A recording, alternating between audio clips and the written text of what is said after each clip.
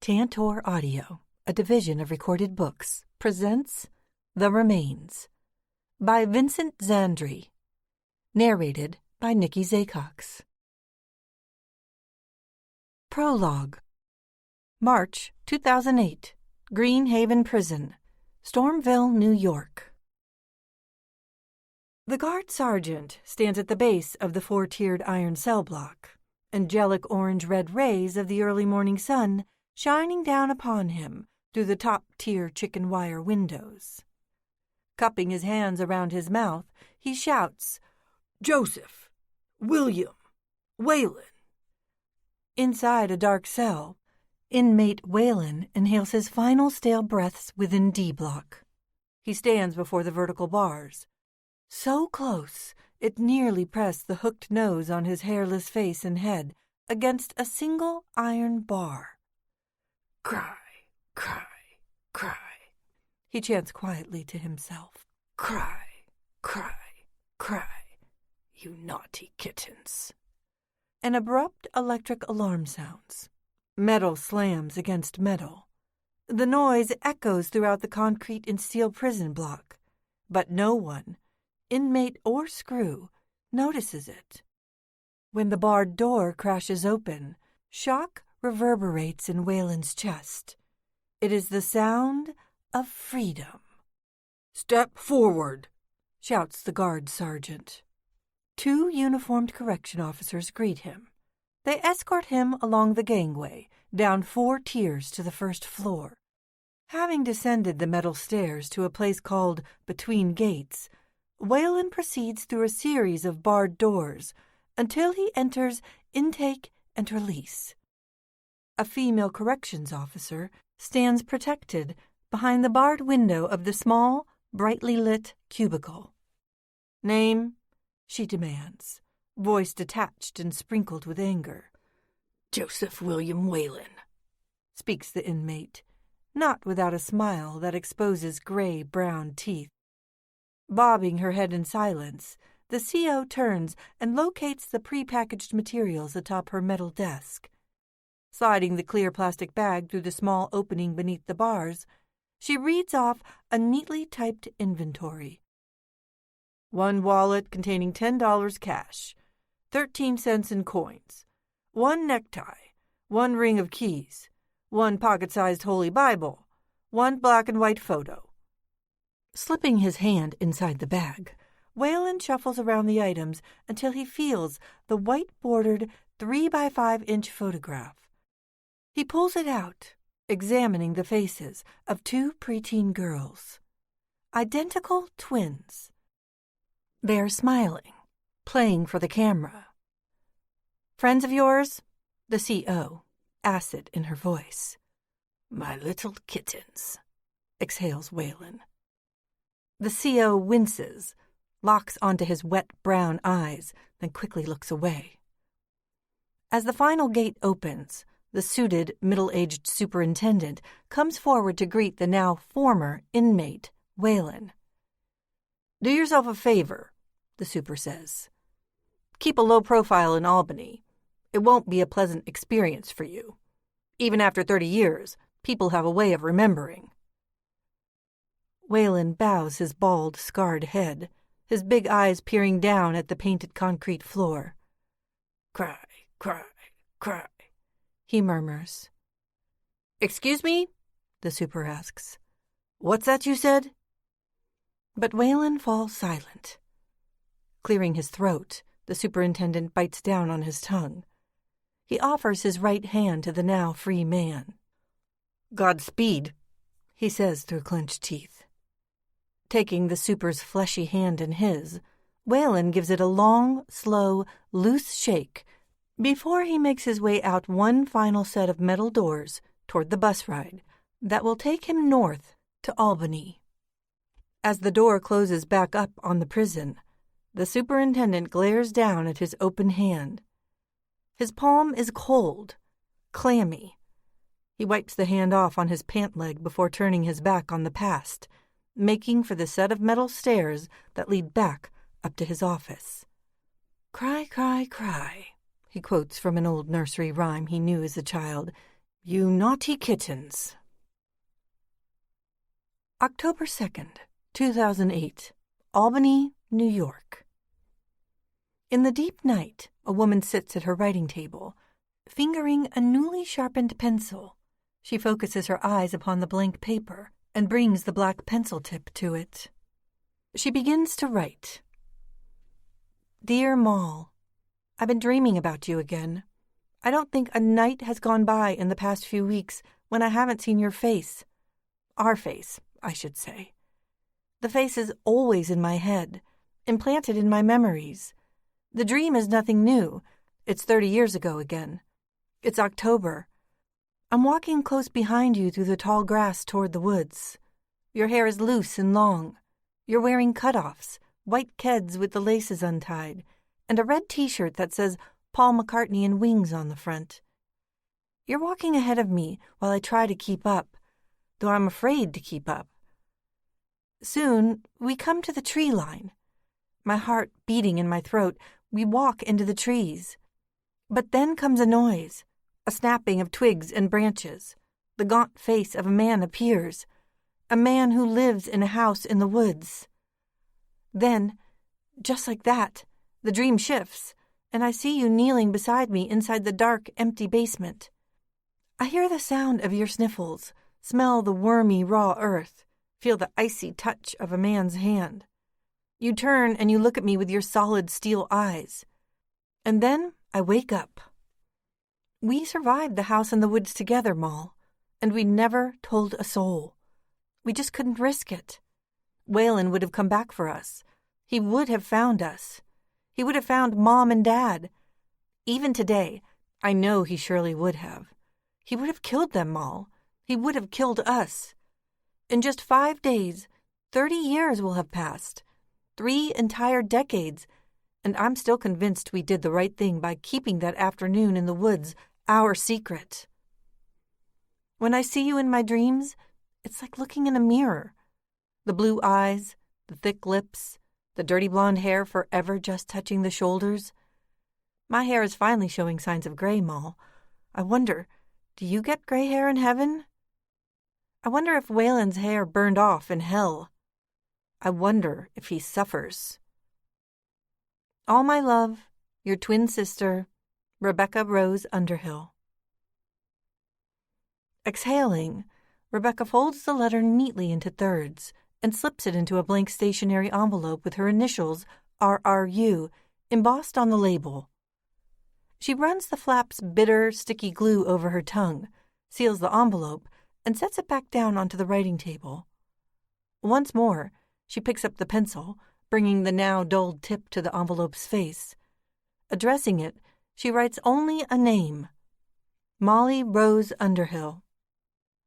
The job done, Rebecca smiles sadly. Opening the table drawer, she sets the letter on top of a stack of 9 identical letters, one for every year her sister has been gone. As she closes the drawer, her cell phone softly chimes.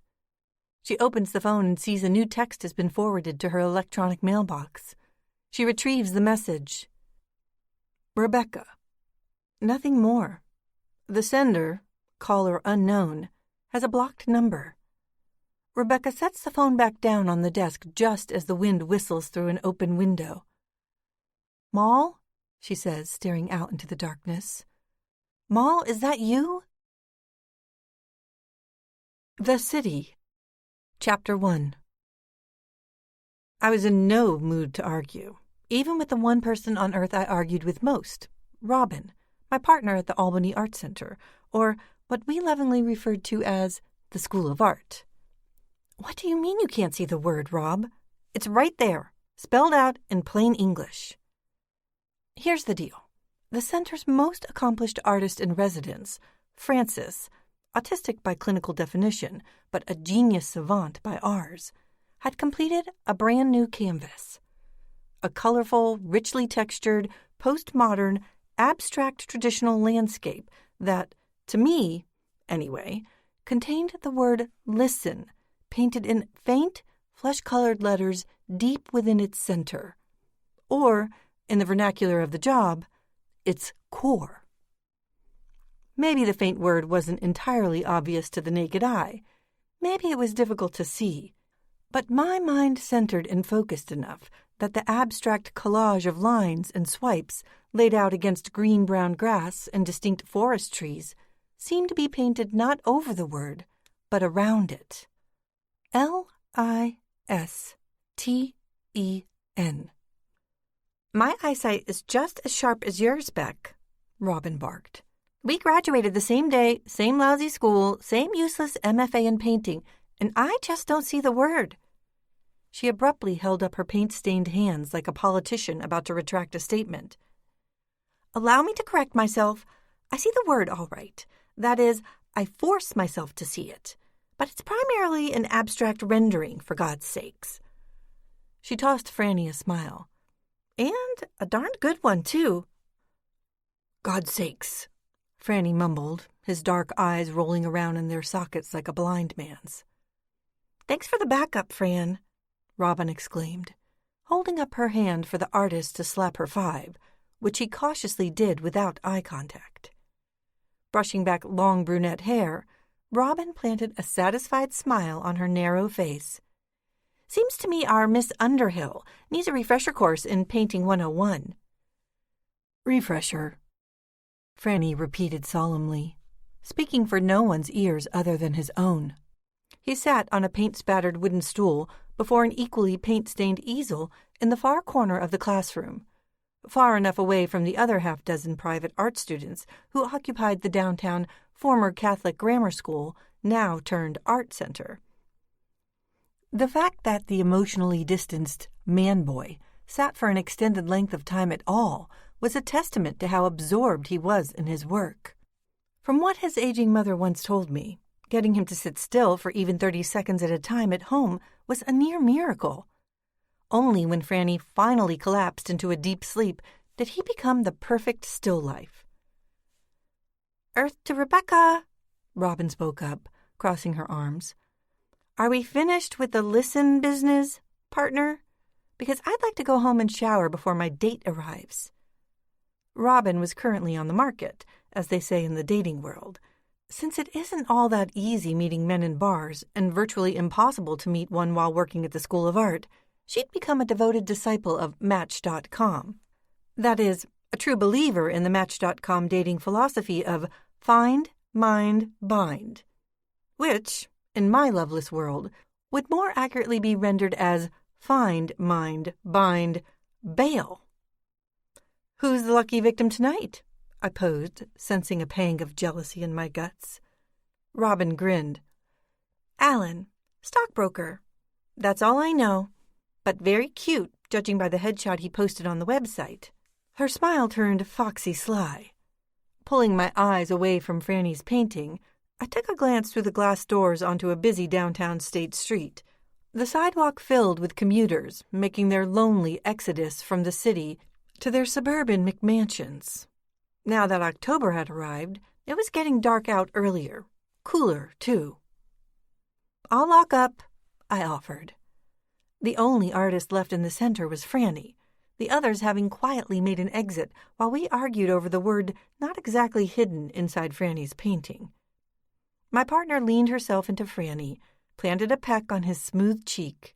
She then glided across the room, grabbed her black North Face vest from her personal cubby, and headed for the door.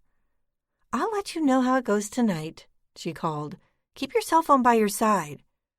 "Don't call me after 11, I ordered. "Get thee a life," she added before springing open the door, nearly pushing it off its hinges. Just then, I caught the image of my face reflected in the wall-mounted mirror above my work table. I looked into my own eyes, the same blue eyes I'd shared with Molly, the same blonde hair, same face. Only difference now was that Molly would forever remain 32 and under in my mind, while the me in the mirror was looking decidedly paler, thinner, and more tired than a person should at 42. For a fleeting second, I wanted to tell Robin, "Take a good look around you. I've got a life." But Robin was gone, and I'm not sure I believed it myself. Neither did Franny, it turns out. "Get a life," he spoke softly to himself. Strangely, he smiled when he said it. A rare event. He also came close to making eye contact, something he almost never did. Maybe it was just my intuition knocking on the gray walls of my brain, but I sensed he was doing more than just mimicking Robin's words. I sensed he was trying to tell me something more than just get a life. It felt more like, wake up, there's something you need to know. Or maybe I was looking too far into a deep, dark nothing. Maybe I was just feeling old, passed over, worn out. I worked up a smile anyway, scratched my forehead with nail-chewed digits. Yeah, sure, rub it in, Fran, I said. Isn't it enough that you can paint circles around everyone else in this studio, including Robin and me?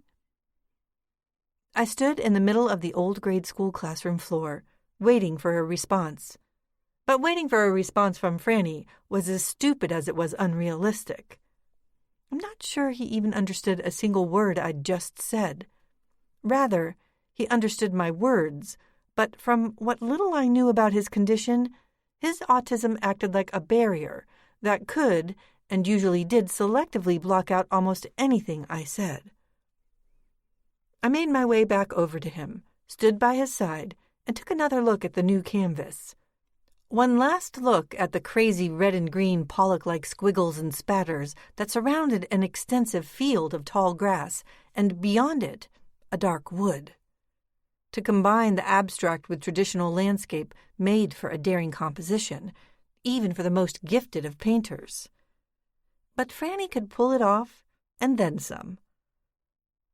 Gazing at the painting, I knew if I were to interpret the piece for the studio arts course I taught every spring, I would call it a dream.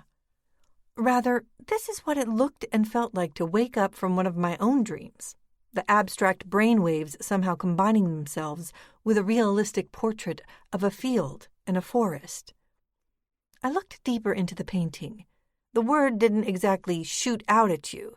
You had to look for it, not unlike staring at a random cloud formation and seeing the shape of a dog or a lion. But I saw it as plainly as the track lighting mounted to the ceiling. So why had it been so difficult for Robin to see? I might have thought up a sensible answer had it not been for the 3 quick honks of a pickup truck horn. Franny's ride, right on time. Consistency was very important to the gifted painter. He was about to head home to his mother's house in the country, not far from where Molly and I grew up. The horn sounded again. Franny jumped up from the stool like a little kid being called for ice cream. But he was no kid. He was a 48-year-old man. He was shorter than my 5'5" and far larger in the middle. A regular 4x4. His roundness seemed to suit him well, however. It gave him this cherubic look that, along with his smooth red cheeks, made him appear more like a child than a middle-aged man. I wondered if his condition, his emotional void, the fact that he could block out almost all sensory perceptions yet produce such vivid, central works of art, somehow made him immune to the aging process. Or did having no real knowledge of aging somehow exempt you from it? I thought about some other, more renowned autistic artists I had studied over the past few years. I thought of Larry Bissonette and his colorful geometric patterns based on existing cityscapes. I thought of Bissonette's short, stocky build, a physique similar to Franny's. I thought about Mark Rimland and Roby Park, savants able to capture an existing scene or building or specific pattern of lines while finding it impossible to create them solely from imagination. If Franny was no different, then might I assume that his newest painting was a reproduction of an existing landscape? Were the abstract squiggles and lines a reproduction of a wild pattern that already existed? If so, where? Grabbing hold of his tattered portfolio bag covered in fading SpongeBob SquarePants stickers, he took off for the metal and glass door that led to the north parking lot, keeping his baggy blue jeans from falling around his ankles by clutching his belt and hiking the pants way up over his waist. Before he let himself out, I called out to him, "Franny, what about your painting?" He stopped and turned. "Your painting, Rebecca," he said, voice low and mumbled, wide eyes planted on the floor. Even though he wouldn't look me in the eye, I swear I saw a hint of a grin forming on his round face. He was about to turn back for the door when I called out to him again. Although I could clearly see where he'd signed the canvas in his distinctive finger-paint F/S style, he hadn't mentioned a title. "What do you call it?" I half expected a mumbled reply, something spoken out of the corner of his mouth, his eyes aimed not at me but at the tops of his shoes. He stood stone stiff, portfolio bag hanging over his shoulders, hiding most of his lower body like a portable piece of wall. His cherubic face had lost its pink-on-pale-flesh color. It formed neither grin nor frown. With that new, odd, straight face, he laser-beamed a gaze directly into my eyes. "The painting is called what it says. Listen." Chapter 2. I drove out of the city along Route 9, south, toward the suburbs. The weather was coming in from across the Hudson River. Light rain sprayed the windshield of my 12-year-old Volkswagen Cabriolet, the fire-engine red convertible that had been a gift from Molly just weeks before she died. I felt unsettled in my own skin, knowing Franny's canvas resided on the back seat. He'd never given me a single piece of his art before. I was more than honored, but I couldn't help wondering why he'd chosen this day of this particular week to give it to me. Since I couldn't possibly answer my own question, I tried to think about something else altogether.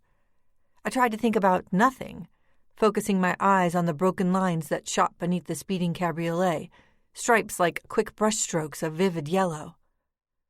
But I didn't really see them. Instead, I kept thinking of Franny's painting. The expansive field in the dark woods, and how it somehow reminded me of Molly. Just ahead of me, Molly is walking through the tall grass far behind our parents' farmhouse, toward the thick woods on the field's opposite side. She's wearing cutoffs and a red T-shirt sporting a Paul McCartney and Wings logo on the front. A list of dates for the Wings Over America tour printed on the back. Her blonde hair is bobbing like a pendulum against her shoulders as she walks, just like my hair. It's warm, unusually warm for an early October day, what Trooper Dan calls Indian summer. Molly is whistling Band on the Run. She is forever ahead of me, in more ways than one. A happy, carefree, fearless facsimile of myself. The closer we come to the woods on the opposite side of the grassy field, the more my stomach cramps, my heart beats, my pulse soars. "I don't think we should go any further, Moll," I say, recalling Trooper Dan's strict rules. And something else, too. There's a man who lives inside these woods. A man who killed some people close to him. Or so the legend goes. But Molly being Molly, she will not be deterred. She will not be any more afraid of Trooper Dan than she will be of stories about a killer who roams the woods. She defiantly holds up her right hand, waves me on the way John Wayne does the cavalry. But then the daydream suddenly shifts to a hospital room's top floor, the hospice center. It's 20 years later. The hospital is not a place for healing. In Molly's own words, it is a place for checking out. The room is dark and cool, shades drawn, baby blue curtains pulled back. Serenity is the order of the day here. The smell is human decay mixed with antiseptic. The walls are covered in dark, faux mahogany. Because dying can take a while, there is a small kitchenette complete with hot plate and mini fridge. There's a private bath and a wall-mounted hand sanitizer dispenser. There's a ceiling-mounted television for passing whatever time Molly has left, and, curiously, not a single mirror anywhere inside the room. "Stand by your sis," Moll weakly sings to the tune of that old Tammy Wynette song. Somehow substituting sis for man has a better ring to it. I work up a smile, pick up her hand, squeeze it, but not too hard. This same hand was once strong enough to yank a chunk of Patrick Daly's hair out when he stuffed a daddy longlegs down my tank top in the 8th grade. But now, the hand is as bony and frail as a bird's wing. This is my blood womb sister. But that hand, like the twin sister I once knew, is already long gone, even if the portable Siemens 97T heart rate monitor says otherwise. What was once a head of velvety, dirty blonde hair is now a fuzzy scar-tissued scalp. What once were highly defined cheekbones, pouty lips, and ocean-sized blue eyes have now given in to a steroid-injected face. Lips dry, cracked and thin, eyes the color of old skim milk. For the first time in our existence, Molly and I looked nothing alike. But despite the cancer that ravages her body, my sister sings and waves a defiant fist at death and the pale horse he rode in on. She'd probably pound a couple of Coronas if only I had the nerve to sneak in a 6-pack.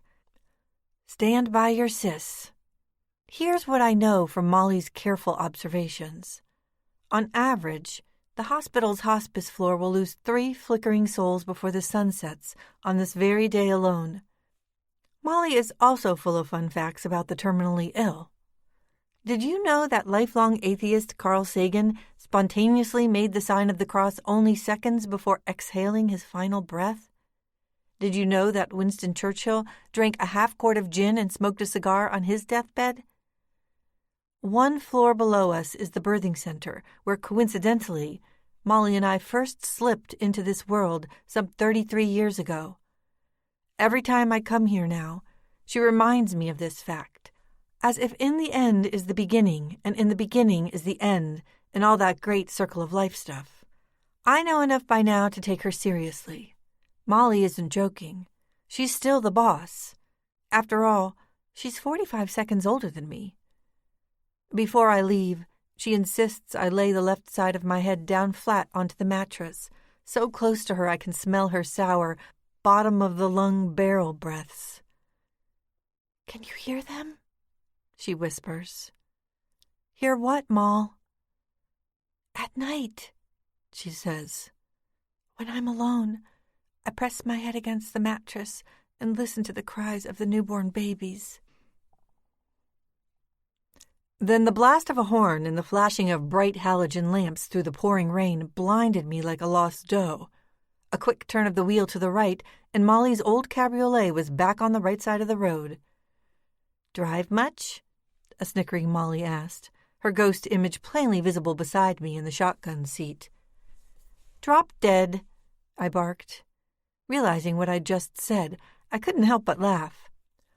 My heart pounded so rapidly, I considered pulling off onto the soft shoulder, but I just wanted to get home, get something to eat, and go to bed early. "Listen," I heard Franny mumble inside my head. "Listen for what?" I said aloud. The word filled my ears with every swipe of the windshield wipers. Chapter 3. I knew it was going to be a long night from the second I pulled into my apartment building parking lot. I attributed the pessimism to a fire-engine-red Toyota pickup that occupied my designated space, which meant I would have no choice but to park in the visitor's lot on the opposite side of the common. It wasn't the occupied parking space that irritated me. It was knowing the Toyota belonged to my ex-husband, Michael. I killed the cabriolet engine and pulled the keys from the ignition. I would have gotten out immediately and braved the rain had my cell not vibrated. I pulled the phone out of my knapsack and flipped it open. A new text had been forwarded to me. "Remember." It struck me as odd. Remember who? Or what exactly? Baffled, I shook my head, reading the question. Or was it a command? Again and again, as if its meaning would somehow reveal itself. But each time I read it, the same blank outcome. I searched for a caller ID, a name, a phone number. I found neither. This wasn't the first time I'd received a text from some out-of-the-blue unknown caller. Over the past few months, I'd probably received 2 or 3, and each of those, only my name appeared. Rebecca. It felt more than a little creepy having only your name appear as a text, especially when you had no way of knowing who the sender might be. Maybe Robin was up to one of her tricks, playing games with my head out of pure boredom, even if she was getting ready for a date. If that was the case, I was not about to afford her even an ounce of satisfaction by responding to the messages, or, for that matter, acknowledging their receipt in the first place. Except, I didn't think it was Robin. So, why not call the cops? A very strange and irrational part of me could not help but think maybe, just maybe, Molly could be trying to communicate with me. In all my everlasting grief, I could not help but think maybe she was sending me texts from, well, let's call it the great beyond. As rain steadily tapped the windshield, I felt myself smiling, happy, but sad at the same time. I closed the cell and stared out the windshield at the brick apartment building. Rain and tears obscured my vision, turning the stately building into something out of a Salvador Dali painting. Why was I just sitting here? Why did I feel like smiling and crying at the same time? I needed a minute to breathe, get my act back to something at least close to together before facing Michael. Remember. I remember everything, Moll, I whispered as I shifted my eyes up to the cabriolet's fabric top, as if I could see through it to heaven itself. Wiping my eyes with the backs of my hands, I exhaled, resolved myself to face in the reality of my ex-husband. I opened the car door, stepped out into the rain. Moving as quickly as possible, I grabbed the knapsack and Franny's canvas. Then, siding out of the car, I made a mad dash across the green to my first-floor garden apartment. Chapter 4. I entered the ground-floor apartment through the back terrace door. As expected, Michael was seated at an antique wood desk situated against the living room's far wall. His round, mustached and goateed face buried in his laptop, left hand clicking away, right hand raised overhead in the classic gesture of silence, but which I interpreted as shut up. I set Franny's canvas down, leaning it against the floor-to-ceiling bookcases to my left. Exhaling with serious attitude, I wiped the rainwater from my face, crossed my arms over my chest, and waited for permission to speak. And waited. When Michael finally drove down on the return key with a determined index finger, I knew he'd completed his final sentence of the day. You could almost see the relief pour out of his head like smoke through his ears. He sat back in a black chair that bore my undergrad crest, Providence College, and flexed his muscles as if he'd just gone 3 rounds with a young Mike Tyson, instead of having added a few new pages to his latest opus. He brushed back his thick black hair, then smoothed out his facial hair with his thumb and index finger. "Plenty hard writing today, Beck," he intoned, baritone voice imitating Big Papa Hemingway. "Best work ever, though. Maybe beat up old Shakespeare with these words." Rolling my eyes, I retreated into the kitchen, grabbed 2 cans of Pepsi from the fridge, and opened them. I headed back into the living room, setting Michael's soda directly beside his laptop. He rolled the sleeves up on his thick arms.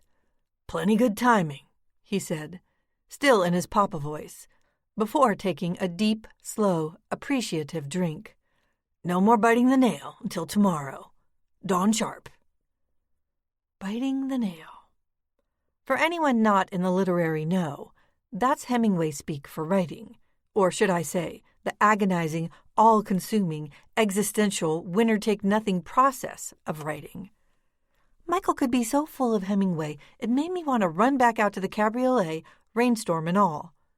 The only reason I put up with it was because I knew that taking on the guise of a long-dead hero was Michael's only means of coping with reality. As a teenager, he'd been John Lennon.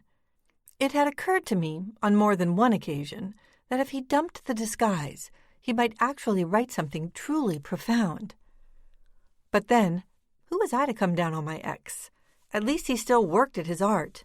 I'd all but abandoned any hope I ever had for making it as a world-class painter, given it up for the lofty position of studio director for the Albany Art Center. Seating myself on one arm of the couch, I took a small drink and exhaled. You want to read me something?" He shook his head and stood, his 5 feet 8 inches staring down at me. "Book isn't ready for tasting. Another week of slow, steady nail-biting. Then maybe." "Tell me again why I allow you to use my place as a writing studio?" "You already know the answer to that." He was right, of course. I knew the answer all too well. The unmentionable truth. Since our 36-month marriage had folded, Michael, perpetually and hopelessly unemployed — Hemingway never took a job — had moved back in with his parents. As a result, he felt far more comfortable biting the nail in my 2-bedroom apartment. Why? Because no way could he write with his retired mother and father hanging over his shoulder, forever asking him, "When are you going to find gainful employment?" But then, I think there was more to it than that. At the risk of tossing him a compliment, Michael was not a failure as a novelist.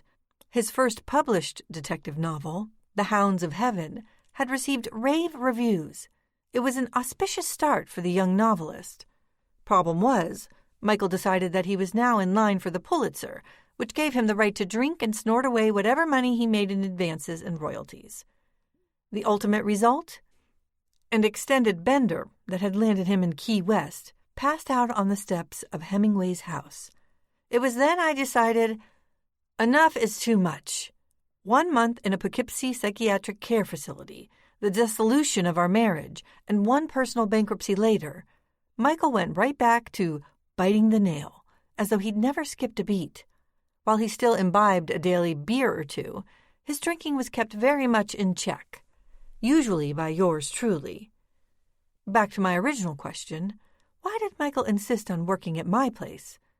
Despite his setbacks, he was determined to be a bestseller. That meant a return to his roots, going back to what made him a success in the first place, writing in the presence, or proximity anyway, of me. And even though we were no longer husband and wife, if I could act as some sort of human good luck charm for him, then what harm could it possibly do? Besides, when Michael was happy, so was I.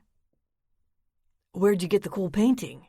he asked, the Hemingway guise thankfully abandoned. I turned, locking my eyes onto the 2x2 canvas, leaned up against the bookcase. "Franny gave it to me." Michael's eyes went wide. "Franny? I thought his stuff sold in the tens of thousands of dollars." I nodded. "Strange, isn't it?" I agreed. "He could easily get 10 or 15,000 for it from some collector down in Chelsea, yet he just gives it to me out of the blue." Setting his Pepsi down, Michael got up and walked a few steps to the bookcase. He picked the painting up by the borders and, as if it were a mirror, gazed directly into it, studying it at eye level under the light of the stand-up lamp. 10 or 15 grand, huh?" he posed in a scheming voice. "If only writing were that easy. Looks like some kindergartner on a sugar high went to town on somebody's landscape with a set of Sharpies." That's when it hit me. Getting up from the couch arm, I set my Pepsi on the coffee table and stood beside my ex. The painting was positioned between us, below the lamplight, in Michael's hands. "Can I ask you a question?" I asked him. "Get an honest opinion?" Although we were standing shoulder to shoulder, I could see that Michael was smiling, obviously pleased I'd chosen to tap into his cultural and artistic expertise. "When you look into this piece, when you eye it directly in the center, do you notice anything odd?" He took a moment to gaze at the painting's center point, alternating between holding the canvas closer to his face and farther away for a more peripheral view. He bit his bottom lip. "Like I said, some sugared-up, maybe psychotic 5-year-old in a Sharpie." My eyes focused on the bright red, green, and yellow pastel dashes and the pastoral landscape behind them. "You don't see a word spelled out in the center?" I pressed. "What word?" I reached out with my index finger and spelled L-I-S-T-E-N. He bit his bottom lip again, making a funny light bulb shining over his head squint. You see listen? He said. I see SEX. There you have one of the essential differences between Michael and me. He laughed. I didn't. I'm serious. You don't see listen at all? It's not that I don't see it, Beck, because when you map it out like that, I definitely see the word, or at least something that resembles the word listen. He paused, chomping down once more on the lip. But, I said, pushing, pressing, but I also see the word sex. Michael, hear me out, honey. The point I'm trying to make is that this is the work of an autistic genius who, it pains me to admit, is 100 times more successful at his art than you and me combined. The X was making sense. Beginning to make sense, that is. Your point? It's like one of those tests the shrinks gave me night and day down in Poughkeepsie. The horse shack test. You know, flashcards with splotches of black ink on them. You're supposed to offer up an immediate interpretation of them, find some meaning, assign some sense to the splotch. Rorschach test, I corrected. No, duh, Beck. Can't you recognize a Welcome Back Kotter reference when you hear one? Do you know nothing of the classics? You're dating yourself, and what's your point? My point is, I just think that what we have here is the same, or at least a similar situation. I nodded, even though I wanted to tell him that there was nothing subjective about the word I saw in the center of Franny's painting. But then, maybe Michael had a point. Maybe the word I saw was merely my interpretation, and my interpretation alone. Robin hadn't seen it until I pointed it out, either. But it wasn't like I had been looking or searching for the word when my eyes first glimpsed the image. Franny hadn't pointed out anything specific to me. I immediately saw the word, and since then, I hadn't been able to put it out of my mind. I turned and went back to the couch. Michael set the painting back down, resting it gently back up against the bookcase. $10,000, he said, a little under his breath, a little too under his breath. Then he whispered, What if we go on eBay? Michael, I spat, cutting him off. Don't even think about it. Just a suggestion, he smirked, eyes wide. Here's a suggestion, I said, gripping the empty Pepsi can. Get a job. Chapter 5. Michael faced me. What's up with you, Rebecca? You're wired up tighter than a snare drum. I don't think someone who's sweet and caring enough to lend me the keys to her crib so I can write in peace would be so suddenly concerned with my lack of, traditional employment? What's really bothering you? Don't clam up on me like you used to. I shook my head, ran my hand through my hair as if to say, nothing. But I felt something snap inside my brain. I felt my heart begin to pound, and Molly's soft voice filled my head. Tell him the truth. But I couldn't do it. Like a bolt that had rusted over time inside its nut. The secret was too entrenched.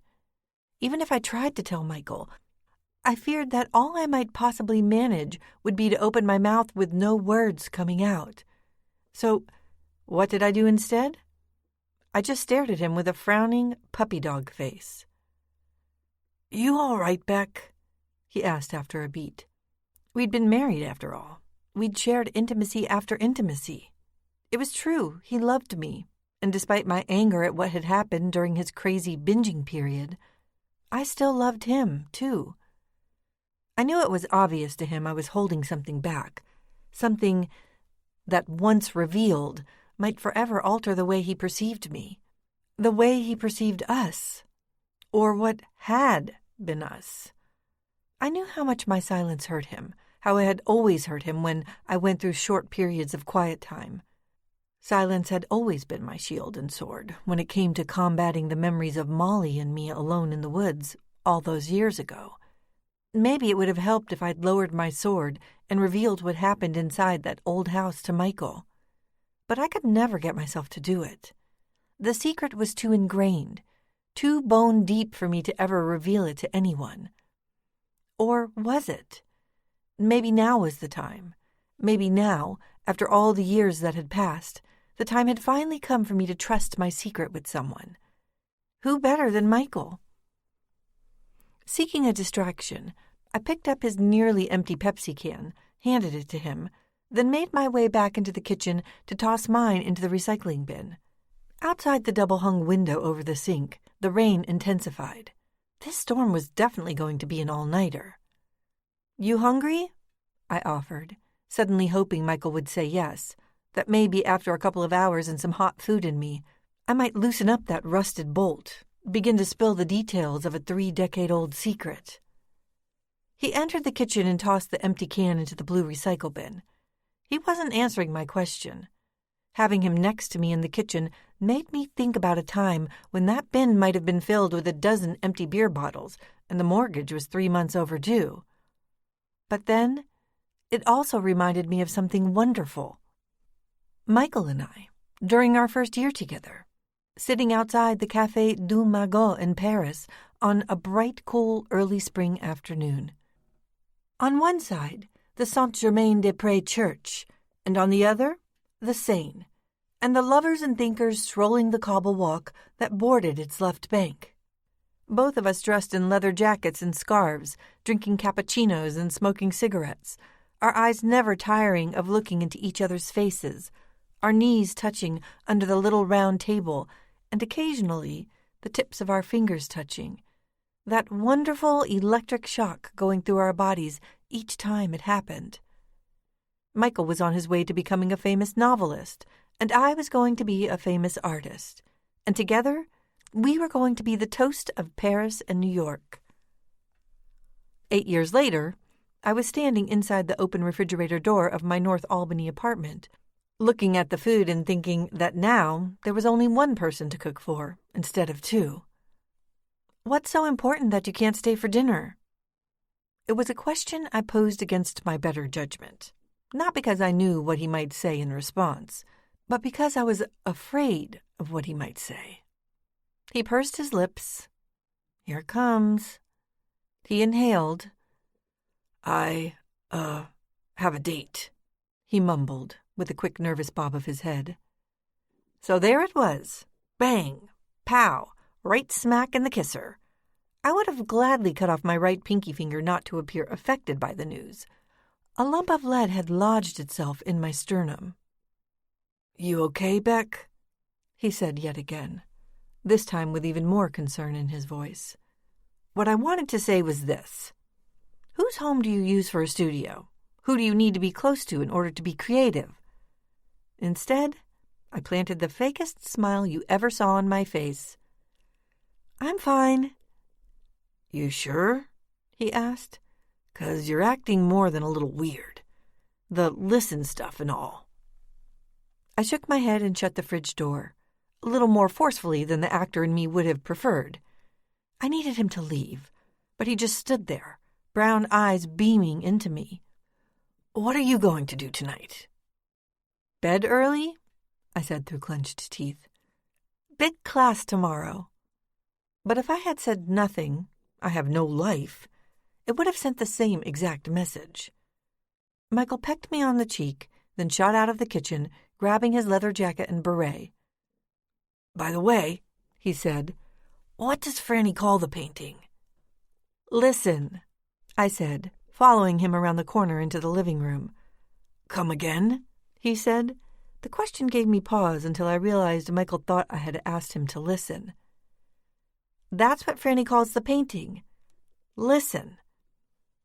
Michael laughed, as though suddenly understanding the punchline to some silly joke. "No kidding," he said. "Now I get it, Beck. You didn't know that before you saw the word in it." I nodded. "Geez, maybe there's something to your vision after all." I tossed him another fake smile. "I hope you don't think me a jerk for dating," Michael said, as he opened the back door and stepped out onto the stone terrace in the rain. "You're free to date too, you know. Test the waters a little.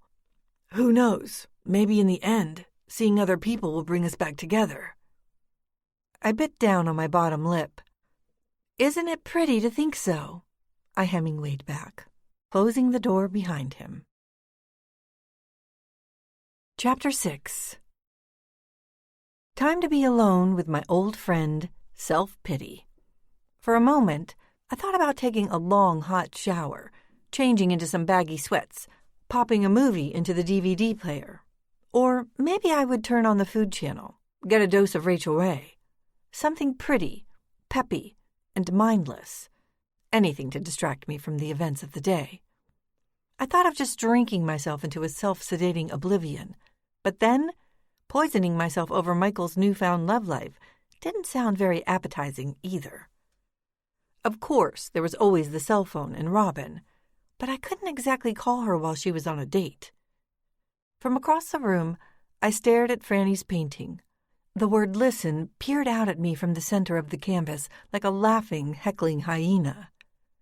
That's when I got the most incredible nausea in my stomach. It felt as though some invisible creep just sucker punched me in the gut, and now everything I'd eaten and drank all day wanted to come up. Suddenly, I definitely knew what I was going to do next. I sprinted for the bathroom before I threw up on the floor. Moments later, I was back on the couch, nausea no longer an issue, but I felt drained. My forehead was pasty with sweat, my limbs were shaking, my mouth was dry. In my sudden hurry to make it to the bathroom, I must have tipped over a glass of water because of the puddle that extended from the tabletop onto the hardwood floor below. That spill became the perfect metaphor for my day. You'd think I might attend to it right away, but Franny's painting was doing its magic. Its black magic. It was calling me again. Not only the image of the grass field and the dark woods beyond it, a landscape that now was very much mimicking the one of my youth. The field and the woods that Molly and I accessed from outside the back door of our farmhouse. But also the crazy, colorful abstract lines hastily painted over the scene. To some people, these lines, circles, and squiggles might seem an annoyance, or, at the very least, a kind of self-indulgence by the artist. But to me, they represented something more. I'd been having more than my fair share of dreams lately, dreams that involved Molly and me, that involved our walking through the field to the dark woods, despite our father having strictly forbidden us to do so. Those abstract lines made me feel like I was entering the dream once more, only not in the sleep state. They made me feel like I was dreaming while I was awake. For an added dimension, the word listen was buried in the painting's center. A word not everyone saw, not without my tracing it for them. Questions flooded me. Why would Franny decide to give me a painting at all? Especially when the payday for one of his pieces pretty much equaled what I might make in 3 months working at the Albany Arts Center. Given Franny's autism, he might not have cared the least bit about giving up the money. But then, he had never gifted me one of his paintings before. Did Franny's mother know he'd slipped me a $10,000 present? And why did he call it listen when I was the only person who clearly recognized the word in the first place? Or so it seemed, judging by the reactions of Robin and Michael. With the word listen being flung all over the place while Robin and I argued, had Franny made the spontaneous decision to use it as the title of his masterpiece? Or what was almost too freaky to contemplate, had listen been the title all along? I pictured Franny's face. I pictured it go from round, rosy, and animated to pale and serious, as if for a few seconds the boy-like autism fell aside to reveal the hidden man. I ran my hands over my face. It surprised me to discover that I was crying. Exactly why was I shedding tears in the solitude of my apartment? In a way, I wasn't sure I wanted to know.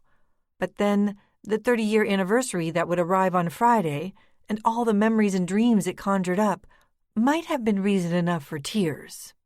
And now this painting from Franny, a painting that was playing with my head and heart. A tingle erupted in my stomach, along with a dull ache in the center of my brain. I stood up, dizzy, slowly making my way into the kitchen. I retrieved a wad of paper towels from the cabinet-mounted roller above the sink. Back in the living room, I got to work cleaning up the spilled water. While I cleaned, I thought about Michael and his date. I wondered how it was going. I thought about Robin and her date. I thought about Franny, if he was up in his attic studio painting the rainy evening away. I wondered if he would paint anything else just for me. I prayed to God he would not. Outside my apartment, the rain fell steadily. What to do with the rest of my night? Maybe head to the gym for a weight training workout? Maybe head outside for a 5-mile run? I just didn't have the energy or the will. Besides, it was still raining. I went to bed without dinner. Alone. Chapter 7. That night, I dreamed. Molly and I come to the edge of the field of the tall grass behind our house. The thick, second-growth forest standing like a dark, impenetrable wall only a dozen feet away from us. There's something forbidden and ominous about these woods, so much so that I have difficulty even looking directly into them, as if they have the ability to look directly back into me. I try to focus my attention on Molly's narrow back, her blonde hair that sways from shoulder to shoulder, until she turns to me with that mischievous smile of hers. "Come on, Beck. Let's do it." My stomach is tied in double knots. Molly has no fear. Not of the woods, not of what we might find inside them, not of our father, who has forbidden us to enter them, ever. I harbor enough fear for both of us. Molly turns, shoots me a smile. She begins to step across the invisible barrier between field and woods. "Don't!" But it's too late. She's already entering a place from which there is no return. I awoke to the sound of my cell phone vibrating on the nightstand. At the same time, I heard a voice. The cell phone and the voice pulled me out of my dream, away from the open field, away from the danger that lurked there. "Rebecca," a whispered voice. In my half-awake, half-asleep state, I heard the deep, raspy, guttural voice of a heavy smoker. In the darkness, I lay flat on my back, eyes open wide, gazing onto a black ceiling. Although my heart pounded, my body was paralyzed. I could not move my arms or legs. I could not breathe. The windows were closed to the rain and the wind. The voice had to have come from inside my head. How could it possibly have come from anywhere else? But it sounded so real, so close, as real as the cell phone, real enough to wake me. But then I wasn't awake at all, more like caught in a state somewhere between conscious and out cold. I lay unable to swallow, unable to move, unable to speak. I felt the urge to pee, but the down comforter had become my protective steel cage. No way could I attempt to get out from under the covers. The rain came down ever steady outside the window.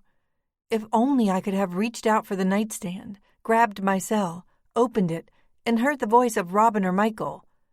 The voices might have snapped me out of my trance, saved me from a nightmare too vivid for words. There was nothing I could do.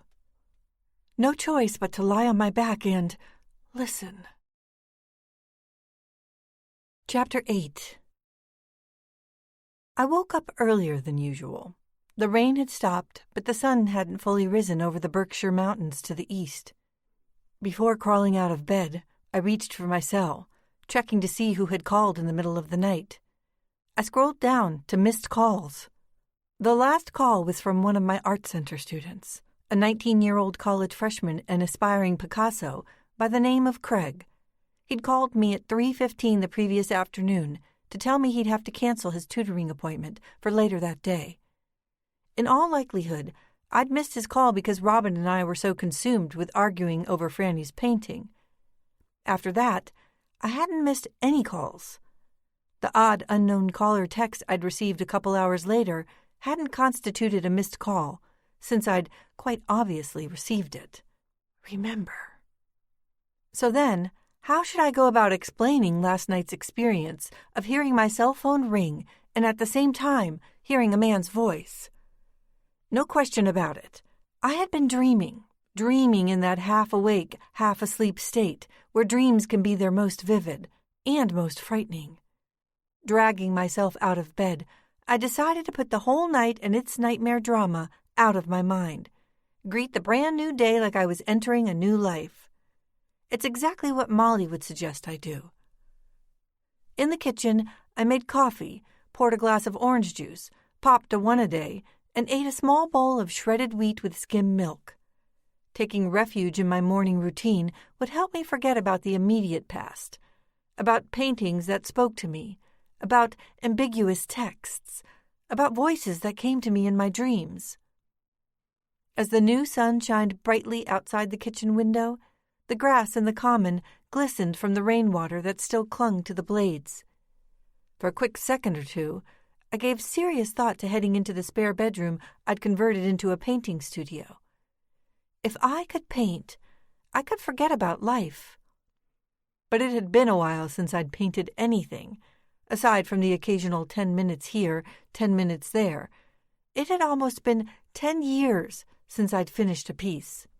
The long dormant impulse was nagging at me, though. So, why the hesitation?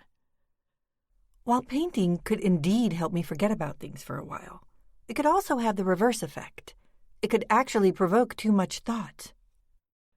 There had been a time when the act of painting or drawing was my sole refuge. My art began for me almost immediately after Molly and I were ambushed in the woods all those years ago. Since we'd been sworn to secrecy, I had to do something to express the torment I felt inside my body, which must have been very much like what Molly would feel when her cancer came for her years later. I covered every bit of wall space in my Brunswick Hills bedroom with landscape watercolors and hand study sketches, but I couldn't very well produce a large canvas with Wayland's gaunt face plastered on it. My mother and father would surely take notice. What would they say? How would they react to such an awful, ugly face, rendered with such bitter anger with every brushstroke? But whether or not it happened consciously, I found myself pencil sketching his face inside the blank margins of the novel To Kill a Mockingbird.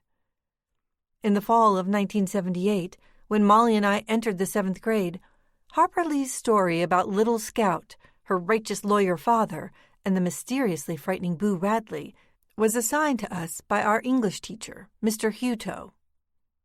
Mr. Huge Toe, as Molly dubbed him. While Molly dismissed the story as sentimental slop, it hit home with me. Why? Because we had our own Boo Radley living in our midst, the mysterious Francis Scaramucci, a man/boy who lived on the neighboring farm, and like the scary Boo himself, never came out of his house. There was also the fact that I lived with the tenacious, gutsy, fearless Molly. In my mind, Molly and Lee's adventurous, precocious scout were one and the same person. To Kill a Mockingbird not only hit home with me, I felt as if Harper Lee had written the story for me and me alone. I read the book for school, then read it again for myself, then again and again. After the attacks, I never let the book leave my side. I secretly began to sketch inside the margins, and when I was away from the book, I sketched on little pieces of white notebook paper and later stuffed them inside the novel's printed pages. Wayland's haggard face was my sole subject. The cartoon face was a product of both reality and imagination. Had I really taken the time to get a good look at my attacker during those frightening minutes down within the dirt floor basement of his house in the woods?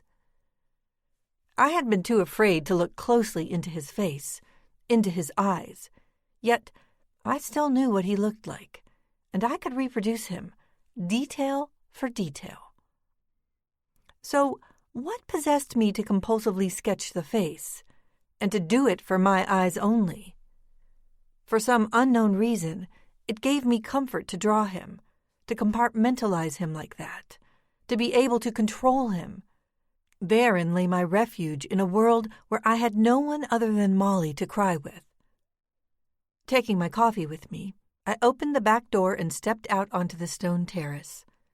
I breathed in the sweet smell of a rain-drenched morning that now warmed itself by the new sun. I would soak in this bright, breezy, cheerful day, even if it killed me. For a brief moment, I succeeded in forgetting about Whalen.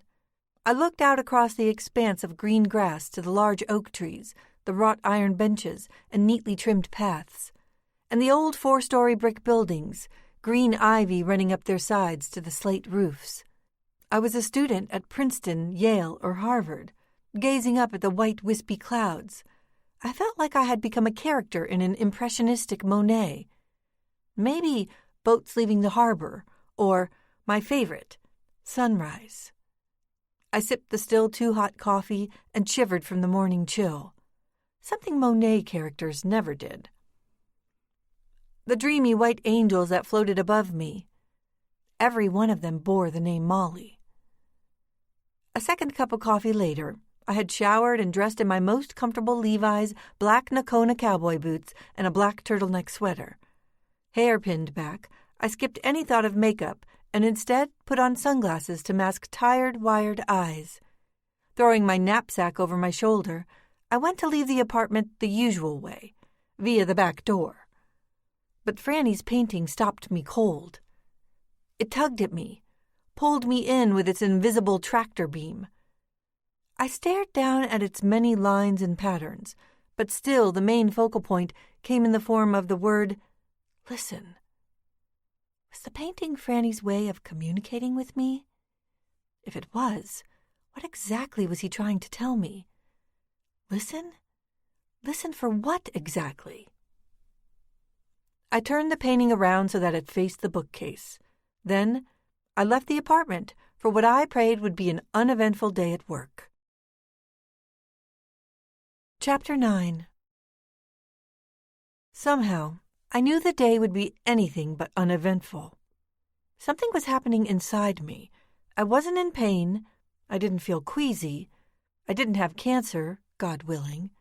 I just had this feeling that I was no longer guiding myself, that the events of my life were being guided by circumstances beyond my control.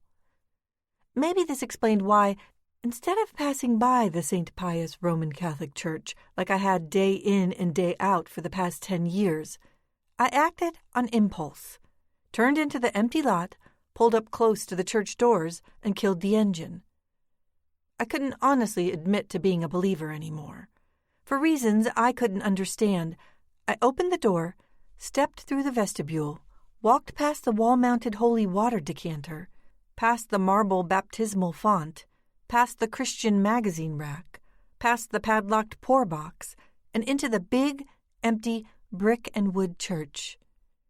The organic smell of smoke and incense hit me. At once, I became engulfed in a kind of cold that wasn't freezing, but that somehow managed to penetrate my skin and bones. I slid into a pew toward the back. For a second, I was tempted to kneel. Instead, I chose to sit. I stared out across the rows of pews before me, focused on the dimly lit altar, the crucified Jesus mounted to the far back wall. The early morning rays that poured in through narrow, parallel stained glass windows bathed him in blood red. The place bore a stillness that disturbed me. It was a place not of comfort or sanctuary, but of ghosts. Molly's ghost. I saw the spot where her casket had been rolled to a stop by the black-clad funeral directors, the place where my broken-down parents stood beside it, looking old and forlorn in their grief. I could almost see the premature death painted on their faces, deaths that touched them both within 1 year of Molly's. I saw the bone-colored casket like it was still there, still in place. I saw the friends and extended family who came to pay their respects. I heard the organ music, and I saw the heavy-set, white-robed priest, beads of sweat dripping from his forehead as he blessed the metal casket with holy water. I saw it all like it happened only moments ago. For me, it had. That's when I began to feel like I was being watched. By who or what, I could not say. I began to perspire, droplets running down the length of my spine. Paranoia took over. Paranoia and claustrophobia. I became convinced the big wood doors were about to slam shut on me. I had to get out of that pew, get out of that church, the house of ghosts. Standing, I slid out of the pew, but not without tripping on the kneeler and falling hard onto my chest upon the carpeted marble. But I didn't feel any pain as I got back up on my feet and bolted for the vestibule, through the wood doors and out into the parking lot. Standing by the open car door, I inhaled long, slow breaths and exhaled them. What was happening to me? Somehow, I knew it was a question better left unanswered. Back in the cabriolet, I started the engine, threw the gear shift into first, and burned some serious rubber on my way out of the parking lot. Time to refocus. Concentrate on the present, not the past, not the future, not on ghosts. Turning onto Central Avenue at the west end of the city, I decided I need to do something to get my mind off myself. Something totally ordinary. Something calming. Do it before I was expected at the School of Art. No more churches, no more ghosts, no more God. When the neon sign for the Hollywood car wash caught my attention, a voice spoke to me inside my head, told me to turn left inside the lot. I'm not sure how, but I knew immediately that it would do the trick. I hung a quick left, pulled into the open bay, set the tires on the tracks, threw the gear shift into neutral, and let the machines take control. Back when I was a kid, the last place on earth I'd have found calm and peace was a car wash. I had a genuine fear of them. Being inside a car wash felt like being inside the belly of some mechanical beast. The carpet strips that hung down from the ceiling draped the car like live tentacles.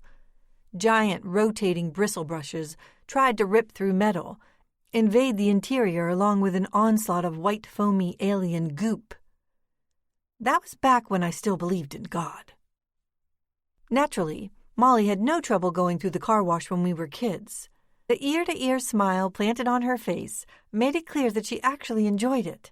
Meanwhile, I'd stand alone inside the waiting area, closed off to the soapy Buick and the industrial machine noise by a translucent plexiglass barrier.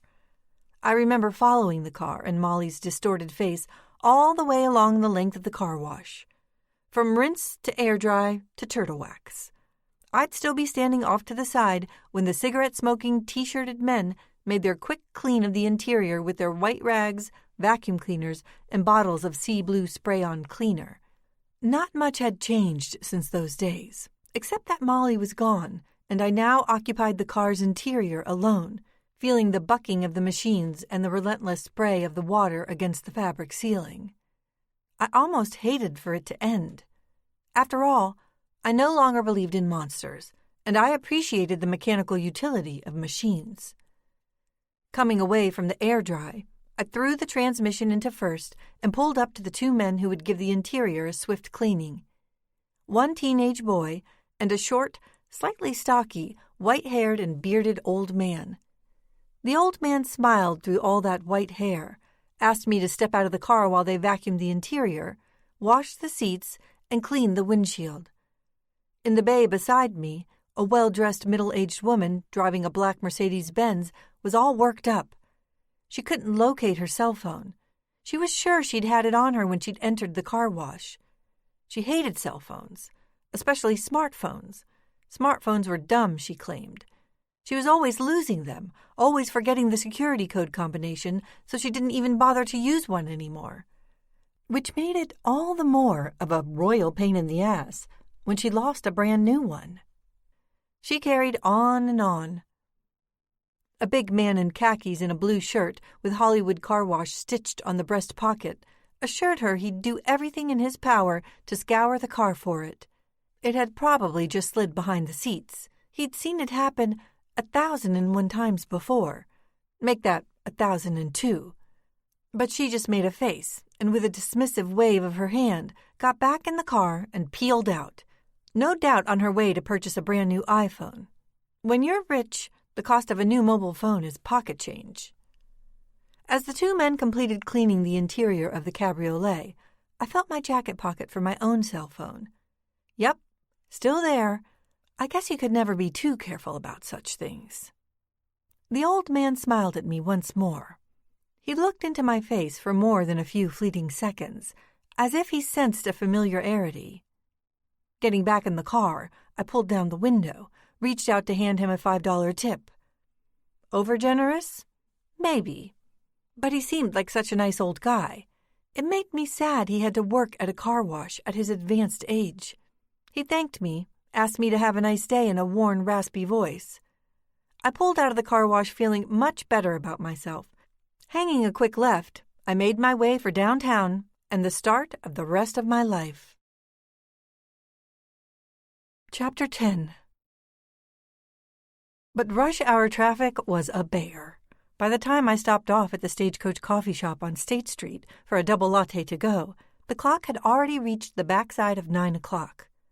This meant Robin would be operating the art center all by her lonesome, something neither one of us appreciated, since the not-for-profit, art patron-funded organization employed only 2 people to do all the studio tutoring, gallery event planning, bill paying, public relations, and just about everything required of running an art center. I got back on the cabriolet with my coffee, headed for the Broadway parking garage, and parked in my designated-by-the-month rental space. On my way out of the garage, my cell vibrated. Approaching the congested city sidewalk, I dug out the phone and flipped it open. The screen indicated another new text. I swallowed something and thumbed the OK button that opened the message. Remember. That one word, like the last time I'd received it, made no sense to me. Remember what?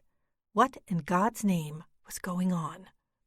Per usual, I thumbed the button that was supposed to reveal the caller's name and number, only to get unknown caller.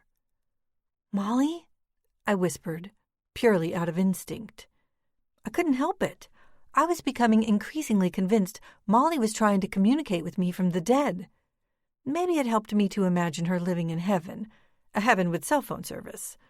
But then, what if heaven, of any sort, did not exist? Wasn't that what I believed? Distracted by the sudden emptiness I felt, not to mention anxiety, I nearly ran into a tall, suited man carrying a black briefcase. "Watch where you're going, young lady," he snapped. I evil-eyed him as he passed. "If I knew where I was going," I said, "I wouldn't be here." Chapter 11. I finally arrived at the studio a little past 9:30. My stomach sank when I saw Franny. Franny in attendance, the second day in a row. Even though he was the studio's painter-in-residence, his visits usually averaged once or twice a month, depending on his production. Usually he brought in a completed or nearly completed piece, just as he had done yesterday, and we offered him advice on how to improve upon it. This, of course, was all a big joke, since Franny's talent far surpassed our own. While 2 gray-haired, retired women worked studiously at their easels on the far side of the brightly lit studio, Franny occupied his favorite corner of honor, round body partially hidden by what looked to be a brand-new canvas. My beating heart would not let up. Like yesterday's Listen canvas, I knew instinctively that this painting had my name written all over it. Robin caught sight of me just as I hung up my knapsack inside a wood cubby that had once upon a time housed the little jackets and mittens of long-grown kindergartners. "Becca, honey," she said in an animated sing-song voice, "you are not going to believe this." I swallowed, shooting a forced smile from across the room at the 2 retired women. I reluctantly made my way toward Franny and Robin. "Okay, kids," I said. "Keep your pants on." "Okay, kids," Franny chanted while rocking on his stool. "Wait," Robin barked, coming around fast from behind the canvas. "Close your eyes, Beck." "Come on, Rob. I'm not in the mood. I haven't slept." "Just do what I say," she demanded. "This is magnificent." My heart pounded, stomach twisted and turned. No choice but to play along. I closed my eyes, but just to make sure I wasn't cheating, Robin propped herself behind me, masked my eyes with both her hands. From there, she led me around to the business side of the canvas, where I stood directly beside Franny, pressed up against him, actually.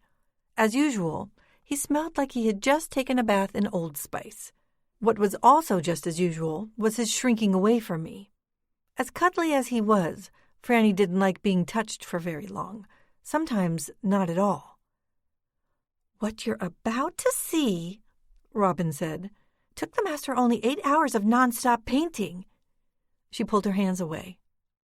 When I opened my eyes, it felt like 2 charcoal pencils were being shoved into my eyeballs. This painting, as opposed to yesterday's, contained no abstract squiggles and dashes, but very much like yesterday, it depicted a rural landscape. Accordingly, Franny had chosen to paint the piece using sublime colors, greens, browns, soft yellows and oranges, blues, and even ochre. But it was neither color choice nor style that robbed me of my breath. What shook me up was the field of tall grass. Beyond it, I saw a stand of trees that marked the beginning of a thick, dark wood. No question about it. The field and woods were just like my dream, the recurring dream where I am following Molly. The dream that was not a dream at all, but the recreation of actual events that took place almost 30 years ago to the day. There was something else, too, something I recognized in the tall grass. The word see. Maybe you had to really search for the previous day's word, but not this one. To me, the letters S-E-E were clearly transposed on the canvas in the play of yellow sunlight on brown grass. But even with the word so obvious to me, I didn't open my mouth about it, nor did I mention that the scenery matched that of my dream. If the word was so obvious, why didn't Robin say anything about it? "Earth to Becca," she said, breaking me out of my trance. "Earth, Becca, earth." "Earth," Franny said, "earth." I pulled my eyes away from the new painting, focused silently upon Robin's face, her blue eyes. "You're right," I said, half under my breath. "Incredible, for only 8 hours of work." But that's not what made it incredible. What made the painting steal my breath away was that it felt like Franny had somehow managed to paint my dreams. Robin took a step back from the canvas, squinted. "Whoa, girl," she said. "You're so white. You look like you've just seen your own ghost."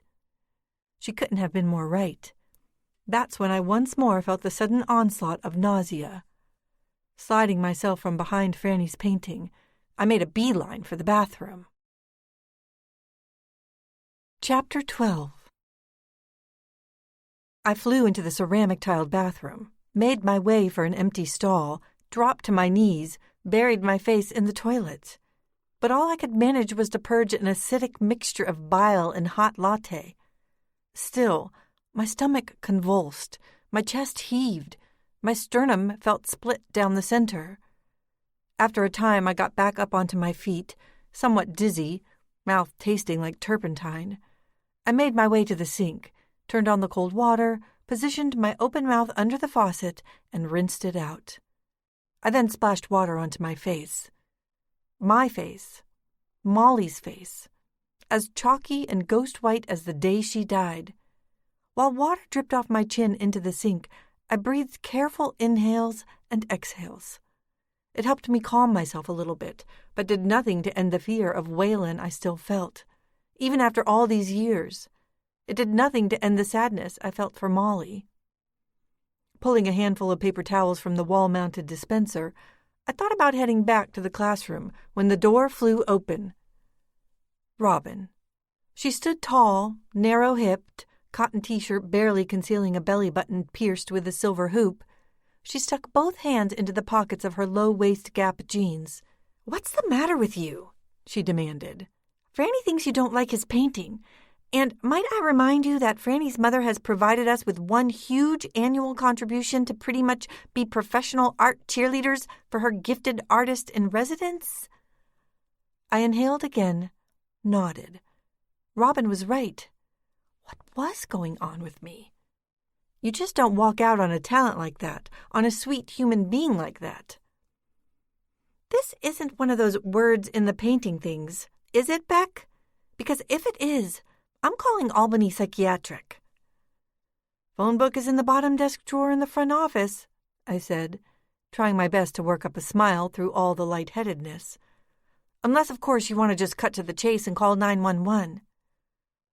How can she not make out the word "see" in the tall grass? How is it that I see it, and she can't, unless I spell it out for her? Robin pursed her lips, ran an open hand through thick hair. "You want to talk about it?" Her voice had become calmer, more sympathetic. Should I be honest with her? Reveal precisely what I saw in Franny's canvas? The field and the dark woods behind my parents' house, the painting depicting the woods precisely the way I see them in my dreams, the way I remember them from that long-ago October afternoon? Should I tell her that in the dark and light shadowing of the tall grass blowing in the wind, I recognized the letters S-E-E? Should I tell her that Franny's paintings were somehow speaking to me? Robin was my friend and partner. Still, intuition told me to shut up about this one. Yesterday's Listen episode had been enough weirdness for 1 week. I shook my head. "It's nothing. I'm just feeling nauseous is all. It'll pass." Robin pressed a warm palm against my forehead. "Cold and clammy," she commented, then spoke in the third person. "Is it alive, or is it Memorex?" I had to wonder. "Maybe you should go home. Back to bed. I can handle things here. It's just Franny and those 2 rich old ladies who can't paint worth a crap. Besides, we're not running any classes this afternoon or tonight." She quickly tucked at the waist, made like she was looking under the stall to make certain one of those same rich old ladies didn't occupy it. "It'll pass, whatever it is," I repeated, while trying to get around her to the door. The former Catholic schoolgirl's room had suddenly become too small for the both of us. "Wait a minute," she snapped. "Oh, my God." I about-faced, my hand still clutching the door handle. Somehow I sensed what was coming. I could tell by the pensive look on her face. "You're not—" Instead of finishing the question, she held an open hand out in front of her stomach, as if to indicate a growing belly. "Not a chance," I said. "Way I understand it, you have to engage in sexual activity for that to happen." "Time to find a man, Beck," Robin said with one of her sly smiles and a wink. "Unless, of course, you're content with your battery-powered boyfriend." Perfect Robin. I both wanted to slap her and couldn't keep the smile from my face. She cocked her head in the direction of the door. "Let's get out of here before the old ladies think we're getting it on," she giggled. Together we exited the bathroom. "Don't you want to know?" Robin said while we were walking the corridor. "Don't I want to know what?" We were standing outside the studio door. "How my date went last night." I'd completely forgotten. "How'd your date go last night, Rob?" She threw me another wink. I just hope it's not my turn to start feeling nauseous. Chapter 13. The rest of my day passed in a haze of strange and, for the most part, terrible art. Students came, students went. I encouraged them all, answered all questions, calmed their anxieties about failure and inadequacy. Franny stayed the entire day, busily touching up his latest painting. His ability to paint so fast, so magnificently, was beyond my understanding. But it certainly had everything to do with those things an autistic savant possessed, and what normal people lacked. All talent aside, I couldn't help but sense something else was going on here, something that lay far beneath the surface of the paint and canvas. Franny might have been unable to communicate in the everyday sense of the word, but in my soul, I felt he was trying to communicate with me. The fact that the painting resembled the setting of a recurring dream of mine could not have been entirely coincidental. There had to be an explanation. If language and the emotional tools that went with it were closed off to him, then painting had become more than just an art or a vivid method of expression. It had become his language of choice. As Tuesday afternoon went from afternoon to dusk, Franny still occupied his stool in the far corner of the studio. I'd made the conscious decision to avoid him. rather avoid the new painting. Having assisted and critiqued her last student, Robin had her jacket on, leather bag strapped around her shoulder. Standing near the exit, she raised her right hand high, pointed it at the exterior door, sign language for, "Mind if I split?" I didn't mind. Robin had a life beyond the art center. Still, I couldn't stop my curiosity from getting the best of me. "Stockbroker?" She smiled. Once again, the pit in my stomach made its bulky presence known. Was it envy that plagued my insides? Or just a simple gastro reaction to my rubbery, half-eaten lunchtime grilled cheese? "Details," I said. "I want all the juicy details tomorrow." Robin had her hand on the metal and wire glass door. "You want me to see if the stockbroker has a friend?" "He'll just reject me in the end," I joked.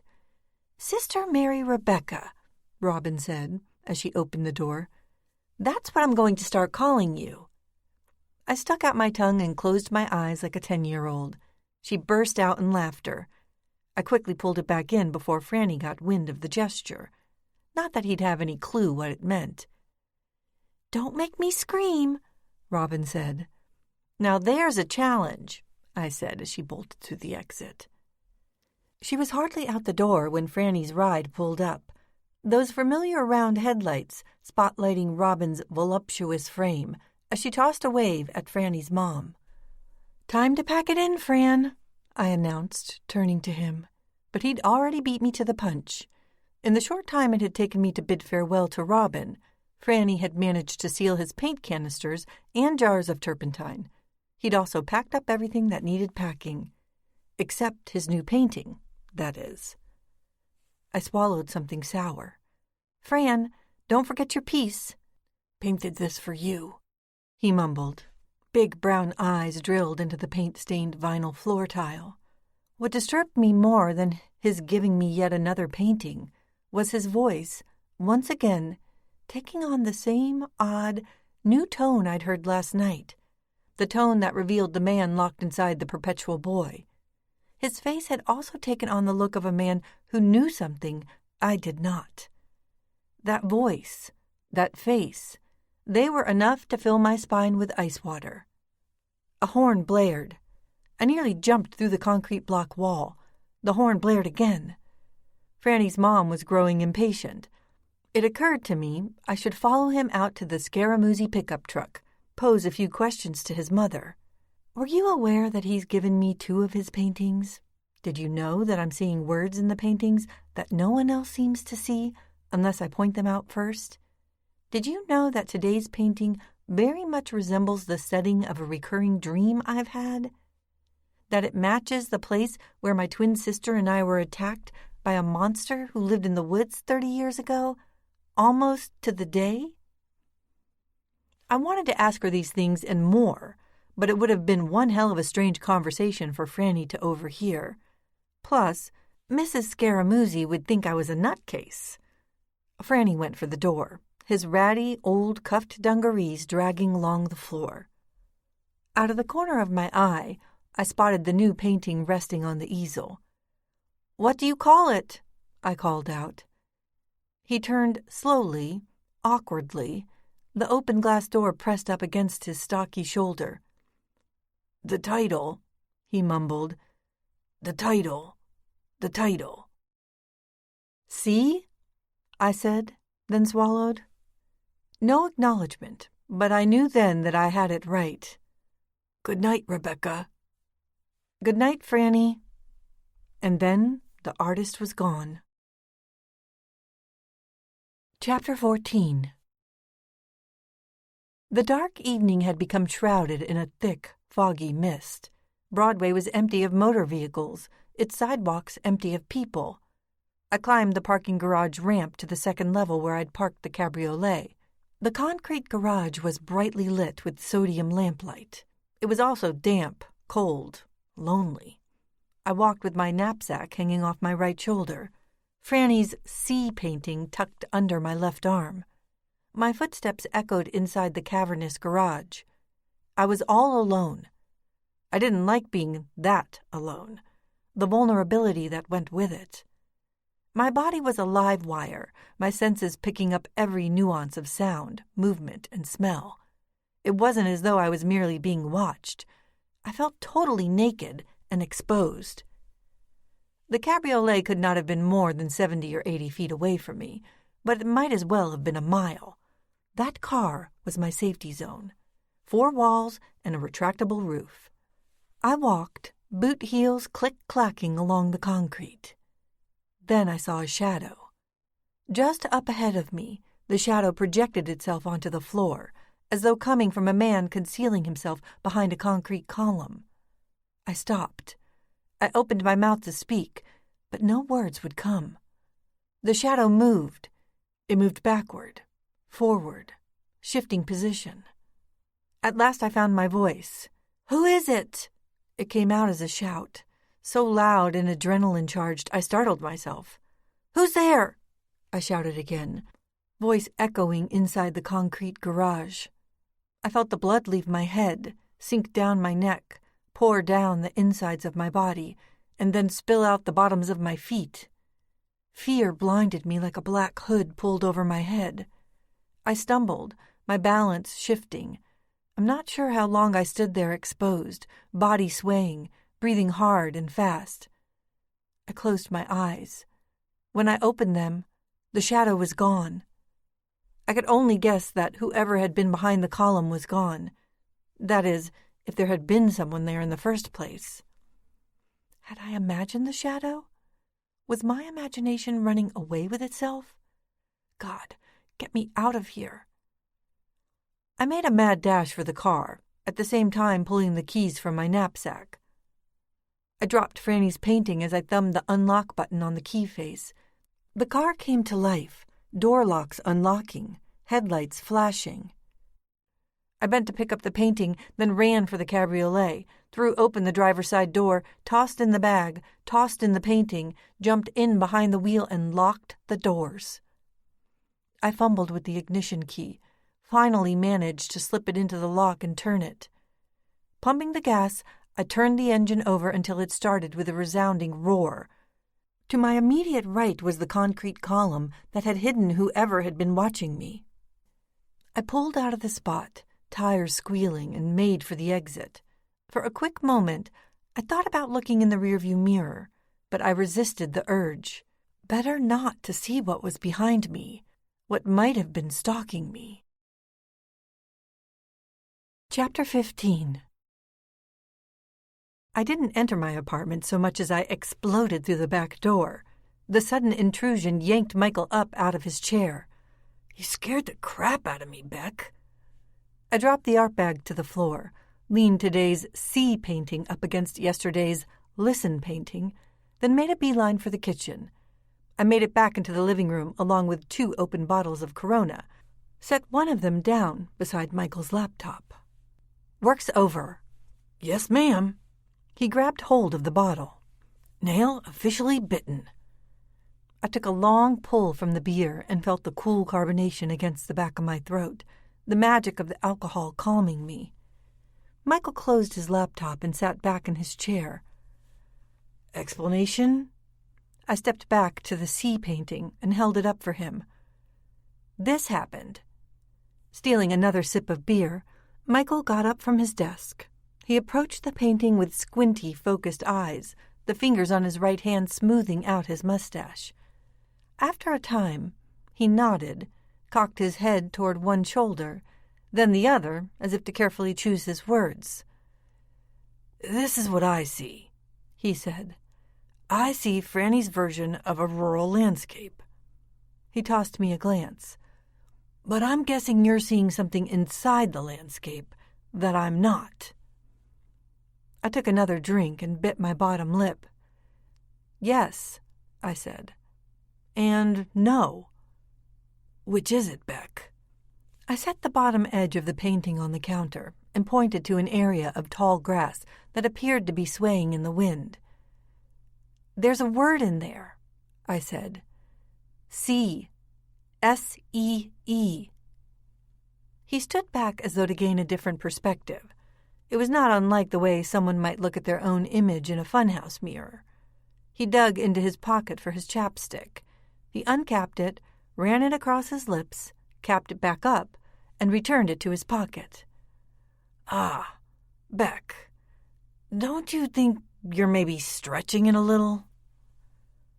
He thought I was bonkers. No two ways about it. I started to cry. Setting the see canvas back down against the listen canvas, I stormed into the kitchen, pulled a paper towel off the rack, dried my eyes, and blew my nose. Michael stayed out in the living room, steering clear of my breakdown, or studying the painting? Certainly the former. Hopefully the latter. After about a minute, he met me in the kitchen and placed his now empty beer bottle in the sink. He moved over to me, looking me in the eye. "In the tall grass," he said. "The rays of sunshine, burning patterns into the grass. You look close enough, you make out the word see. It's not completely obvious, but it's there." I felt a spark of hope, but then maybe he was just playing along with me, making me feel better. "No kidding," he said. "You have a keen eye. That's your job, after all. I do see it, more clearly than I saw the word listen yesterday." He leaned into me, wrapping his arms around me. First time in a long time. "You're not nuts," he said. "But..." It was one of those ominous dangling buts. "But what?" He released me and looked into my wet face. "We're not married anymore, Beck, but I still love you. Because I love you and still want to be near you, I also know you've been holding out on me." He crossed his arms over his chest, eyes peering down at the floor. "And I'm not talking about this painting stuff, though maybe that's connected to it. Truth is, Beck, I've sensed for a long time that you've been holding out on me." Drying my eyes again, I bit down on my bottom lip. Oh God, Moll, what do I do now? I wanted her to talk to me, send me a sign, let me know if it was okay if I revealed our secret to Michael. For a second or two, I waited for my cell phone to chime. But that was stupid. There would be no text messages from heaven. The decision to tell Michael everything would have to come from me and me alone. It had been 30 years since the assault. 30 years that we had held onto a secret that by now had bored a hole in my heart. Now that secret was consuming me with paranoia, making me nuts. Molly was gone now. So were my mother and father. Who would it hurt if I spilled everything to someone I trusted? No one. Not a soul other than those who had already vanished from my life. My decision made, I looked up at my ex-husband and gave him a glare that might have melted those brown eyes if only they'd been made of ice. "You'd better plan on staying for dinner tonight." Chapter 16. A half hour passed, or had it been half the night. Only when I had nothing more to reveal did I realize Michael hadn't touched his beer. It hit me that I hadn't touched mine either. Michael's face wasn't pale. It had turned bed-sheet white. We occupied the living room, him seated on the Providence College desk chair, I on the arm of the couch. Barely 3 feet separated us. He pressed open his hands against his face and rubbed them up and down over stubble and white skin, as though it would help him absorb the truths about myself, Molly, and a dead man named Joseph William Whalen. Then it occurred to me he was trying to hide the fact that he was wiping away tears. "You never told me," he whispered. "All the years we were together, the 3 years we were married. You never said a single word about it." For an instant, I thought he might try to hold me, comfort me, but I was glad somehow when he didn't. Instead, he fisted his now warm bottle of beer, drank the whole thing down in one swift chug. "What exactly do Franny's paintings have to do with Whalen's attack on you and your sister?" I stood up from the armrest. I went to the paintings, repositioned them side by side against the bookcase so they could be viewed together beneath the light from the stand-up lamp. At first, I didn't make the connection. It just seemed strange to me that I could clearly see the word listen in the center of the first canvas, and other people, even Robin, had to be coaxed into seeing it. But the design is an abstract Pollock sort of thing. He wiped his eyes again. Not too abstract for me to see through the abstraction, I pointed out. In the same way a colorblind person can pick out certain words in a pattern that a person without color blindness cannot, he suggested. Or vice versa? Are you colorblind, Rebecca? I can't imagine being an artist and being colorblind. Sort of a conflict of interests there, so to speak. I shook my head. Not that I'm aware of, but then I don't think what's happening has anything to do with colors and how they're put together to make an image. So what do you think? I swallowed a deep breath, exhaled it. I think Francis Scaramucci is trying to connect directly with my mind. Chapter 17. It was a bold statement, admittedly, and I'm not sure Michael knew how to react to it. He stood stone stiff, eyes wide open, unblinking. He'd gone silent. Let me get this straight. You think Franny, this autistic guy, is trying to send you subliminal messages through his work? Except there's nothing subliminal about them, at least to me. I can read them just like I can read a stop sign. Even you can read them when pushed. Let me ask you a question. When was the last time you had a conversation with Franny that lasted more than a few sentences? That would be never. But you think he has the ability to paint secret messages, or at least words inside his design of his paintings? That's the question, isn't it? Is Franny purposely putting words into those scenes? And if he is, how can he be sure I'll recognize them? Michael cocked his head. Maybe it's something he feels compelled to do. You know, like instinct. I grabbed my beer and, like Michael before me, took a very long drink. Wiping my mouth with the back of my hand, I said, This is what I believe. Come Friday, it'll be 30 years since Molly and I were abducted. Maybe 30 years bears some larger significance than, say, 29 years, for instance. Why? Because for weeks now, I've been having these vivid dreams about Molly, Waylon, the attack in the woods, the events leading up to it. Vivid dreams, Michael nodded, but I got the feeling I was losing him. Yes, vivid dreams, and I also think that somehow Franny, despite his autism, has somehow found a way to turn his emotional disconnectedness around, whether he's aware of it or not. So, what are you saying, Beck? I guess what I'm saying is that Franny knows something I don't. He's somehow perceived something.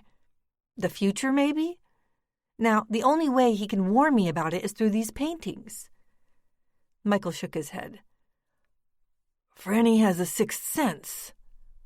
From what little I know about savants, I know they use their brains differently than you and me. They're able to tap far deeper into certain wells of talent, and yet not at all in others. Thus, his unusually gifted talent for painting, for creating images, for putting together colors. Retrieving his empty beer bottle, Michael went back into the kitchen. He got a Pepsi, popped the top, and came back into the living room with it. The difference between the new Michael and the old Michael was that now he could stop drinking after one beer.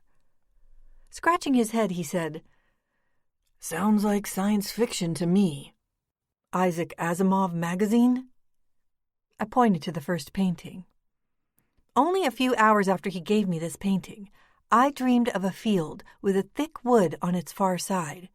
Molly was walking ahead of me, leading us into the woods that my father forbade us to enter. That's no dream, Michael said. That really happened. I was woken up from that dream to the sound of my cell phone ringing. I also thought I heard a voice. Now you're scaring me. It was his voice.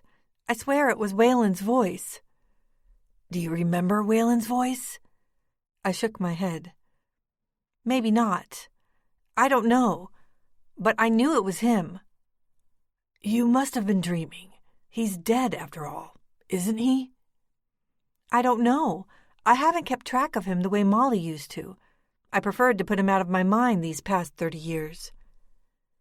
Then you were, in fact, dreaming. Yeah, I guess I must have been dreaming. But then, my eyes were open. I couldn't move. I felt like I was glued to the bed. Now pointing his index finger at me to further stress his point, he said, But that doesn't mean you weren't dreaming. I agree. It's not unusual to have your eyes open and be caught up in a dream state.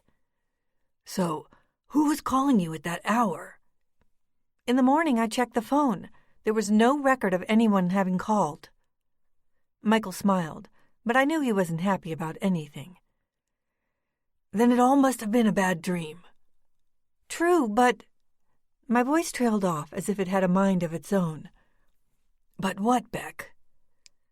Then this afternoon, Franny gives me another painting. This one matches the scene of my dream, the landscape, almost precisely. He calls it see, of all things, as if he wants me to see what's about to happen. Yesterday he wanted you to listen. The squiggly, sharpie lines. Maybe they represent sound waves. He said it half joking, half serious. I giggled, but it was a nervous giggle. Sound waves. Listen. Michael had a point. He crossed his arms, rolled his eyes. I was freaking him out. What else, Beck? He pushed. I know you're not done. And tonight, in the parking garage as I was heading for home, I saw the shadow of a man. Becca! Michael was staring at me, shaking his head, not like he didn't believe me, more like things were moving too fast for him. My lungs were working overtime, my heart was pounding, and there was a buzzing inside my skull. There's one more thing, I said. Over the past few months, I've received more than a few odd texts. How odd? Some contained only my name, Rebecca. More recently, I started getting the word remember. Who sent them? When I try to find out the sender's information, all I get is unknown caller. Then, whoever is doing this knows how to block it. If we had a number, we could cross-reference it on the web for a home address. It was a moot point, but at least Michael knew everything now. At least I had finally been able to free the secret. Silence draped over us for what seemed forever, until my ex-husband escaped into the bathroom and washed his face. When he returned to the living room, some of the color had returned to his cheeks. I thought you told me Waylon was dead, he said. Isn't that what you told me a few minutes ago when you revealed the secret? I've always assumed he was dead, that he died an old man in prison. How can you just assume something like that? From what you just told me, he wasn't handed a life sentence. He got 30 years. A 30-year sentence that just happens to come to end this year. He was arrested and convicted in the abduction and attempted rape of an Albany woman. Happened not 6 months after his attack on me and my twin sister. They put him away forever. I felt a brick lodge itself into my stomach. At least that's what I thought at the time. When you're 12 years old, 30 years sounds like a lifetime, a death sentence. Michael exhaled and once more crossed his arms. It's been 30 years, Rebecca, he said. The lifetime is over. Death sentence commuted. The brick in my stomach turned into nausea. I just haven't thought. I haven't wanted to think. You think it's possible Waylon has been released from prison? I said, my voice trembling. Michael, do you believe he could be alive? That maybe he's stalking me? Texting me? Do you think Franny's hypersensitive brain has somehow picked up on it, and the only way he knows to warn me is through his paintings? He never said a word, because just like Franny, I believe he already knew the answer. Chapter 18. There's one quick method to find out if Waylon is still alive, Michael said. Google search. We stood inside my bedroom just off the kitchen. My heart was pumping wildly. It also felt entirely odd doing something like this with my ex. Doing something this important, this life-altering, this messed up. While on one hand, I felt about 50 pounds lighter, having been able to talk out the events of 30 years ago, I also felt as though the floor was about to be pulled out from under me. In just a minute or two, I would find out if the man who attacked me and my sister was still alive, if he had been released from prison. Michael sat at the computer desk in my bedroom, with both hands positioned on the keyboard. I watched over his shoulder while he typed in the URL for Google. When it came up, he entered Sexual Predators, New York State into the search box. The search came up with several pages of sites that listed the registry of documented sexual predators, deviants, and offenders, the most prominent of which was ChildSafeNetwork.com. When Michael clicked on the site, I took an instinctive step back, sat down on the edge of the bed. My heart was thumping so fast I thought I might have a heart attack. I was having trouble breathing, swallowing. I must have been making distressed sounds because Michael turned to me in alarm. "We can stop if you want, Rebecca. If you're not ready."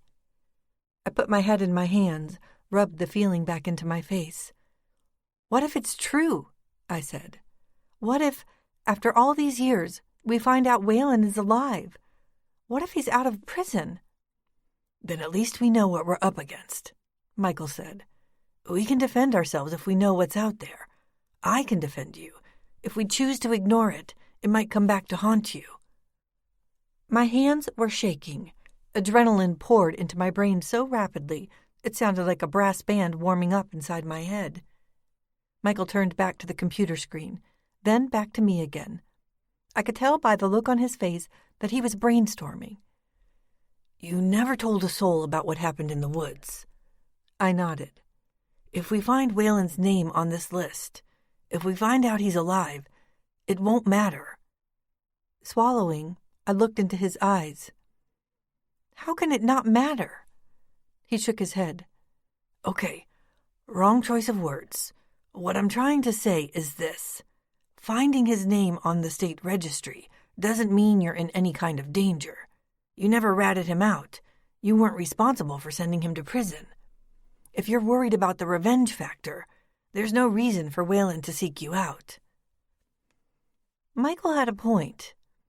Why would Waylon want anything to do with me after all these years? That is, assuming he was alive in the first place.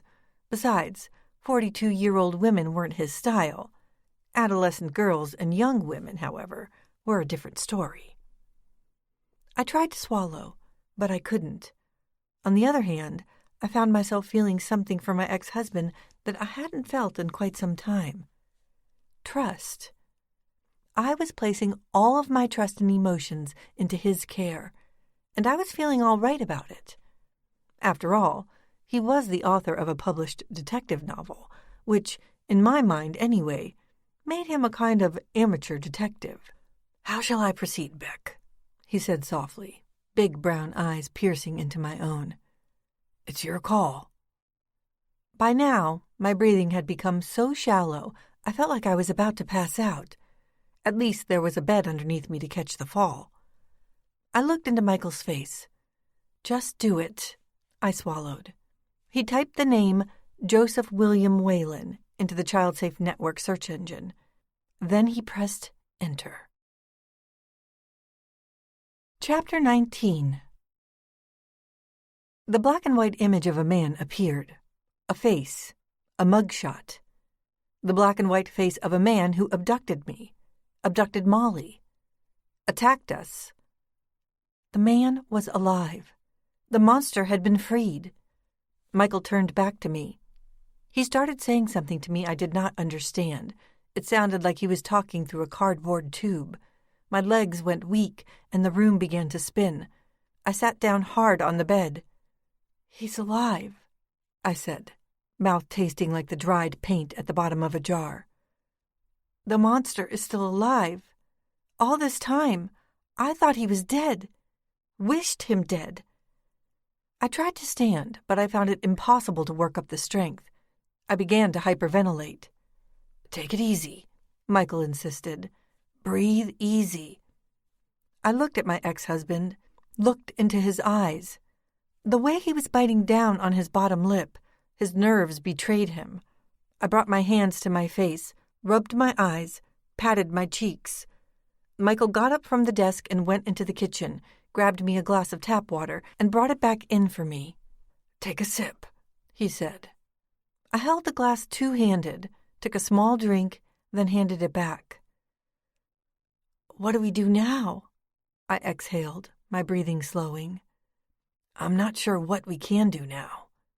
He sat back down in front of the computer, set the water glass beside the keyboard. "The good news is that Whalen is registered as a sex offender. That means he has a probation officer assigned to him by the state and the county. It also means he's a part of the VICAP database." The tap water bubbled inside my stomach, made me queasy. I tried to slow my breathing even more. Brushing back my hair with open fingers, I said, "What's VICAP?" "It stands for Violent Criminals Apprehension Program. I used their databank as part of the research for the Hounds of Heaven. Whalen has to have himself a place of honor in the New York State VICAP program." Pausing, he set his hand on my knee, but I pushed it away. I just didn't want anyone touching me right then. After a beat, Michael asked, "Do you know if Whalen was ever convicted in the actual murder of anyone he abducted?" I shook my head. "I don't know much about his history, but I don't think he was ever convicted of actual murder. I know Molly believed he was a killer. I remember her talking about it incessantly, even up to the day she died.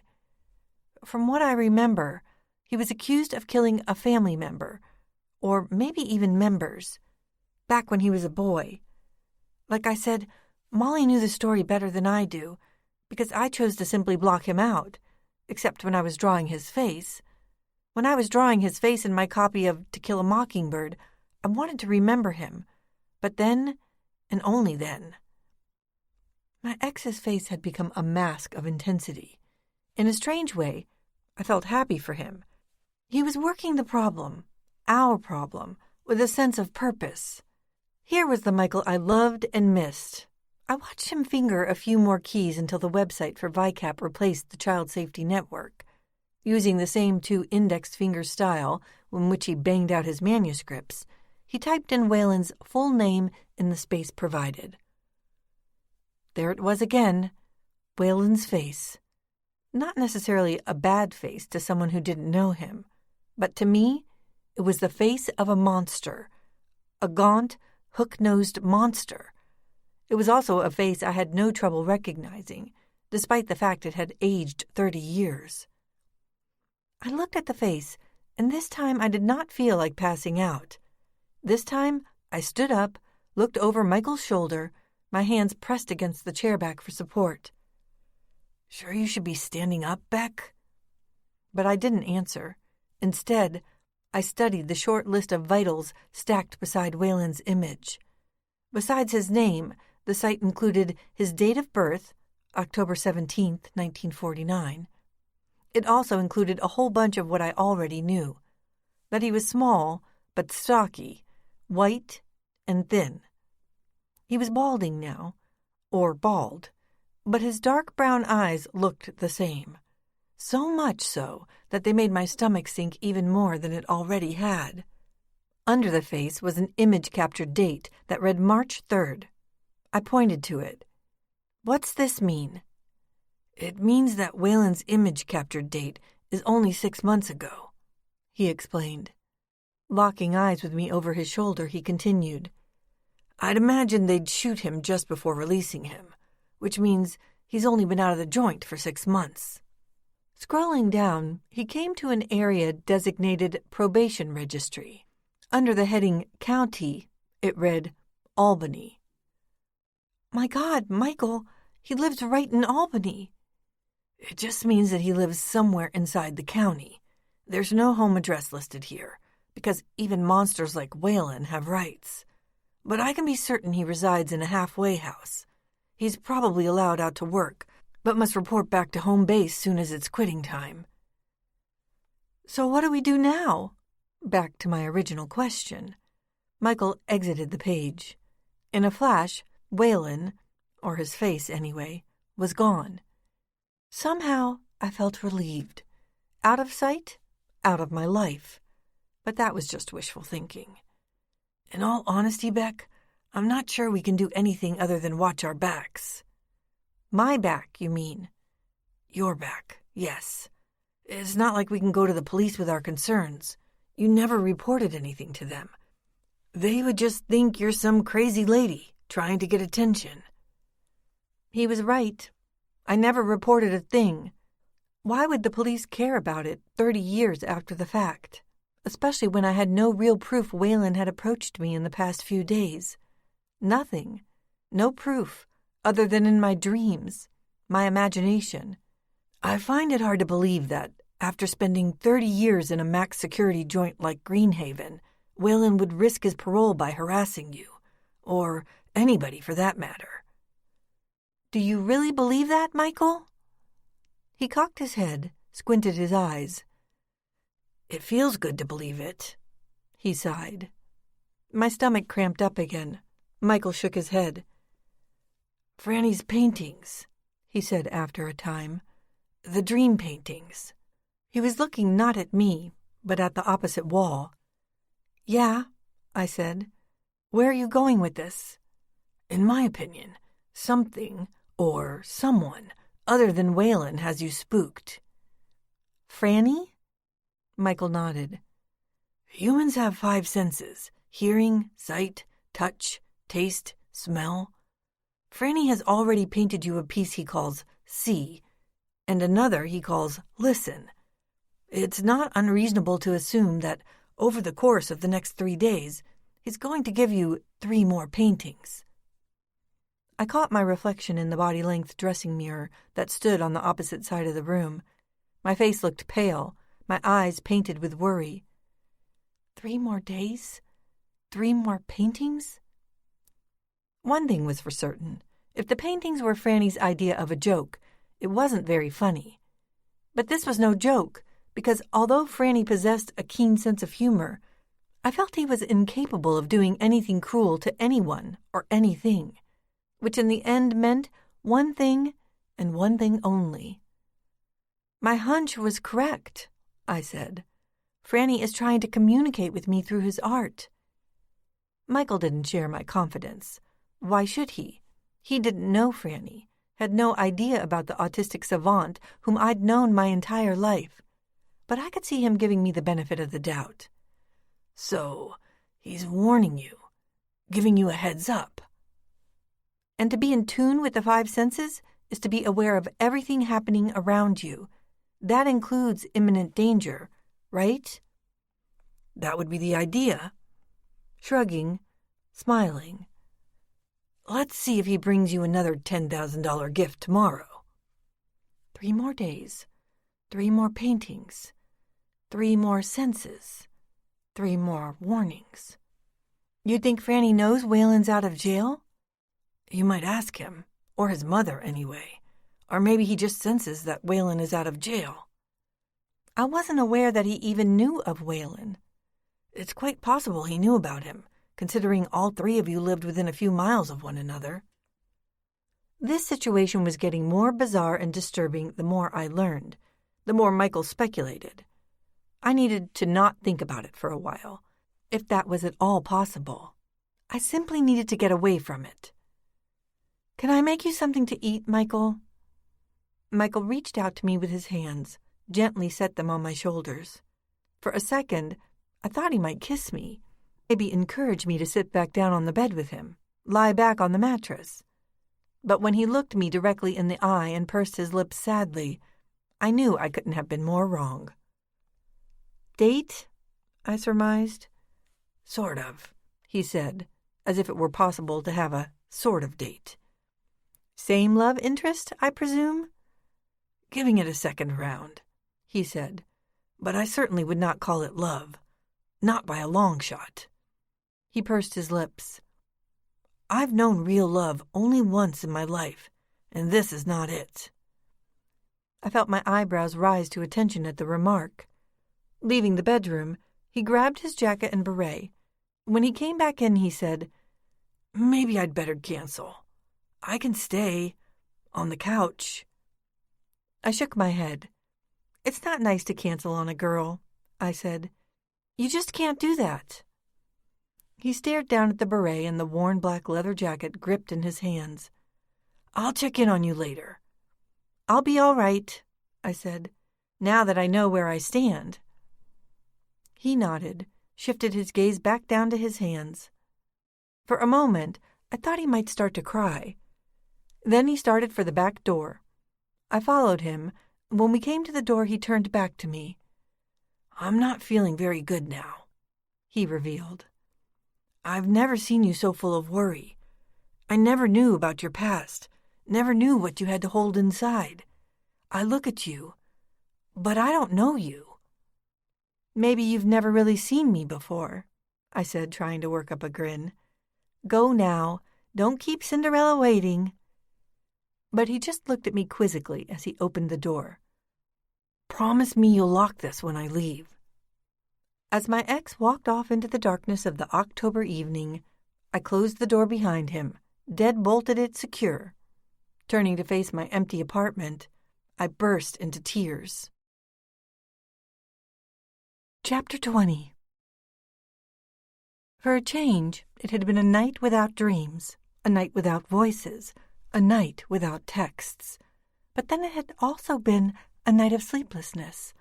Or, when I did manage to sleep at all, I would wake up minutes later with a start, as if to sleep even for a minute was to let my guard down. My mind and my body were speaking to me, telling me I had to get to the bottom of the reasons behind Franny's paintings. It meant that, instead of going straight to work, I would go see Franny's mother, face to face. I called Robin from the car just as I was crossing the Hudson River, via the South Troy Bridge. I told her I'd be in sometime later that morning, after I took care of some personal business. She told me, no sweat, that she owed me for all those nights I closed up alone. "Take the freaking day, Beck," she insisted. I told her I wouldn't know what to do with myself. 10 minutes later, I entered what Michael referred to as Indian country. This was the rural landscape of Brunswick Hills, and beyond that, the foothills that eventually turned into the Blue Mountains of Massachusetts. I cruised U.S. Rural Route 2 that paralleled the winding path of the Poston Kill, a stream as wide and deep, in parts, as a river. It always ran fast and frothy white in early October from the September rains that soaked the region. Trooper Dan taught us to fish for trout in the stream, back when we were twin pups. While I never caught much of anything, the only thing I hated more than touching a live fish was touching a worm.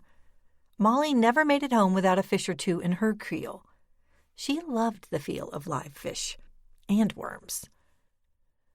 Her fishing prowess made my dad proud, especially in light of my, girlish apprehension. I've sometimes wondered if Molly might have been the boy Dad never had. After a while, I made it through the small town of Poston Kill, with its 2 or 3 antique shops, general store, and 1 bay firehouse.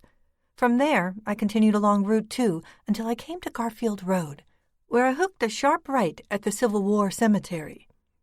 It had been a long time since I'd made a trek back to this country, and I felt the years piling up in my stomach like so many bricks. 10 bricks, 1 for every year I'd been away. 10 years that dated back to Molly's death. It's not that I made a conscious decision never to return. It's just that there was nothing left for me here. Nothing other than the shell of a house my parents had handed down to me upon their deaths, along with the land that went with it, including a major chunk of Mount Desolation. I hadn't been entirely neglectful. I paid the taxes on the property, even paid a local jack-of-all-trades to keep the house up and to mow the field grass. But since Molly passed on, I hadn't been able to get myself to return to the old homestead, as if some invisible force field was holding me back. The never-too-distant memory of a monster who once lurked inside the deep woods. Not even Michael, my former husband, had laid eyes on the place. So why then, after all this time, had I come back to the Brunswick Hills? Francis Scaramucci and his mother had been my neighbors, which, in this unspoiled country, meant that our respective spreads were located a good 3 miles from one another. Out of sight, but not out of mind. The sun was shining brightly as I pulled into the driveway of Franny's 2-story white-clapboard farmhouse. I cut the engine on the cabriolet, got out. Immediately I was struck by the smell of the land, of the century-old trees that surrounded me, their leaves golden and shedding in the fall breeze. Just like my parents' place, the Scaramucci farm no longer supported any livestock or animals, but the barn and the fields beyond it were still there. The fields of tall grass seemed to go on forever, though they actually touched the foothills just a mile eastward. I made my way up the gravel drive onto the porch, reached for the doorbell. But before I could press it, I heard a car pulling up behind me onto the gravel drive. Caroline, Franny's mom. She drove a blue Chevy pickup that had to be 10 years older than me and still looked to be in tip-top shape. Stenciled on both the driver and passenger side doors were the words Scaramucci Farms, on behalf of the vegetable/art stand Mrs. Scaramucci used to set up on the front lawn from spring to late fall. The art part of the enterprise came about when Franny started selling his original oil paintings alongside the ears of corn, potatoes, tomatoes, pumpkins, cucumbers, and summer squash, plus homemade apple and blueberry pies. Now that he could regularly command 5 figures or more for his work, Franny no longer had to hawk it out of a 3-sided shack on the front lawn. It also meant his mother no longer had to make ends meet by selling homegrown vegetables and baked goods. Planting a smile, albeit a nervous one, on my face, I watched the small but still athletic woman exit the truck, slam the door with a vigor that belied her 70-plus years.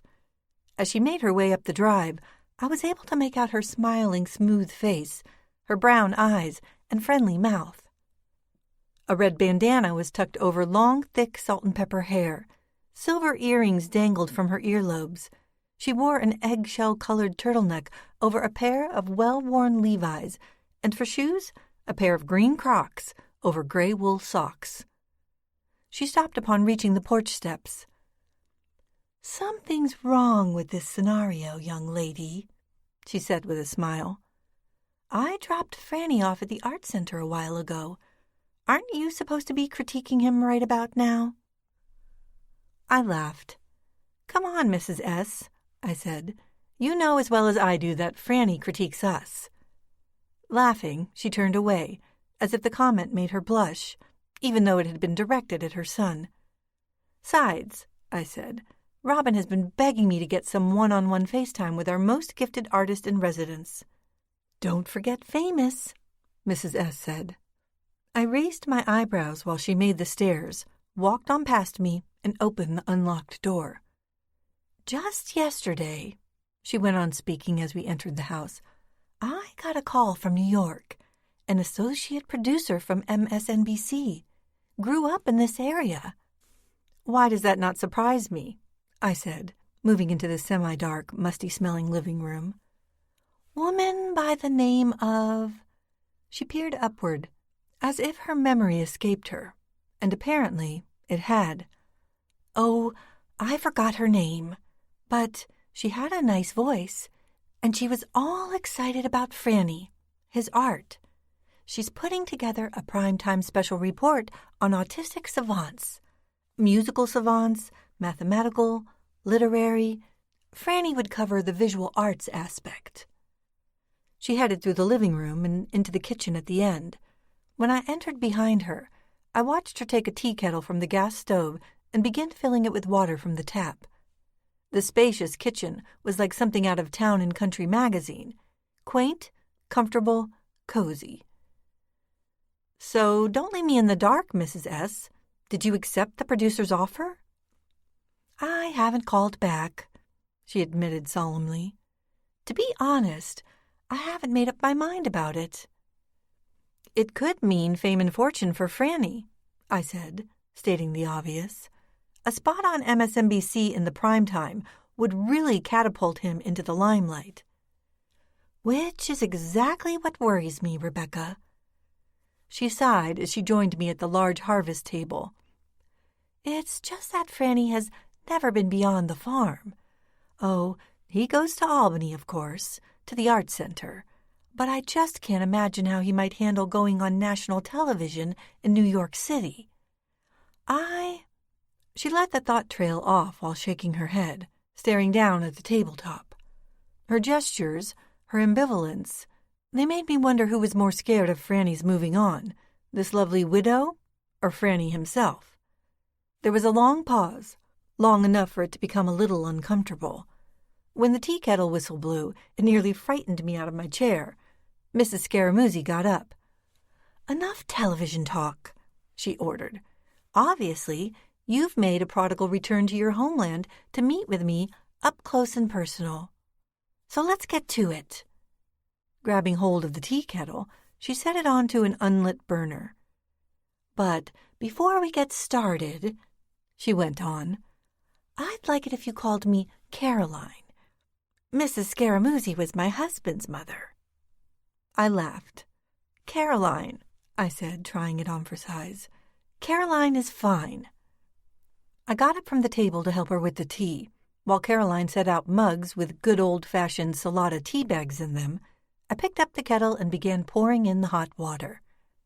"Go sit, Caroline," I insisted. "I'll get this." "A guest in my own home," she said, sitting back down at the table. "Feels kind of sweet." "How do you take your tea?" I asked, while replacing the kettle on the stove. "Naked," she said, "like my men." The ice broken, we both had a good laugh while I carried the mugs back over to the table. Chapter 21. Even though the Scaramucci farmhouse had to be over a century old, most of the stainless steel appliances inside the kitchen were new, no doubt the spoils of Franny's hard work and talent. You couldn't look at a single wall without spotting at least one reminder of the autistic savant's success over the many years I'd known of him, and the 7 years I'd truly come to know him while working at the Art Center. Even inside the kitchen, the walls and shelves were ripe with framed sketches, limited prints, original canvases of every type, style, and theme. From crazy, eye-dancing abstracts to serene landscapes, to black and white self-portraits, to pencil sketch studies of his mother cooking, pinning laundry to the outside line, working in the vegetable garden. The one image that provoked skin-deep chills was a simple drawing of Caroline. She was standing alone at the edge of the gravel drive, long hair blowing back across her face by a storm-driven wind produced by blue-black clouds visible on the horizon. It was a scene that evoked Wyeth, but that hit me deep inside since its true-life subject was sitting directly in front of me. We sat with our steaming mugs of tea. I attempted to sip mine, but it was still too hot. Caroline smiled graciously. "So, what's on your mind, young lady?" I guess when you've lived more than 70 years, 42 seems almost adolescent. "Are you aware that over the past 2 days, Franny's given me 2 of his paintings?" I looked for a sign of surprise on her face, an upturned brow, a flushing of the cheeks. I got neither, as she calmly sipped her tea. "I'm aware that Franny has been working feverishly. I see that he brings his paintings along with him to the Art Center. But I didn't know he was painting them for you, Rebecca." She peered down at her tea, then up at me again. "Why do you think he would do that?" "That's what I came here to find out. So far this week, he's been at the studio every day, all day. He's there right now with Robin." "That's right." "Today will make the 3rd day in a row, a record for him. And did he take another painting with him today?" My stomach did a little flip when she nodded. I couldn't imagine what kind of image I would have to confront when I made my return to the studio later that morning. What word might I see buried inside it? Which one of the 3 out of the 5 senses left? "If Francis wants to give you his paintings," Caroline said after a time, "then that's his business. I have no problem with it." "Oh, don't get me wrong. I love Franny, and I'm honored to be gifted his work. To be frank, I've learned from his style." Caroline shook her head, pursed her lips. "Then what's the problem?" I took another sip of my still too hot tea. "Has Franny been acting a little strange lately?" Caroline broke out in laughter. "He's autistic, Rebecca," she giggled. "He's always acting strangely." I was more than a little taken aback at her response, and I think she knew it, because she started laughing even harder, from deep inside the raspy lungs of a former smoker. "It's a joke," she said, eyes wide. "An autistic boy? Strange? When you stand in my shoes, young lady, you don't expect normalcy from a boy like Francis. You expect something new and weird and quite wonderful with each new day." I took notice of her referring to a man pushing 50 as a boy. But then Franny was a boy. He would never grow old, despite his body. "Listen, Rebecca," she said. "I can tell something's got you upset, so perhaps I should explain a little about Francis's condition. It might shed some light, help you to understand why he does the things he does, why he paints the way he does." I nodded. It was worth a shot. She sat back, both hands wrapped around her mug, deep eyes peering into it as though it were a crystal ball that revealed the past instead of the future. "Not long after Franny was born, he was diagnosed with retardation," she said in an exasperated tone. "That sounds harsh today, and I can't begin to tell you how devastating it sounded almost half a century ago, even though that awful word was common then. They couldn't tell he was autistic? They didn't know what autism was back then. It was often confused with insanity. The most my husband and I could expect for Francis was for him to, perhaps, live a relatively comfortable existence inside a facility, or what they used to refer to as an asylum back in the day. But that would have been a disaster. Autism was only one of his problems. He was also affected by heart and lung problems, congenital ailments that still plague him and force the daily intake of blood thinners. She paused, eyes still focused on her tea. "In all honesty, Rebecca, Franny is not long for this world." Her revelation hit me like a punch to the belly. Franny had always seemed so healthy to me. I also could not imagine a world without him. "In any case," she said, we resolved to raise Francis here, on the farm, give him as normal a life as possible for as long as his life lasted." Finally, she raised her face and looked me directly in the eye.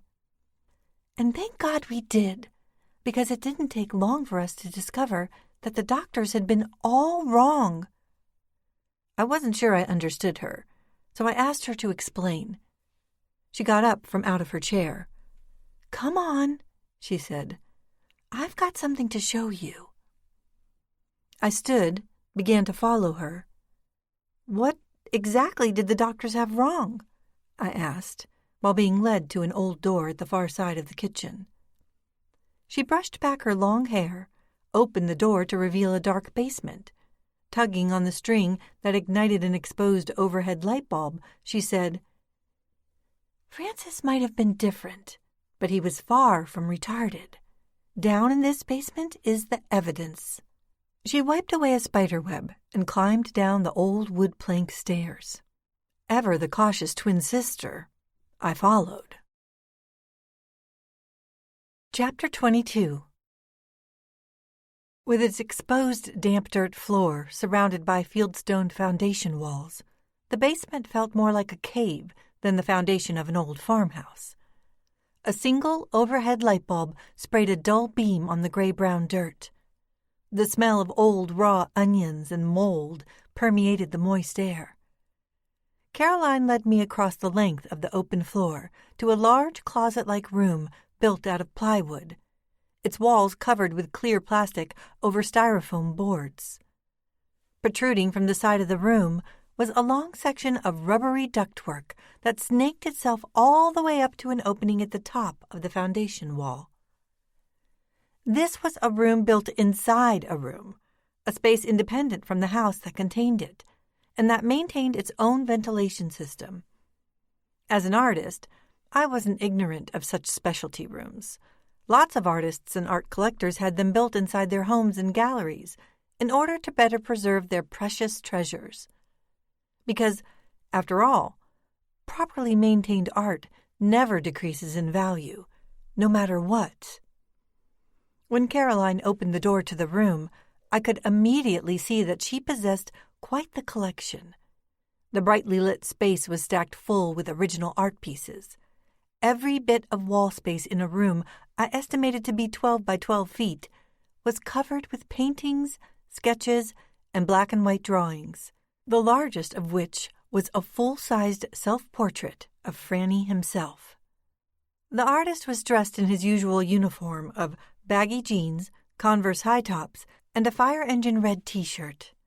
In the painting, his face was noticeably younger, but just as round, just as smooth and chubby. His hair was thicker but mussed up. Thin arms hung down straight at his side, almost like a toy soldier standing at attention. The expression on his face was nothing less than stunning. The piercing gray eyes cut holes in my chest. The image seemed so real, so lifelike, and vivid. I half expected him to open up his mouth and speak. Caroline must have taken notice of my amazement. "Francis painted that 10 years ago," she explained, breaking me out of my spell. "Some of these paintings he did at as early as 3 years old." That's when she reached out, took hold of my hand, and led me to a small, postcard-sized pastel drawing of a hobby horse.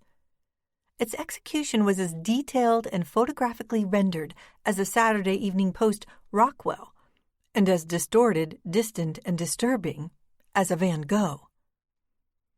"He was 3? 3, she said. "It was an exciting time for us, because we knew then, for certain, that Franny was no idiot. He was gifted." "The G word," I said.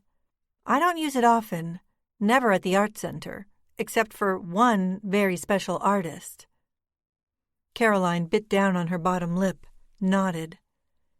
"Tell me something, Rebecca. How much do you know about autistic savant syndrome?" I shook my head, breathed in the room's potent scent of paint, turpentine, and alcohol. "Other than what I've learned from my contact with Franny over the years? Not a whole lot." Crossing her arms, Caroline focused her eyes not on me, but on the eclectic pieces of art that covered the wall behind me.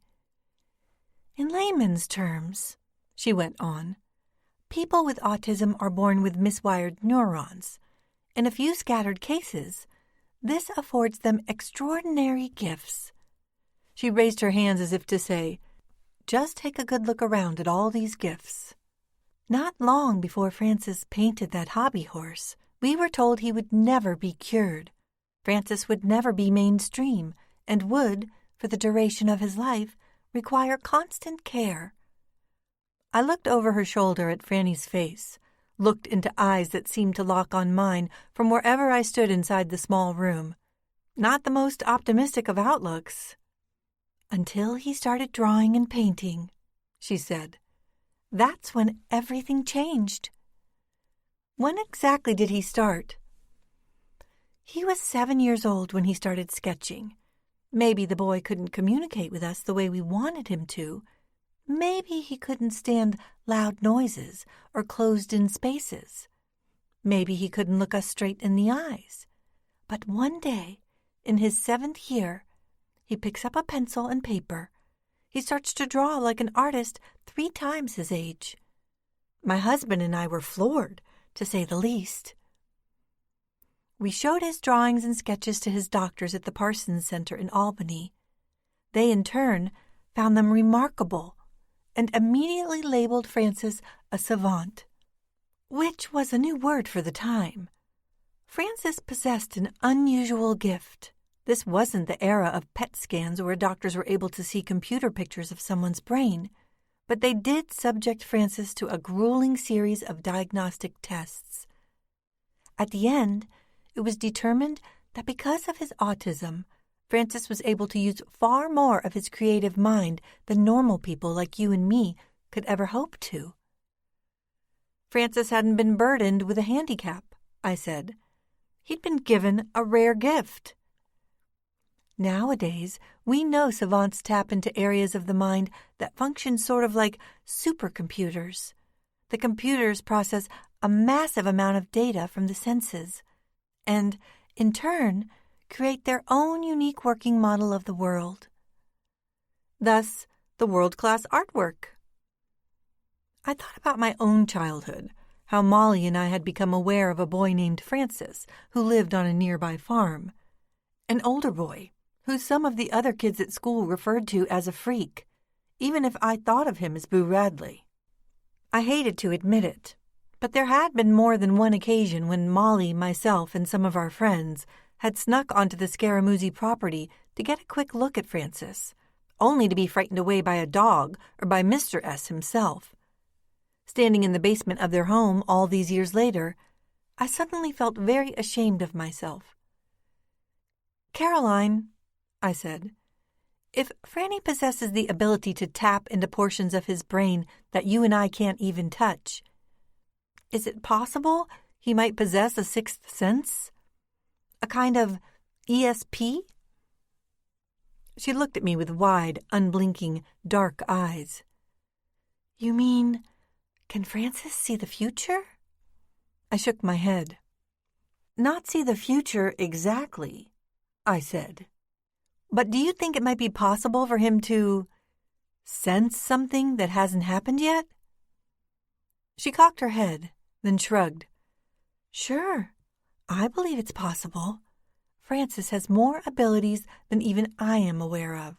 So if he's giving you signs of something, if that's one of the reasons you have come here, it wouldn't surprise me a bit." She paused for a beat. "Is there something you're not telling me, Miss Rebecca? Something specific?" I thought about Waylon, about his having been released from prison, his living somewhere in Albany County. I thought about all the ways of telling Caroline about him. But I knew I couldn't. Not yet. Maybe not ever. Instead, I looked at my watch. "I should be getting back to the studio. Thank you so much for your time." She gave me an open-eyed look before turning for the door. The look froze me. My eyes locked on her smooth face, her long gray hair, her deep eyes that read me more than looked at me. Her closed-mouth expression spoke to me better than words. It told me she knew I was hiding something. Caroline had spent the better part of a lifetime trying to communicate with a genius son who had virtually no communicative skills, other than his painting. Certainly Caroline knew better than most how to read a face. I guess it would have been stupid for me to believe I could fool her. Call it politeness, or sensitivity, or both, but she chose not to push me. "You're welcome here any time," she whispered after a pause. "I miss you, your sister, your mother and father. Even though you lived a few miles away from us, it felt good to have such sweet neighbors." There they were again, the forks of guilt stabbing at the insides of my stomach. "We weren't always great kids," I confessed. She laughed, set a hand on my shoulder. "You mean all those times you tried to get a sneak peek at Boo Radley?" A wash of pure humiliation poured down my back. At the same time, I thought about the ratty novel that, to this day, sat on my nightstand, all those sketched faces filling its margins. "Well, Allow me to let you in on something, young lady. We used to get such a kick out of scaring you kids. Francis especially enjoyed it. It was the only time you'd hear him laugh. For the first time since I arrived, I sensed her holding back a tear. In a real way, you were his only friends. I turned for the door, but before I stepped out, something caught my eye. A small black and white sketch I hadn't noticed when I walked in. The sketch was of Molly and me, back when we were about 12 years old, around the time of the assaults. My God, Franny was drawing us back then.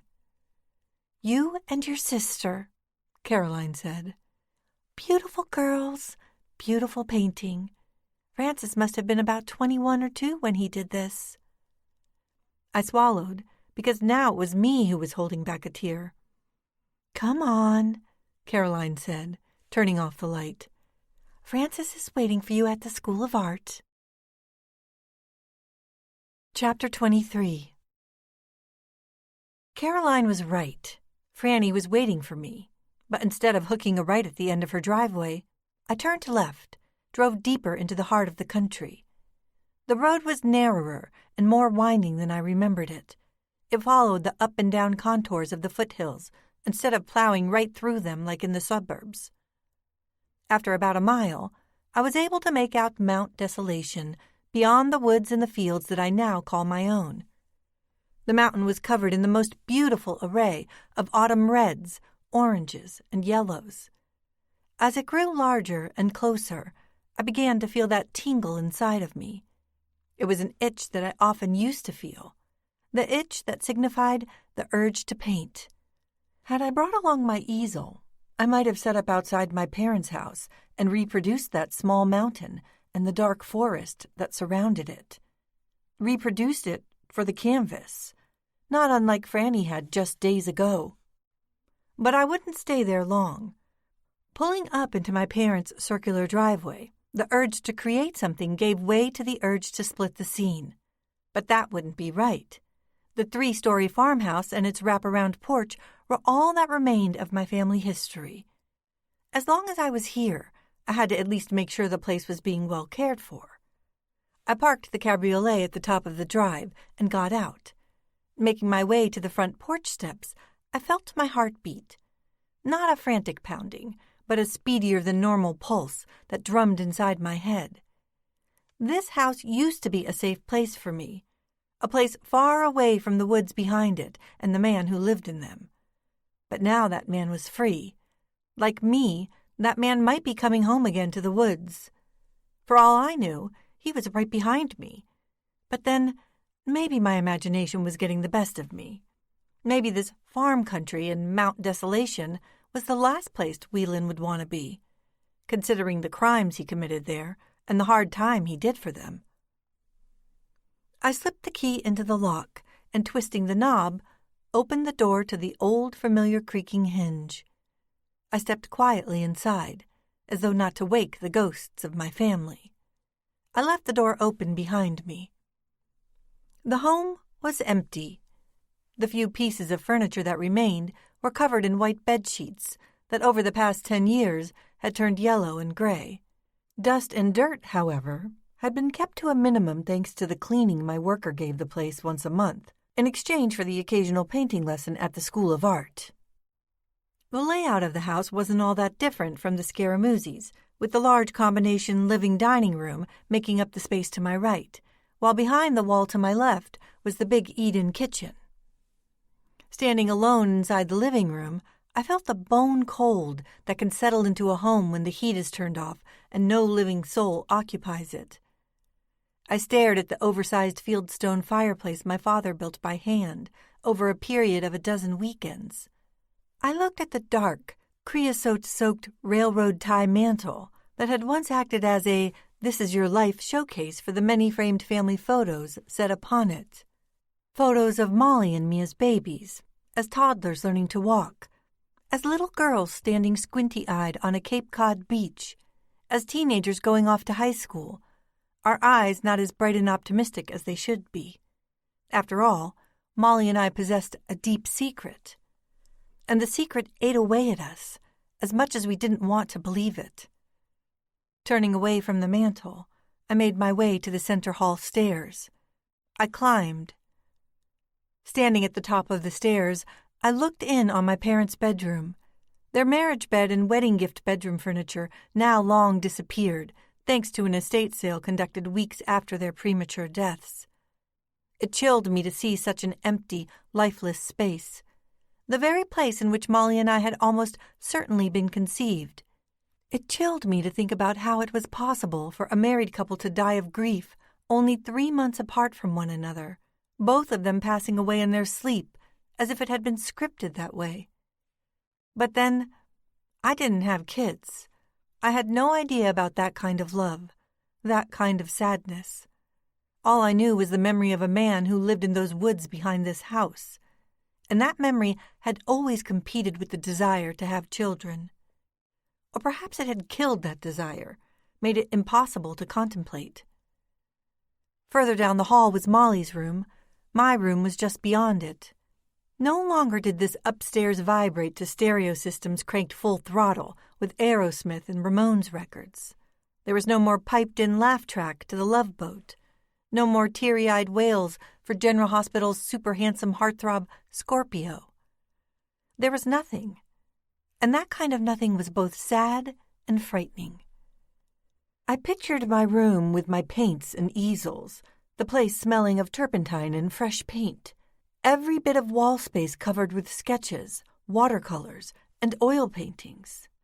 I pictured Molly's room always cluttered with dirty clothes strewn about the floor, her hospital white walls bare of even the simplest photograph, poster, or painting, as if creating a fun personal space unique to her own wants and desires was somehow undeserved or just plain useless.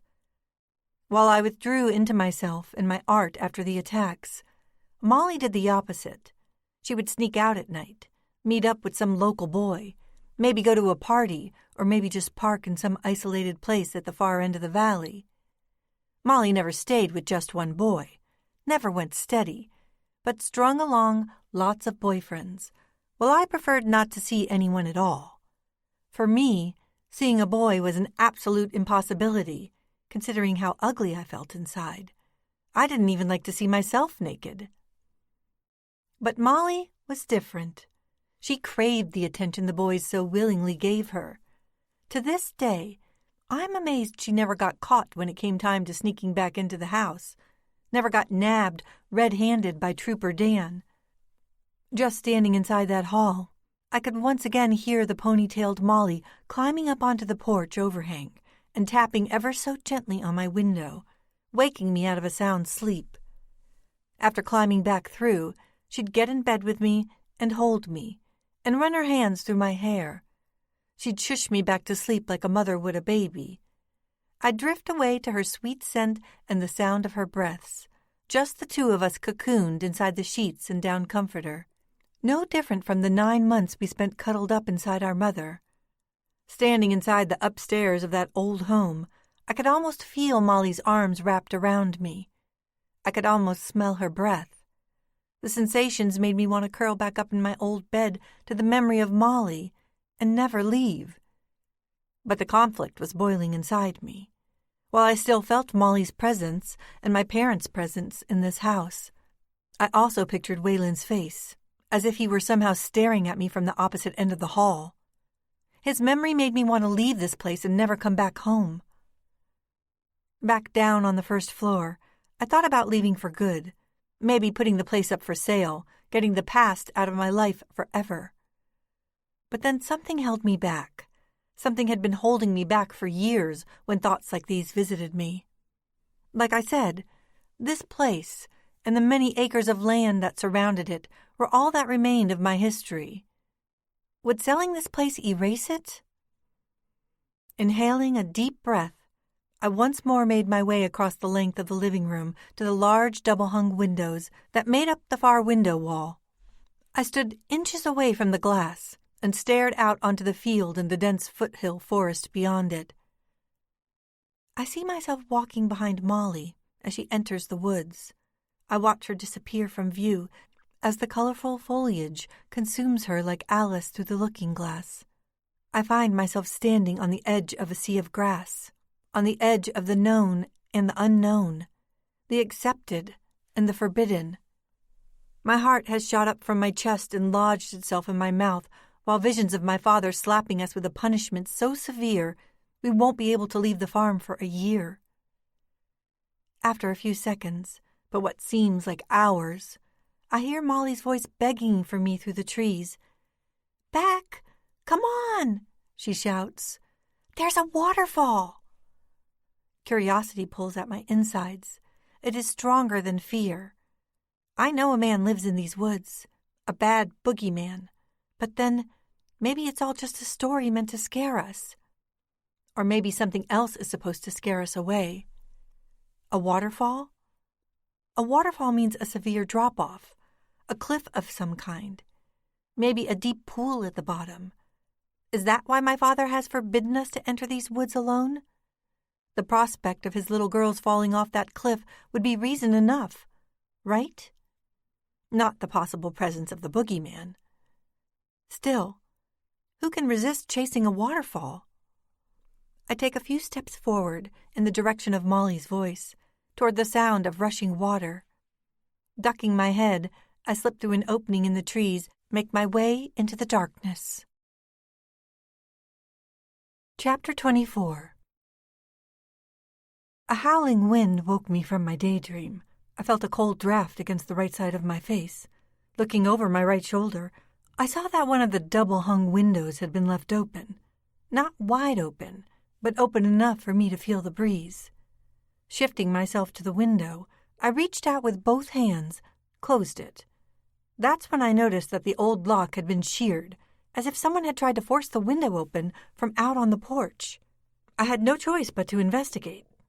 Outside on the porch, I went to the window and discovered that it had, in fact, been tampered with. Jimmied. Kids? Teenagers? It was the first thought that entered my head. Locals looking to do a little partying? But then, if that had been the case, there would have been beer and liquor bottles tossed all over the living room floor, maybe even the charred remnants of a fire in the fireplace. But the place was clean, no sign of foul play, least of all a group of teen partiers. Had Waylon paid a visit to the place? Had he forced the window open? I had to believe he hadn't, had to erase the thought from my mind. I inhaled a deep breath and made a mental note to call the worker to repair the window. I turned and started for the front door to lock it back up. It was then that I spotted the photograph. A black and white photo with a white border that was lying on the porch floor as if it had slipped out of somebody's pocket, not 10 years ago, but just this morning. I kneeled and picked the picture up. I felt the floor beneath me shift. The image was of Molly and me. We couldn't have been more than 12 years old at the time the picture was taken. In the photo, we had our twin faces up so close to the camera lens, our lips were practically pressed against it. We were playing for the camera, laughing, smiling, hamming it up for the photographer. But this is not what robbed me of my breath and my balance. The real shock was this. The image in the photo was identical to the one I had seen inside the basement art storage space of Franny's house. The same one his mother said he'd painted back when he was still in his early 20s. Had Franny been in possession of this photograph? How would he have gotten hold of it? Did he plant it here purposely for me to find it? If he did, how did he know I would be coming here? I sat down on the porch floor, my back pressed up against the clapboard wall. I became convinced that Michael had been right all along. It wasn't just Waylon who had me spooked. Franny was also doing a fairly good job of it. Autism or no autism, purposely or inadvertently, Franny was playing with my head and my emotions. I got the distinct feeling he knew all about mine and Molly's secret. Somehow, he'd managed to invade my head, grab hold of my memories. Now, he was toying with me, dangling me by strings like a puppet. Sweet old, brilliant Franny. I stood, shoved the photo in my pocket, and took a 360-degree look around. My fear replaced itself with anger. Was I being followed? Stalked? Did Franny have something to do with it? I needed answers, and I needed them now. First, I locked the door, then made my way down the porch steps and jogged across the lawn to the cabriolet. But before opening the door and slipping behind the wheel, I took one last look at the field and the thick woods that covered Mount Desolation. Up yours! Chapter 25. The studio was silent when I arrived. If anyone aside from Franny and Robin had been there while I spoke with Caroline Scaramuzzi, they were gone now. Setting my knapsack on the coat hook and my jean jacket over that, I felt the dead weight of 2 sets of eyes upon me. Breathing deeply, I made my way across the paint-stained floor toward Franny's corner, with the same enthusiasm a condemned prisoner might face the electric chair. "Let's see it, Fran," I said in place of a hello. "Beck," Robin said, her face a painted mask of awe and wonder. "I don't know how." "Don't," I broke in. "Don't try to explain it." As I came around to face the canvas, Robin stepped off to the side, as if the corner wasn't big enough for the 3 of us. Don't, Franny mumbled to himself. "It's okay, Franny," I said. "I think I know what's happening now." Before entering the art center just minutes before, I'd wanted to scream at Franny. What kind of game are you playing? Why are you playing it? I'd wanted to know if he was the one who walked to my parents' house, dropped the photograph to the porch floor. I'd wanted to know if he was the one who tried to break into the house. But looking at his newest painting, The Third in 3 Days, I felt myself breaking down. I felt my limbs tremble, my throat close up on itself. I felt my heart lodge itself inside my sternum. A tear rolled down my cheek. "How is it possible for you to know these things, Fran?" Painted on the canvas, an oil portrait of 2 blonde-haired girls down on their knees at the edge of a stream. They were surrounded by deep woods. To their left was the even deeper forest. To their right, a waterfall bound on both sides by an open cliff face. Beyond that, an open valley that led further into the country. You saw only the backs of the girls, their long blonde hair draped down their narrow backs like silk veils. The girl to the left, Molly, had her hand dipped in the rushing stream water, as though about to take a drink. The girl to the right, me, was looking down at the hand, curious, but afraid to drink. At least that's the way it had happened in real life. That's the way I remembered it. I stood back, pressed my spine against the wall, my eyes glued to the painting. I took a more focused look at the woods, the girls, and the stream. Inside the water, I made out the faintest of words. Taste. I shifted my eyes to Robin. She appeared even more shocked now that she could see I was crying, her normally happy-go-lucky, tanned face gone pale, her expression tight-lipped and bug-eyed. "Is that you and Molly back when you were kids?" she softly posed. I nodded, swallowed. She raised her right hand, pointed to the stream in the painting. T-A-S-T-E, she spelled out. "I see the word this time, Beck. I see the word." "Do you have a date tonight?" I whispered to her. "Yes," she said, her eyes still focused on the painting. "There's no more classes today," I said, wiping the tears from my face with the backs of my hands, composing myself. "I'm going to close up shop for the rest of the day. Franny and I need some privacy to talk alone." "Alone," Franny softly spoke in rhythm with his rocking. "Alone." Robin shot me a pensive glance. Then without a word, she grabbed her jacket and her bag and walked silently the length of the studio toward the exit.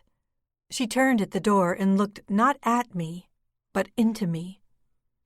"Beck, what's going on here? Why is Franny making these paintings for you?" "I can't tell you that now, but soon I'll tell you everything." With that worried expression still masking her face, my partner turned and disappeared out the door. Drying my eyes once more, I swallowed a breath, tried my best to regain my equilibrium and my sanity. "Franny," I said, "it's time you and I talked the truth."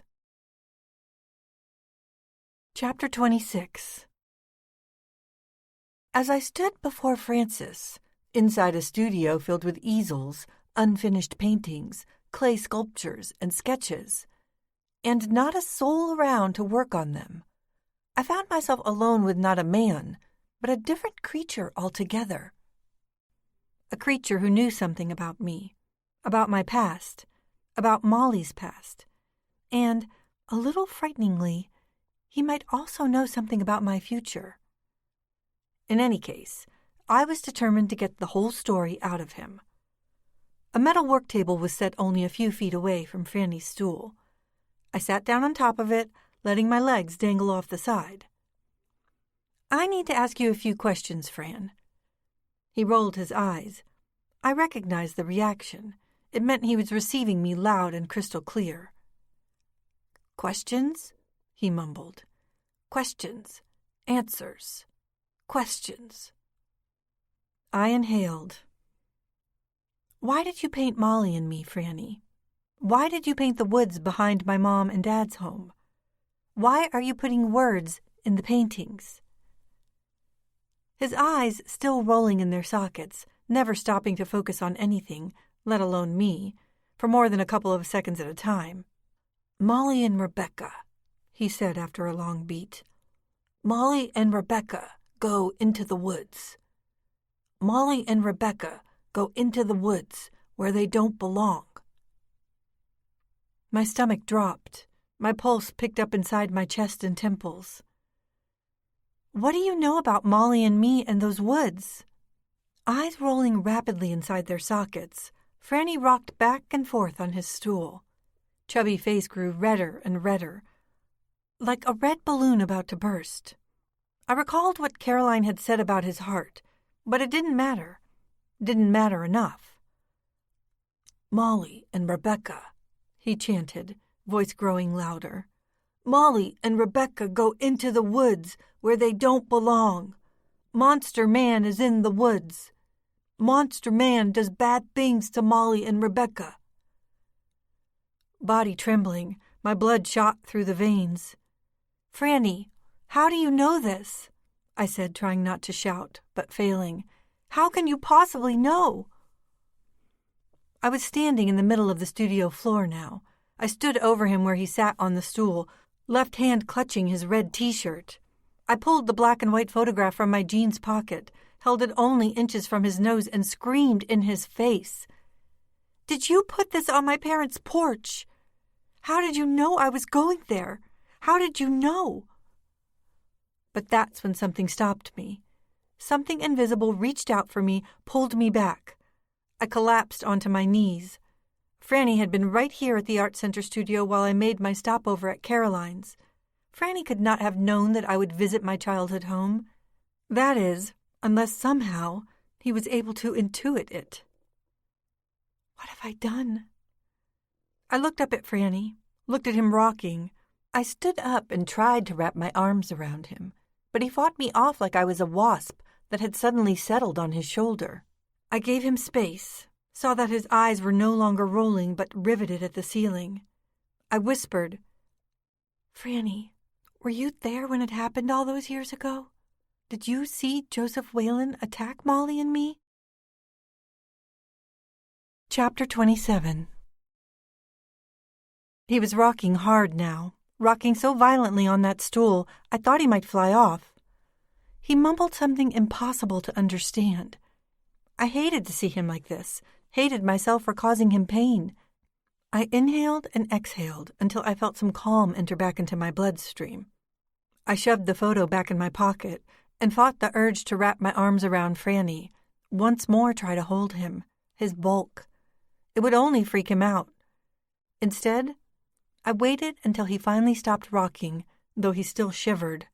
His big eyes were fat with tears, but not a single one fell. I wanted to dry his eyes with my hands, brush back his thick hair, shush as a mother might to calm a little boy.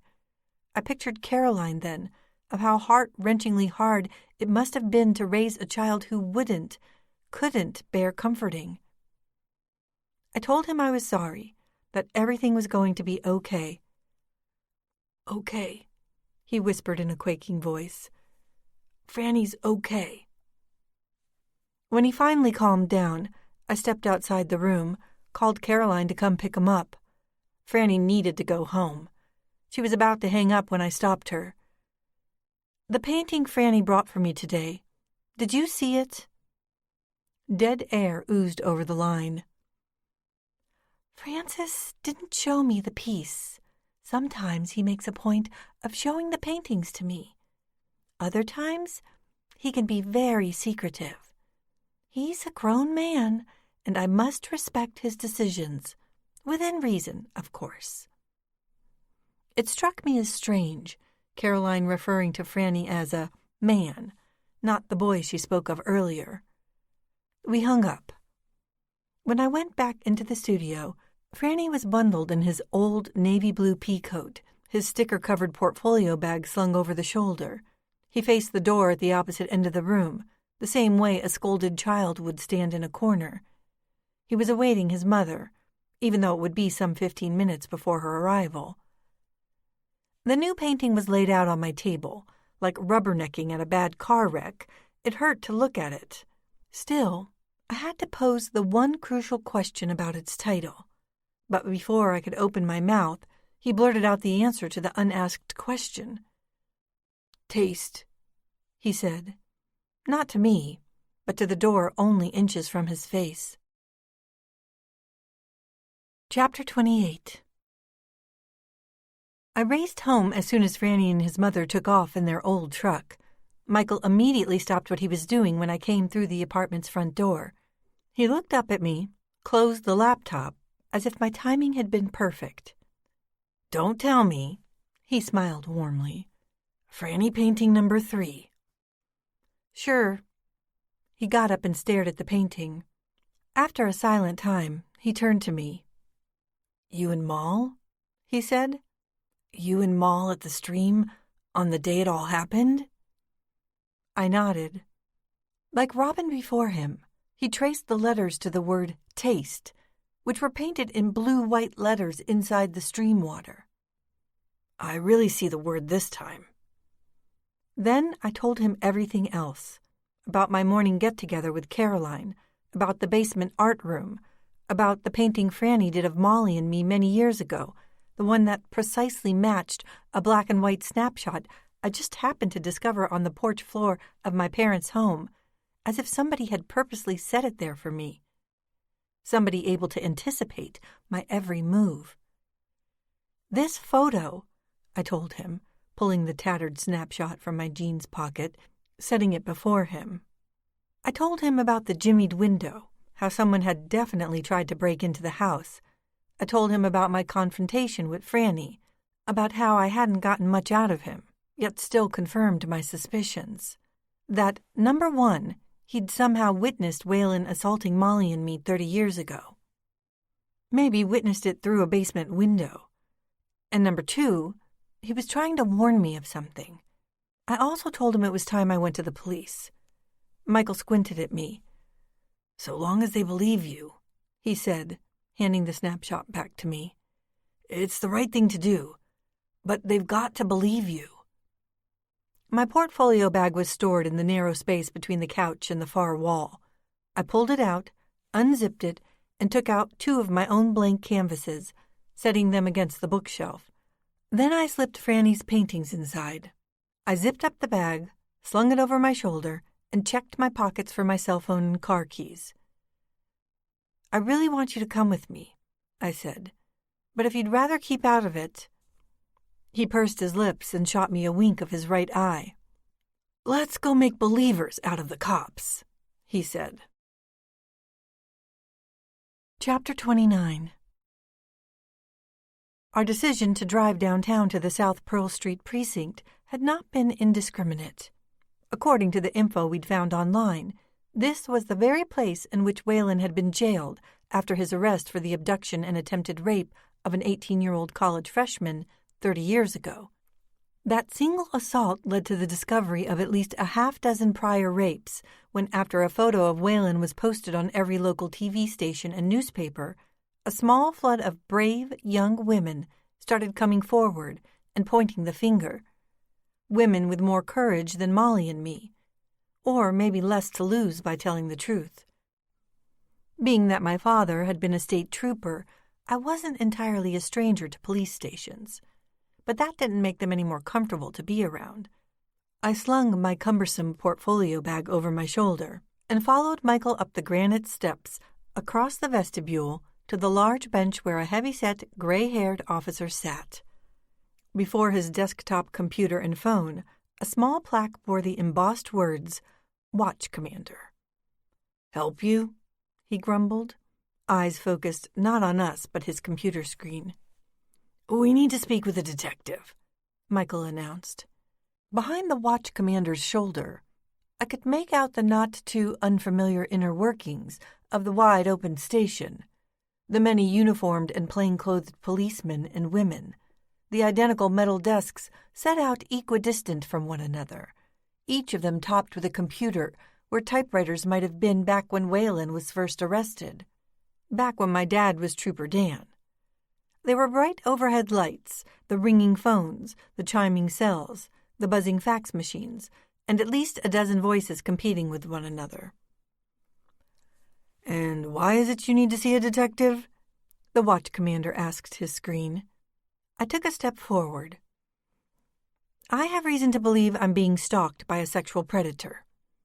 The old cop at last pulled his eyes away from the computer. "Come again?" he said, looking into my face. "I'm being followed." Behind his shoulder, I saw that two people were taking notice. Police detectives, or so I suspected. An older man and a middle-aged woman, both dressed in normal, everyday plain clothes. "Do you have an ID of this supposed stalker?" asked the watch commander.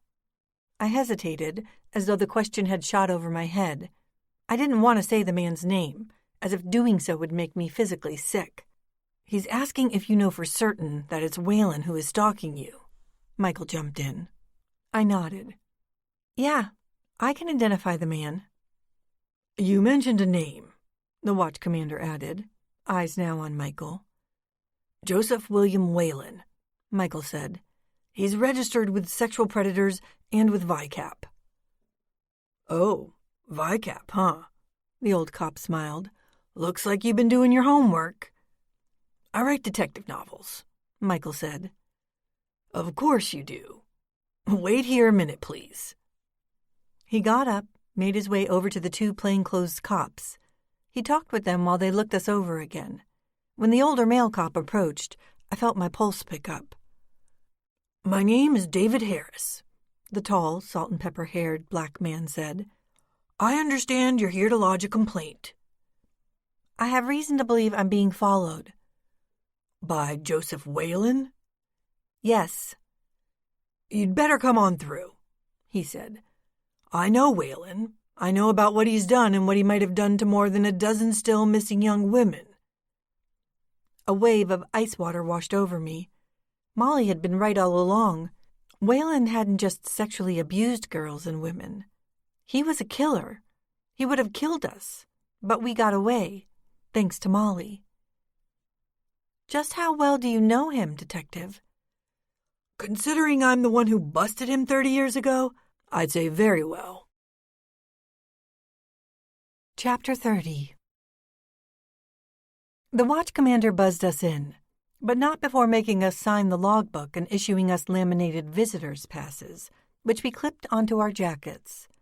Harris led us through the big open room to his first-floor office, where he closed the door behind us and offered us a seat as he made his way around his desk to his swivel chair. I sat down in one of the two metal chairs placed in front of the desk, while Michael thanked Harris, but revealed he'd prefer to remain standing since he spends all day sitting in front of his laptop. Leaning the bag against my knees, I took a quick survey of the office. It was square and small. It smelled faintly of onions, as if Harris had just lunched on a submarine sandwich at his desk. There was a coffee mug on his desk that said, "I love my job." When he picked it up and took a sip from it, I could see the word "not" printed on the bottom. It made me smile. Mounted on the windowless wall behind him was a calendar. Each day that had passed thus far in October had been X'd out in ballpoint pen. In just a little while, he'd be able to X out another day. Harris must have noticed me looking at the calendar. He said, "I'm closing in on retirement. The progressive-minded Empire State doesn't have much use for its detectives once we get past 62. He shrugged, rolled up his shirt sleeves, and sat back in his chair. "But to get back to the issue at hand," he went on, "I was part of the team that tracked Whalen down and eventually arrested him. That was back in 77 and 78. We'd been tracking him for a long while. We were aware of his past, the horrors inflicted upon him as a child, and the horrors he inflicted upon his family in retaliation. We're also aware of his past as a sexual predator, and suspected him in at least a dozen abductions and possible homicides. But we could never quite put the finger on him. Impossible for the dead and missing to testify," Michael interjected. "No body, no proof." Harris nodded. "Exactly. It goes back to the bodies, none of which have been recovered, which means no evidence that will link directly to Whalen." "You might check the basement of that creepy house in the woods," I suggested. "We did, on several occasions." The detective tossed up his hands. "But aside from some unidentifiable bone fragments, we got squat." We were quiet for a weighted beat while I tried to comprehend the evil that resided in Whalen's body and in that house in the woods. Whenever I pictured him, I couldn't help but hear the screams of his victims. Young women, girls, Molly, myself. I pictured us running in the woods trying to get away from him. Saw it all happening again until Michael spoke up once more. "Are you aware that Whalen's been released from prison?" Almost dreamily, Harris peeled his eyes off the mug, planted them on Michael. "I'm aware of it," he said, nodding. "I'd try to keep up with the perps I had a hand in sending away. It's in my best interest to keep up with their releases." "Watching for reoffenders, or watching your back?" Michael asked. "Sometimes both, but not so much in this case either way. Whalen's exactly my age, but he's an old 62, since he's spent most of that time behind bars in an iron house that's not very well known for its hospitality. He's also been quiet. He's registered with the necessary databases according to Megan's law. He checks in regularly with his parole officer." "You sure about that?" I asked. His eyes shifted back to me.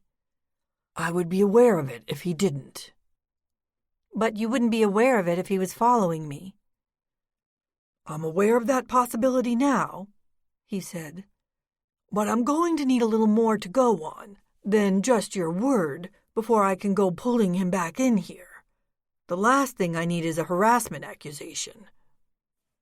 That's when I unzipped my portfolio bag and slipped out Franny's paintings. Harris eyed the canvases quickly up and down. Then he looked at me rather quizzically. "You're an artist?" I wish I could say I painted them, but they're the work of an artist in residence where I work at, the Albany Center Visual Art Galleries. His name is Francis Scaramuzzi. He's an autistic savant. You might have heard of him. He shook his head, sat back in his chair. "What's all this have to do with Whalen?" I swallowed a deep breath and told him. I told him about the abduction and assault that occurred 30 years ago, almost to the day. I told him about Franny's paintings, told him about the voice I heard in my bedroom, told him about the man I might have seen inside the parking garage. I thought the wall plaster would crack under the silent tension. Finally, Harris brought his hands to his face, rubbed his eyes. "Well, I can see why you'd be rattled and looking over your shoulder every 2 minutes. Whalen's taken up way more space in you and your sister's lives than he has any right to. He's a major creep, and he's done awful things to lots of women, you two included. And now he's out. But... A tired smile. Right. But these paintings and my creepy feelings don't exactly add up to much in terms of bringing Whalen back in. Harris gave an apologetic shrug, nodding. Couldn't have put it better myself. Another rueful smile. You sound like you have some experience in law enforcement. My dad was a trooper with Rensselaer County. Harris pursed his lips. That's right. What's his name? It was Daniel Underhill. He and my mother passed away not long after my sister died. He gave no indication of whether he knew my father or not, no indication of whether my father might have had a hand in Whalen's arrest. I guess I'd always kind of hoped he had. Instead, he said, Tell you what, Miss Underhill. I'm going to request that you leave the paintings with me for a while. I'll have the lab draw up a print analysis. That is, if you don't mind. They're kind of expensive, Michael said. Don't worry, Mr. Hoffman. The lab people are very careful. They'll be well cared for. Eyes back on me. Have you considered seeing your psychologist about this, Miss Underhill? Or is it Hoffman? Please, call me Rebecca, I said. And I'm not crazy, if that's what you're thinking. He shook his head, raised his hands in surrender. I'm sure you're not, but keeping a secret of the magnitude you have for all these years can be traumatizing. A psychologist can treat you for PTSD. You think my wife's been experiencing post-traumatic stress, Detective Harris? Michael interjected. The cop cocked his head. It's possible, he said. Gentlemen, I said, I'm not crazy. Harris got up. I stood up along with him. I'll tell you what I'm willing to do, he said. I'm going to give Whalen's probie a call before I leave tonight. Find out where he's living. Find out what he's doing for a job. If he lives or works anywhere near you, I'm going to alert New York State sexual predators about it. With your permission, of course. I nodded. Is there anything else you want to tell me before you go? Anything else you need to show me? I thought about it as I slung the bag over my shoulder. That's when I recalled the old black and white photo. Reaching into my jeans pocket, I set the snapshot onto his desk. What's this? He said, picking it up with his fingers by the narrow white border. I told him. So, you found this picture only this morning on the porch of your parents' Brunswick home? It perfectly matches a little painting Francis Scaramucci produced years ago, a painting that is now stored under lock and key inside his personal basement storage room. He shook his head, rolled his eyes. Strange coincidence, I will admit, he said. I'd like to hold on to this as well. Check it for prints along with the paintings. You have my blessing. You sure that's everything? He asked once more. I spotted Harris's cell phone on the desk's top, which made me think of the strange text I'd been receiving. I went to open my mouth about it, but something held me back. I knew I should have told Harris everything, but something inside my gut stopped me from doing the right thing. Something entirely to do with Molly. I knew if I told Harris about the texts, he might confiscate my cell and break into the database to expose the unknown caller's ID. It didn't make much sense, but I feared that might take away my only physical link to Molly. Michael slipped on his jacket and beret. Harris took special notice of the beret, squinting his eyes as he slipped out from behind his desk. He opened the office door, held it open for us. I understand you write detective novels, Mr. Hoffman, he smiled. Anything published? The Hounds of Heaven, Michael said. Came out a few years ago. I'm working on something new right now. Reaching into his pocket, the detective handed us each a card. Give me a call if anything else happens, he said. Call any time, day or night. My cell number is also on there. I thanked him. He told me not to worry, to get a good night's rest. As we started to walk out, I said, "I do have one more question, Detective." His eyebrows perked up. "You never asked me why my sister and I didn't come to you about the attack 30 years ago." He picked at his right earlobe quickly with an extended index finger. "I've been working this job for 38 years, he said with a resignation I hadn't noticed until now. "I know precisely why you didn't come to me, Rebecca. It's absolutely understandable, and, unfortunately, not at all uncommon." With that, I turned, led Michael toward the exit. When we handed in our visitors' passes to the watch commander, he asked us to have a nice day, but it seemed a little late for that. Chapter 31. "Why didn't you tell him about the texts?" Michael was speaking to me out of the side of his mouth as he pulled out of the police station onto South Pearl Street. I turned to him, watched his profile while he drove. "Why didn't you tell him?" He was quiet for a minute, pretending to concentrate on the road when, in fact, he was filled with thought. "It's your call," he said after a while. "I know how you feel about the texts, about them coming from—" He allowed his thought to dangle, as if it were too strange for him to say it. "Coming from Molly?" I uttered for him. "From heaven above? You don't have to be afraid to say it." "The tangible proof you need that heaven exists, that God exists, that Molly lives? A cell phone?" I couldn't help but smile. "I still think you should have told the Dick," he added. "I will tell him, as soon as I can convince myself that Molly has nothing to do with it." We let the subject drop, but our silence didn't lighten things up for even a moment. By the time we approached my apartment complex, I was so nervous, so pent up with anxiety, I felt like jumping out of my skin. Michael took notice of my apprehension. He thought it would be a good idea for us to simply head into the apartment, lock ourselves behind closed doors, and do something we hadn't done together in ages. Cook. It felt like a good idea, a comforting idea. It's exactly what we did, even though I wasn't particularly hungry. It had been a long time since I'd shared a dinner with a man. Hell, it'd been a long time since I cooked for myself. Anything other than Stouffer's. My kitchen shelves were not exactly stocked with food. But Michael wasn't the least bit fazed. Crossing his arms over his chest, he staunchly replied that he would make do with whatever I had, which pretty much consisted of 3 boxes of wheat pasta and some tomato sauce. "Minimalism," Michael smiled. "Simply perfect. Like a Ray Carver short story." "A rose is a rose is a rose," I recited. "Gertrude Stein," he stated proudly. He filled a large pot with cold tap water, then set it onto the gas stove to boil. He uncorked a bottle of red, poured us each a glass, and took them with him into the living room. While I slipped the new Belarus disc into the CD player, he sat down on the couch, exhaling a long sigh. "Feel better?"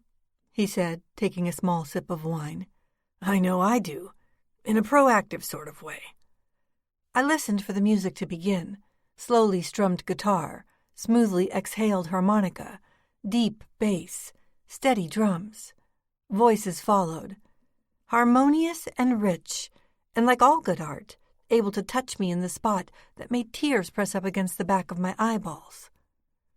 I shuffled around the coffee table, sat myself down on the couch beside my ex-husband. I picked up my wine, took a small sip. I'm not entirely sure what I feel. Harris is looking out for you now. That's got to mean something. Afford you just a semblance of peace, even if you did avoid the issue of the texts. I got the distinct feeling he thought I was out of my head. Turning to Michael, I continued.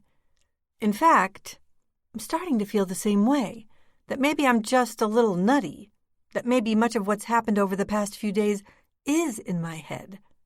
I laughed. Heaven sent text messages, for God's sakes. I'm not even sure I believe in God anymore. Oh, ye of little faith, huh? Michael said, taking a large swallow of wine. I don't know what to believe sometimes. You can't deny Franny's paintings, he pointed out. You can't deny seeing the words in them. Why is it so much more difficult for other people to see the words? It's just easier for you to see them. Or maybe you want to see them. Okay, so what else can't I deny? You mean what else proves you're not a nutcase? Sure. You can't deny that the images Franny paints are similar to your dreams. No, I can't. But not even Franny is gifted enough to be inside my head. I paused. Or is he? Cocking his head, Michael exhaled. Maybe he's in tune with you, your thoughts and fears. I think he does somehow see your dreams and paint them. He has no choice but to paint them for you. He wants you to see your dreams through your conscious eyes. I believed what Michael was telling me, but could just as easily look at it all as a remarkable coincidence. How could I deny the painting of me and Molly stored inside Franny's basement? How could I deny the identical black and white snapshot I found on my parents' porch? How could I deny Waylon's release from prison? Maybe I wasn't nuts after all. Maybe everything was somehow fitting into place. Maybe Waylon truly was a threat. Maybe Franny knew this and was doing everything in his power to warn me. I rested my head back against the couch. I'm thinking about taking the next couple of days off, I said. Stay close to home until this thing blows over and Harris can ensure my safety. Good idea, Michael agreed. You can sleep in while I bite the nail. He smiled. Like we used to do in the old days. I thought about the old days, back when The Hounds of Heaven was first published. Michael and I spent a lot of time in New York City back then. We'd stay at the Gramercy Park Hotel on Lexington Avenue. In the mornings, Michael would run the paved path that ran parallel to the East River. I'd sleep in until he came back, body damp from the jog.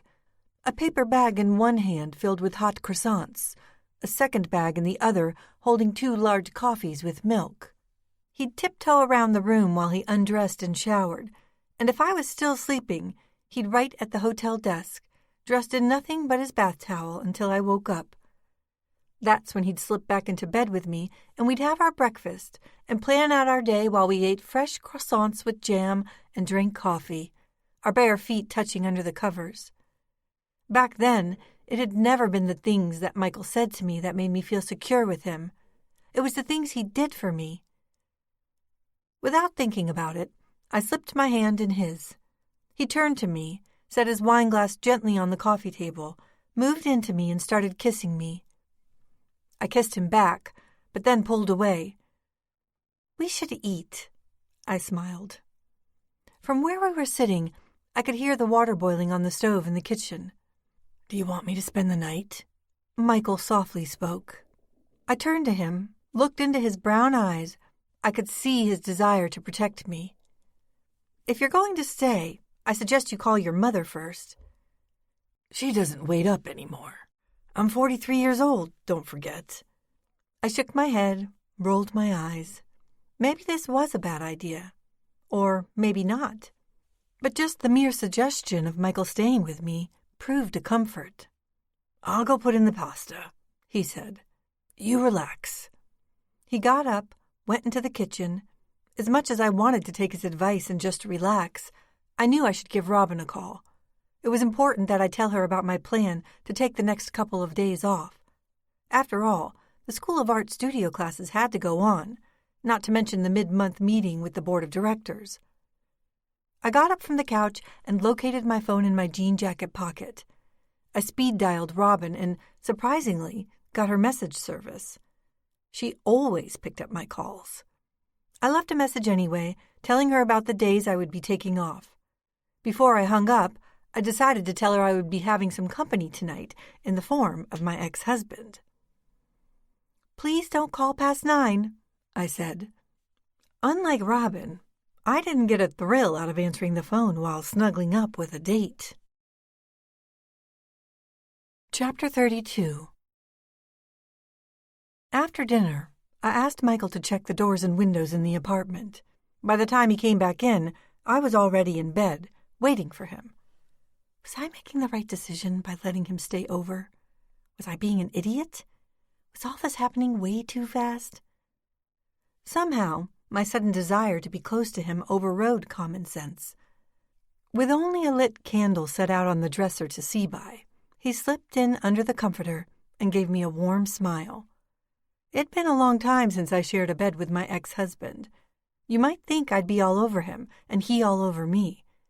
But inside that dimly lit room, with only the flickering candlelight glowing against the plaster walls, we lay on our sides facing one another, looking into each other's eyes, not saying a single word, but shouting out volumes.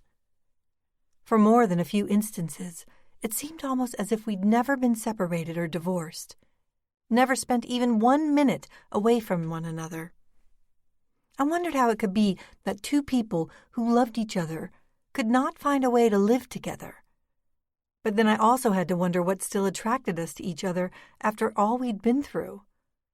And now, too, after the secret I had revealed to him. After a time, Michael reached out and touched my face. The gentle gesture sent a chill through my body. He leaned into me, kissing me on the mouth. I kissed him back. He moved closer, then slid one arm under me and the other around me. He pulled me close to him and he held me. He held me so tightly I thought he'd never let go. And when he began to cry, so did I. I felt our tears combining, and I tasted the salt from them, and we hardly made a sound other than the beating of our hearts. For that brief eternity, I was him, and he was me, and there was no past or future. There was only the sweet right now, and all the wrongs that had occurred between us, all the hurt and all the pain, had suddenly, and very definitely, disappeared. In a word, Michael and I were new again. The love that had died had been resurrected. If there indeed was a God, he truly did work in mysterious ways. Maybe he'd taken away the sister I adored more than myself, but somehow he'd given me back Michael. He'd given me back my soulmate. After a time, we lay on our backs feeling content and happy, holding hands, staring at the ceiling, not speaking or needing to speak, but just watching the flame shadows that danced over every surface that surrounded us from floor to ceiling. Set beside me on the table, my old dog-eared copy of To Kill a Mockingbird, its now delicate pages stuffed with sketches of Waylon from 30 years ago. As I lay in bed, I felt like taking the candle to it and lighting it on fire. I felt like destroying it and my past, but I knew I wouldn't. Michael got out of bed, replaced the comforter over me, then blew out the candle and slipped back into bed. He took hold of a small tuft of my hair, let it rest on his fingertips, allowing his hand to sit on my pillow.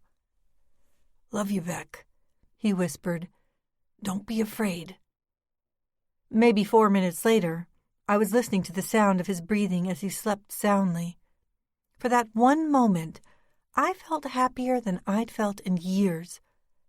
I fell asleep to that happiness. Chapter 33.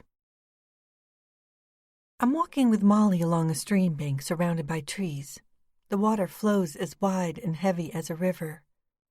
In the dream, I'm walking right beside her, but I'm also seeing the entirety of the dream as though looking at a movie screen.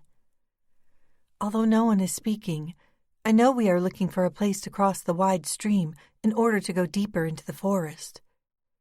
This is a forbidden place, but I am too far gone now, too far into the woods to go back. My only choice is to follow Moll, keep my eyes peeled on her red Paul McCartney and Wings t-shirt. Soon we come upon a place in the stream that is shallower than the rest. There are a series of boulders that rise out of the moving water to form a natural land bridge. Molly turns to me, the smile on her face wider than ever. "Here!" she exclaims, as though she's been looking for the spot all along. It's then I know for certain Molly has been here before. She's defied our father, explored the woods without his okay, and without my knowledge. "Stay close," she orders, as we traverse the rock bridge to the other side of the stream. "There, I can almost see it." Molly knows something is out there. It's why she made me go into the woods with her in the first place. We walk maybe another 100 yards before that thing takes shape. "You see it, Beck?" Molly shouts. "Can you see it?" I can see it by then. As amazing as it seems, as buried as it is in the trees, I see it as clearly as I see Molly before me. A house set in the middle of the woods. Then a noise. My cell phone vibrating. And a voice. "Rebecca." Chapter 34. The name was neither screamed nor spoken. It came to me as a kind of whisper. Or maybe it just came to me. Maybe it just happened inside my head. The cell phone vibrated. I thought I heard movement coming from inside the living room. I sensed movement, anyway, the same way an expecting mother might sense her baby's first kick. Heavy, booted feet shuffling against the hardwood. My prone body was bolted to the bed. It wasn't a bed at all, but a rigid platform, and I was bolted and chained to it. My heart drummed triplets against my rib cage. Had my cell phone really been ringing? Was this a repeat of 2 nights ago? Had I heard a voice? A whisper? Had it all been a dream? "Rebecca." Again. The voice had personality. It was gruff and low. There were specific details to the voice. There was a smell that went with that voice. The smell of stale cigarettes. I knew that smell. Cigarette butts. Eyes wide open, unblinking, I'd swear I saw a shadow. The shadow of a man staring back at me from the open bedroom door, as if someone were standing inside the open frame, a silhouette against the darkness.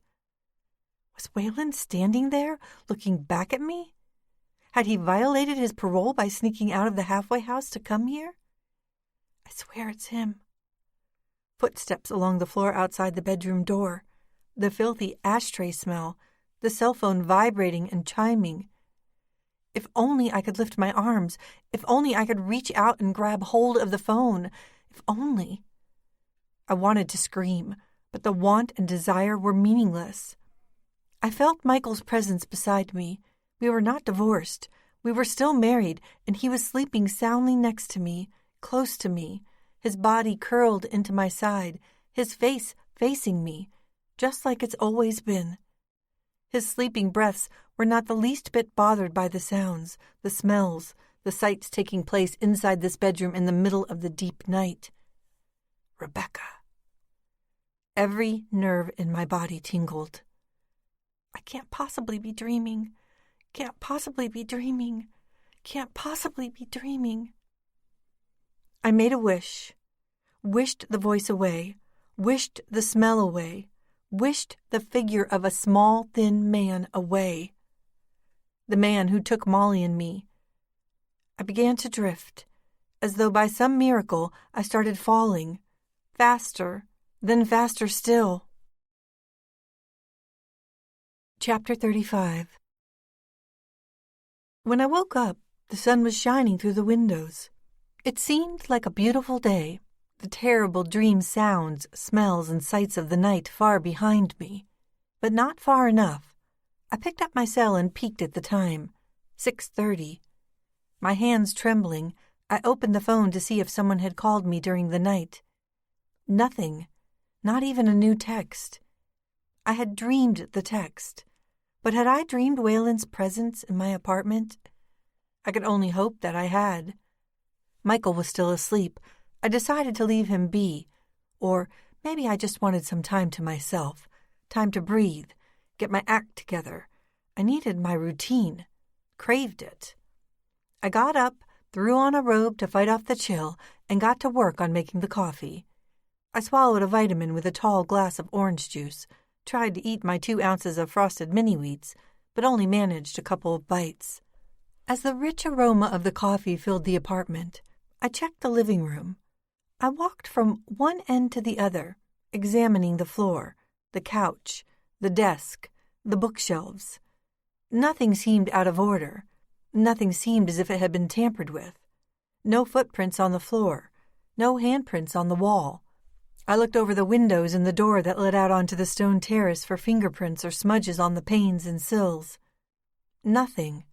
All deadbolts and safety chains secured. What about the bathroom? I crossed over the vestibule, traversed the narrow hall that accessed my bedrooms and rarely used painting studio, and entered the bathroom.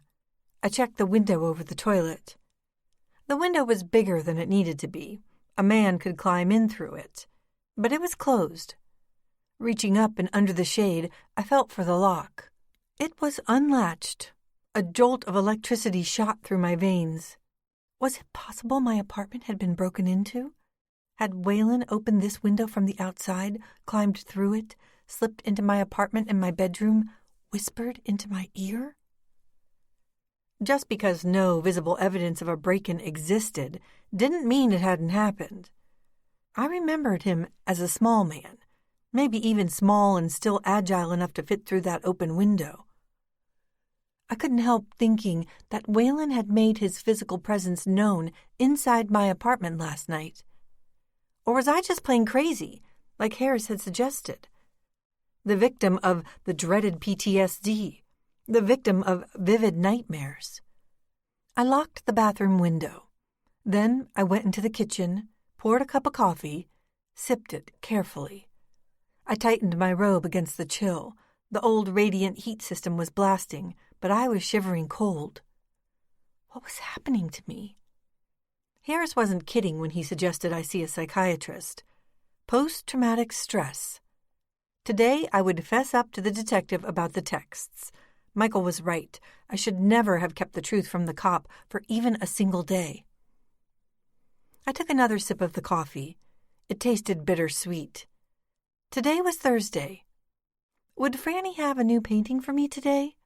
Would he be upset that I wasn't around to see it, that I was spoiling his routine?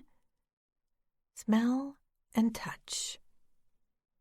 Those were the only senses left. They would be the titles of the final 2 paintings. I drank some more coffee, picked up my cell phone, and punched the instant dial-up for Robin. Again, the answering service popped on. Why in God's name wasn't she picking up? Noise came from the bedroom. Michael was up. Should I tell him about sensing Waylon in the bedroom last night while we slept? Tell him about hearing his voice, smelling his stale cigarette smell? About the open bathroom window? My sense of reason said yes. Tell him everything. But caution told me to shut up about it. Shut up for now. Last night had been as perfect a night as I'd had in years. The last thing I wanted was to spoil it all this morning. Spoil it for us. Michael was back in tune with me, with my thoughts and fears. He was here to protect me. I wanted to give him some peace, some space from whatever was happening to me. Was a little peace too much to ask? "Rebecca?" he called out from the bedroom. "What time is it?" I grabbed a second mug from the cabinet. Michael would need a good jolt of coffee before he started biting the nail.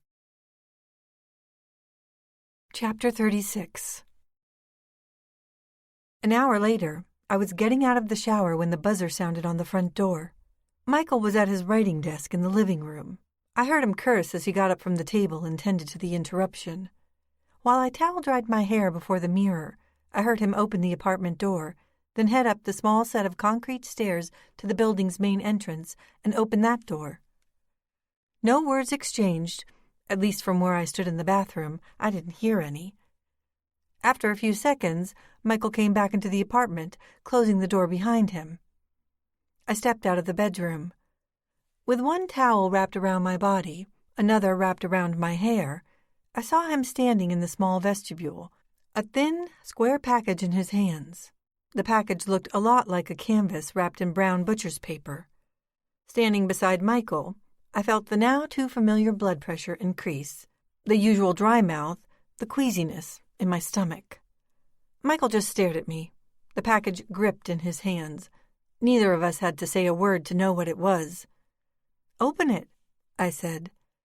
"How about I just chuck it out?" "Open it. We can't just ignore it." He exhaled, stuck a finger through the paper, tore into it, and pulled it away from the painting. Immediately, even before all the paper was torn away, I recognized the scene. It was a house in the woods. The house in the woods. The one from my dream. The one from my past. Waylon's house. The house my sister found some weeks before me, while on one of her secret expeditions into the forbidden woods. The house I remembered so well. A house that appeared not to have been built from wood, brick, and stone, but to have grown up in the forest out of nothing at all. A house that to me had sprung up from the ground like a thorn bush, but to Molly had seemed like a miracle. The painting was a realistic rendering of that old, long-forgotten farmhouse. The house was set in the middle of a second-growth forest that had grown up all around it, consumed it for its own, once its original owners had died off or simply abandoned it. Pulling the rest of the brown paper from the piece, Michael stared down at the image. My eyes began to tear. I took a tentative step forward toward my distant past, stood not beside my ex-husband, but up against him. My unfocused eyes viewed Franny's painting, but I did not see a static rendering of brown trees, overgrown pines, or the heavy brush or gray-brown clapboard house that stood in its center. My eyes, instead, saw the actual events of that day, like watching a real-time film that was somehow being broadcast onto the canvas itself. Molly leads me through the woods, bushwhacking our way through the thick growth, twigs and branches slapping at our exposed faces, at our bare arms and legs, making our eyes tear from the sting. When we come upon the old 2-story farmhouse, it is like a vision or an illustration out of an old storybook. Little Red Riding Hood, maybe. A secret place in the forest that would be entirely familiar to the big bad wolf. It is a long abandoned farmhouse on a farm given over to nature, nature devouring any trace of humankind beyond the house's 4 walls and sagging roof. The closer we come to the dilapidated and rotting clapboard house, the more I can smell a foul odor. It is an odor I sometimes recognize when walking over a sewer grate. Molly turns to me, clothespins her nose and nostrils with the forefinger and thumb of her right hand. Does it more for show than the need to block out the rancid smell. "It's the old septic system, Beck," she explains, while stepping onto a front porch that has all but collapsed into the earth from rot and neglect. "God, how did you find this place, Moll?" I ask her, careful to breathe through my mouth instead of my nose. But what I really want to ask her is if the boogeyman lives here. I'm just too afraid to ask. "It's always been here," she smiles. "The house just kind of found me," holding up her hands as if to say, voila. "It's our place now. Our secret fairy tale castle in the forest. Our hideaway home away from home." I find myself just staring at my sister, who is me in every way, but so different at the same time. I'm not sure what I'm more amazed at, her or the discovery of this house and the possibility of having it all to ourselves. Unlike Molly, I'm half scared out of my wits. There's a reason our father does not want us in these woods. At first, I blamed the stream, the waterfall, and the sudden drop-off in the hillside. But now I blame this old decaying house set in the middle of nowhere. It's a scary place, a place a boogeyman would live. I want to turn around, go home, but this is Molly's party now. You don't say no to Molly. Molly goes up to the front door and tosses me another one of her irresistible John Wayne move-'em-out waves. She sets a hand on the old, blackened knob, and lowering her shoulder like a running back about to take on some linebackers, shoves the door open. "Rebecca," Michael barks, "what is this place?" I couldn't answer him yet. Couldn't find the words inside my brain or my heart. I didn't have it in me to speak. Instead, I looked at the trees and the house, and I saw it all in my mind like it was only yesterday. Our entry through the front door into the dark home, the spider-webbed interior, the horrible stench that I tasted more on my tongue than smelled through my nose. I touched the canvas with my fingertips, running the pad of my left index finger along the 5 red-brown letters that made up the word smell. The letters tattooed along the side of the house like graffiti. Smell? Michael read, the word pouring like acid off his lips. He could see the word clearly. It told me that Franny no longer felt the need to hide his titles. Franny was screaming at me now. On Monday, when no one but me could recognize the word in his painting, he'd been whispering. Now that everyone could see the word, he was screaming for me to use my senses, to pay attention, to watch my back. What is this place? Michael repeated. I swallowed.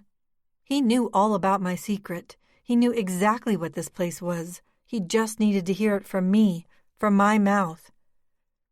It's the house in the woods, I said. It's where Waylon took Molly and me. Confirming his worst fear, Michael cocked the painting over his head and threw it across the room. Chapter 37.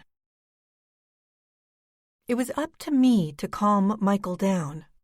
It didn't matter now how I tried to preserve the happiness of the previous night. Franny's painting, his warning, had ruined the moment.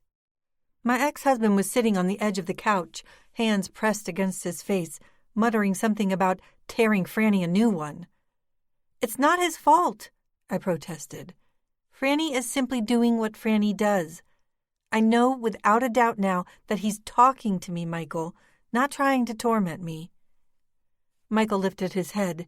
He was sporting a 3-day shadow to go with his mustache and goatee. Then, why does it feel like torment? I picked the painting up off the floor and slipped it inside my art bag. Out of sight, out of a spinning mind. I fully intended to personally deliver it to Harris, just like I fully intended to reveal the texts. Michael wiped both eyes with the back of his hands. What's going on here, Beck? He insisted. Why would Franny drop the painting off to the apartment instead of leaving it at the art center? That was the whole point behind your taking a couple days off. I don't know, I sighed, but I'm about to find out. Drawing in a deep breath, I pulled my towel tighter over my chest and walked barefoot into the bedroom to get dressed. After that, I was going to call Robin and find out why she gave Caroline and Franny permission to make a surprise drive-by to my home. Chapter 38. Michael stood by my side while I speed-dialed Robin's number and waited for a pickup. For the 3rd time in a row, I was greeted by her answering service. My pulse picked up. This was so not like Robin. The fact that Franny and his mother made the effort to deliver the 4th painting directly to my door told me that Robin had not showed up to open the art center that morning. Otherwise, Franny would have simply left the 4th painting there for me. I dialed the number for the center. I waited for a pickup, but got the answering machine and my own digitally recorded voice. You've reached the Albany Art Center. No one is available. My call waiting kicked in. Pulling the phone away from my ear, I looked at the number displayed on the readout. The number did not catch my attention, but the caller ID did. Albany Medical Center. With trembling fingers, I clicked over to receive the call. A woman spoke to me in a hesitant whisper, almost like she was being held hostage. Sobs punctuated her whispers. Robin's mother, June. Rebecca, she cried. I have some... She let the sentence hang, as though to complete it was simply too painful. Michael was staring at me. His shadowy face had gone pale. He opened his mouth as if to say something, but I raised my open hand and pulled my eyes away from his, stopping him cold. June? I begged. What's happened? I tried to keep my voice steady, even. I'd known Robin's mother almost as long as I'd known Robin. I'd never heard her so upset. Albany Medical Center, she exclaimed. I see you. Please come. I dry swallowed. Is she alive, June? Is Robin alive?" "She's alive," June whispered. Then she hung up. Wide-eyed, Michael gazed expectantly into my face. "Something bad has happened to Robin," I explained. "I have to go." "You get your stuff together," Michael said. "I'll wait for you out in the truck." He took me by surprise. There had been a time in our lives when no emergency, big or small, would have kept him from his daily word quota. As he gathered his jacket and beret and headed out the front door to his pickup, I had to ask myself, who is this man? Acting on instinct, I grabbed my art bag and exited the apartment by the way of the back door. Chapter 39. The Albany Medical Center ICU was brightly lit. Doctors and nurses competed for floor space with portable gurneys, monitors, hand carts, wheeled IV units, desks, counters, and chairs. The nurse at the counter pointed us in Robin's direction. Like all the beds in the unit, hers was hidden behind a sea-blue curtain. From beneath the curtain, I could make out June's sneaker-covered feet and the tattered cuffs on her gray slacks. The feet were planted stone still on the vinyl-tiled floor. A gauze bandage had been tossed on the floor not 2 or 3 inches from her feet. The bandage was stained with blood. My heart pounded so fast I was having trouble keeping my balance. Michael took hold of my arm. I reached out for the curtain, but I wasn't sure if I possessed the strength to pull it aside. "Rebecca," Michael whispered. "It's okay," I swallowed. I slid back the curtain. Robin's face was swollen and bruised, her eyes puffed up and closed shut, her lips bruised and blistered. I didn't dare look for any missing teeth. Robin's beautiful face. It came as a relief that she'd been sedated. What in God's name would I say to her? What could I say to her? A clear plastic tube had been run up her left nostril. Her left arm and hand were positioned atop the bed beside her, palm up. An intravenous line was needled into her vein. Hooked to the hospital bed's plastic railing, a translucent plastic bag collected the catheter drippings. Michael slid his hand down from my arm to my hand. He held it tight, his warmth doing nothing to quell the coldness in my palm. Together, we stood shoulder to shoulder at the foot of the bed. Robin's mother hadn't shifted her gaze from her daughter's face when I pulled back the curtain. "She called me just before she left," June said, her eyes still locked on Robin's. "It must have been her 3rd blind date in a row." She shook her head bitterly. "I warned her, told her she was seeing too many men, too many strangers, that it would all catch up with her one day." I recalled Robin bragging about the stockbroker, but now I knew she'd been lying, that she'd been seeing more men than just the stockbroker, that she'd been playing with Match.com like it was some kind of game that didn't involve real people, real strangers. Her mother sniffled, the tall, brown-haired, middle-aged woman fighting back the tears as best as she could. But I knew it had to be a losing battle. She inhaled and set her right hand on Robin's forehead, running trembling fingers down through dirty blonde hair. Set beside the bed was a vital functions monitor. Its steady, mechanical up-and-down green line represented Robin's heart rate. It reminded me of the one that had been attached to Molly before she died. "Early this morning," June went on, "I was woken up by a phone call. It was the police. They'd responded to a 911 coming from the Coco Motel near the airport. They found my Robin curled up on the motel room floor. She was beaten, bleeding, half unconscious. My poor Robin." She paused, hesitating, crying. "2 of her ribs are broken, plus 1 finger on her right hand. A clump of hair was pulled out of her head." She choked on the next words. "What kind of animal does something like this, Rebecca?" I knew full well what kind of animal did this. Why was it so hard to believe in a benevolent God, but so easy to believe in the presence of real evil? "What about the police?" I said. "Do they have any clue who could have done this?" Michael squeezed my hand, like I'd just asked June if the cops suspected Waylon.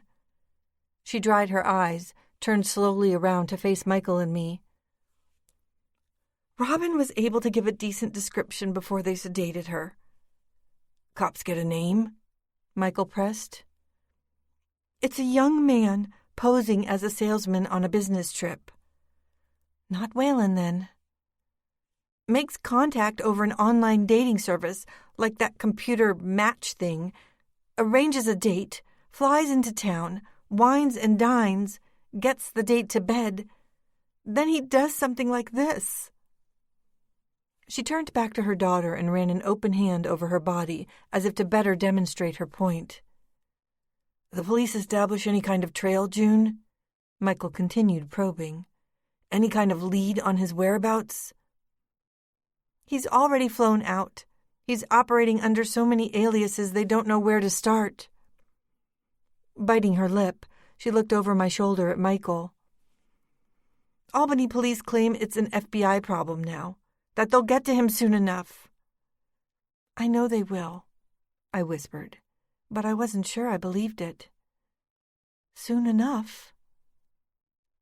June tried to plant a semblance of a smile on her face. The police said that it took some guts for Robin to cooperate the way she did, especially with that animal still out there. That the reason this man has gotten away with so many attacks is that most of his victims are too ashamed to come to the police. Or too scared, I added, feeling a boulder-sized lump in my throat. I knew about fear's crippling paralysis. Once more, my eyes caught the monitor, the thin, ceaseless up-and-down green line. June stood straight up. Rebecca, she said, can I talk with you privately? Michael let go of my hand. I'll go get some coffee, he offered, stepping around the curtain. After a few waited seconds, I could see that June was crying again. I went to her, put my arm around her. My eyes peeled on the ever-still Robin. What is it? My baby, she whispered. My Robin. She didn't use protection. Rather, he... I knew what she was trying to say. It hit me like a sledgehammer to the gut. They retrieved seminal fluid during an internal, she explained before bursting into tears.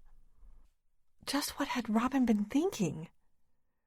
I couldn't help but wonder if she'd been sleeping with lots of men while using nothing to prevent pregnancy, or worse, contracting some horrible STD. But then, what if this creep forced it on her before she had the chance to even speak of protection? Have the doctors run any further tests? I asked. At first, June said nothing. Then she set her cold, wet hand on mine. Robin is 6 weeks pregnant. Chapter 40. At my urging, we drove from the Albany Medical Center toward the South Pearl Street precinct. We might have been riding in silence, but my thoughts screamed at me. My mind kept shifting from the horror of Robin's rape to the shock of her pregnancy. Was it possible that she had no idea about it? I'd never been pregnant, but I knew that by the time 6 weeks went by, you had to be suspecting something. Your body went through changes. Your inner voice spoke to you. I could only wonder just who the father was. The stockbroker? Or someone she met weeks before him? I wasn't entirely sure of the timeline or the course of events in Robin's dangerous love life. I spoke up as we approached State Street and asked Michael to make a pit stop at the School of Art on the way to the police.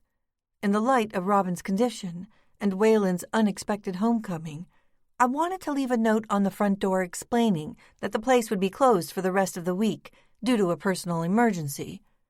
I also wanted to change the answering service message to reflect the same message.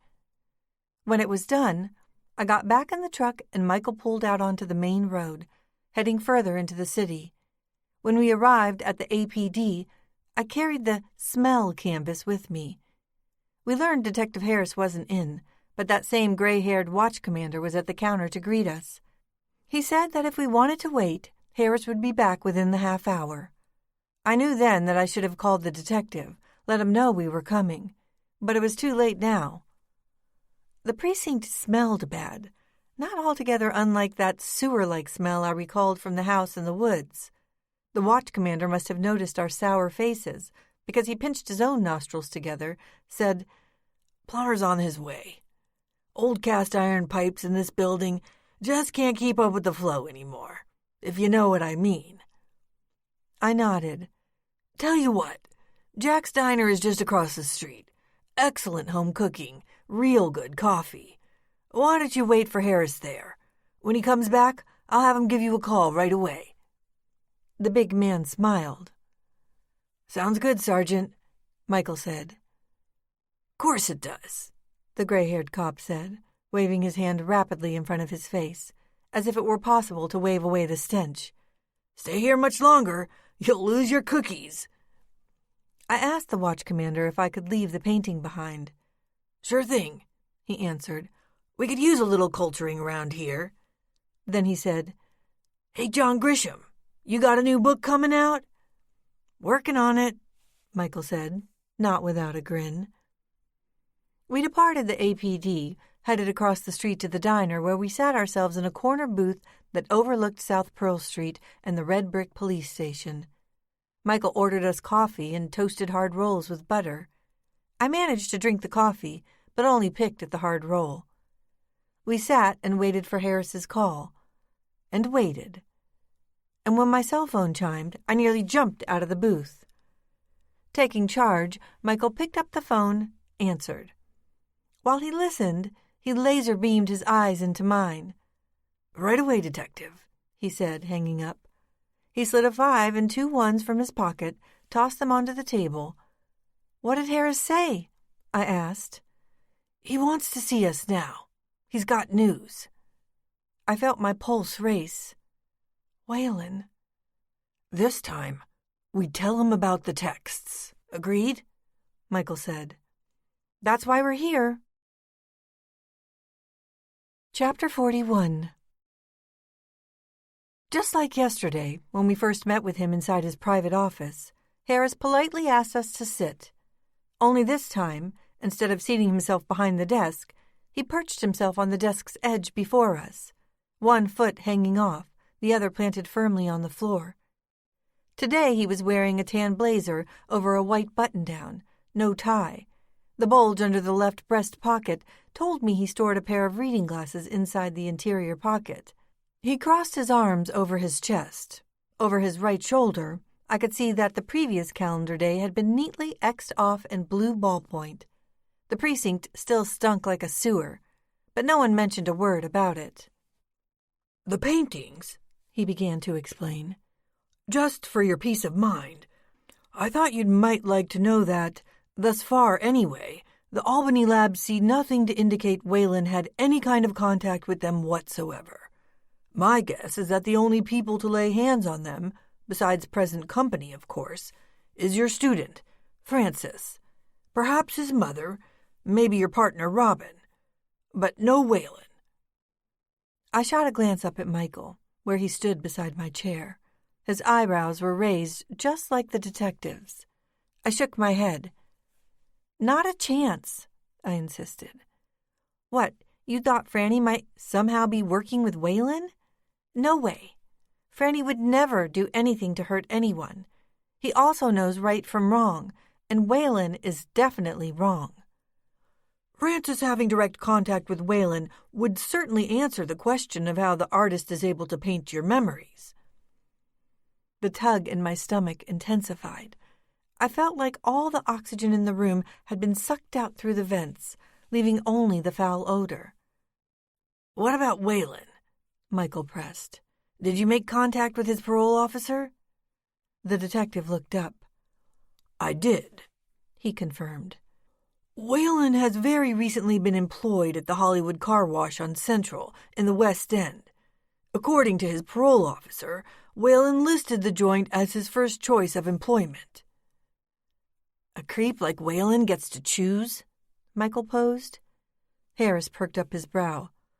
"A creep like Waylon gets to choose a state-funded dentist, a state-funded medical plan that best suits his needs, and even which bank or credit union he gets to build a retirement nest egg at. This is a progressive-minded New York state, Mr. Hoffman, and ex-cons like Whalen enjoy quite a few rights. One of those rights is a place of employment, so as long as that place is acceptable to the parole board. Certainly, the Hollywood Car Wash passes muster. The Hollywood Car Wash. A vision of the place flashed through my head. I made a once-a-week visit to the place to wash Molly's cabriolet, whether it needed it or not. Of all the businesses in Albany, the parole board had set him up with a job there? My God, had I seen him there? Before I could sort through the faces I'd encountered at the car wash, Harris went on.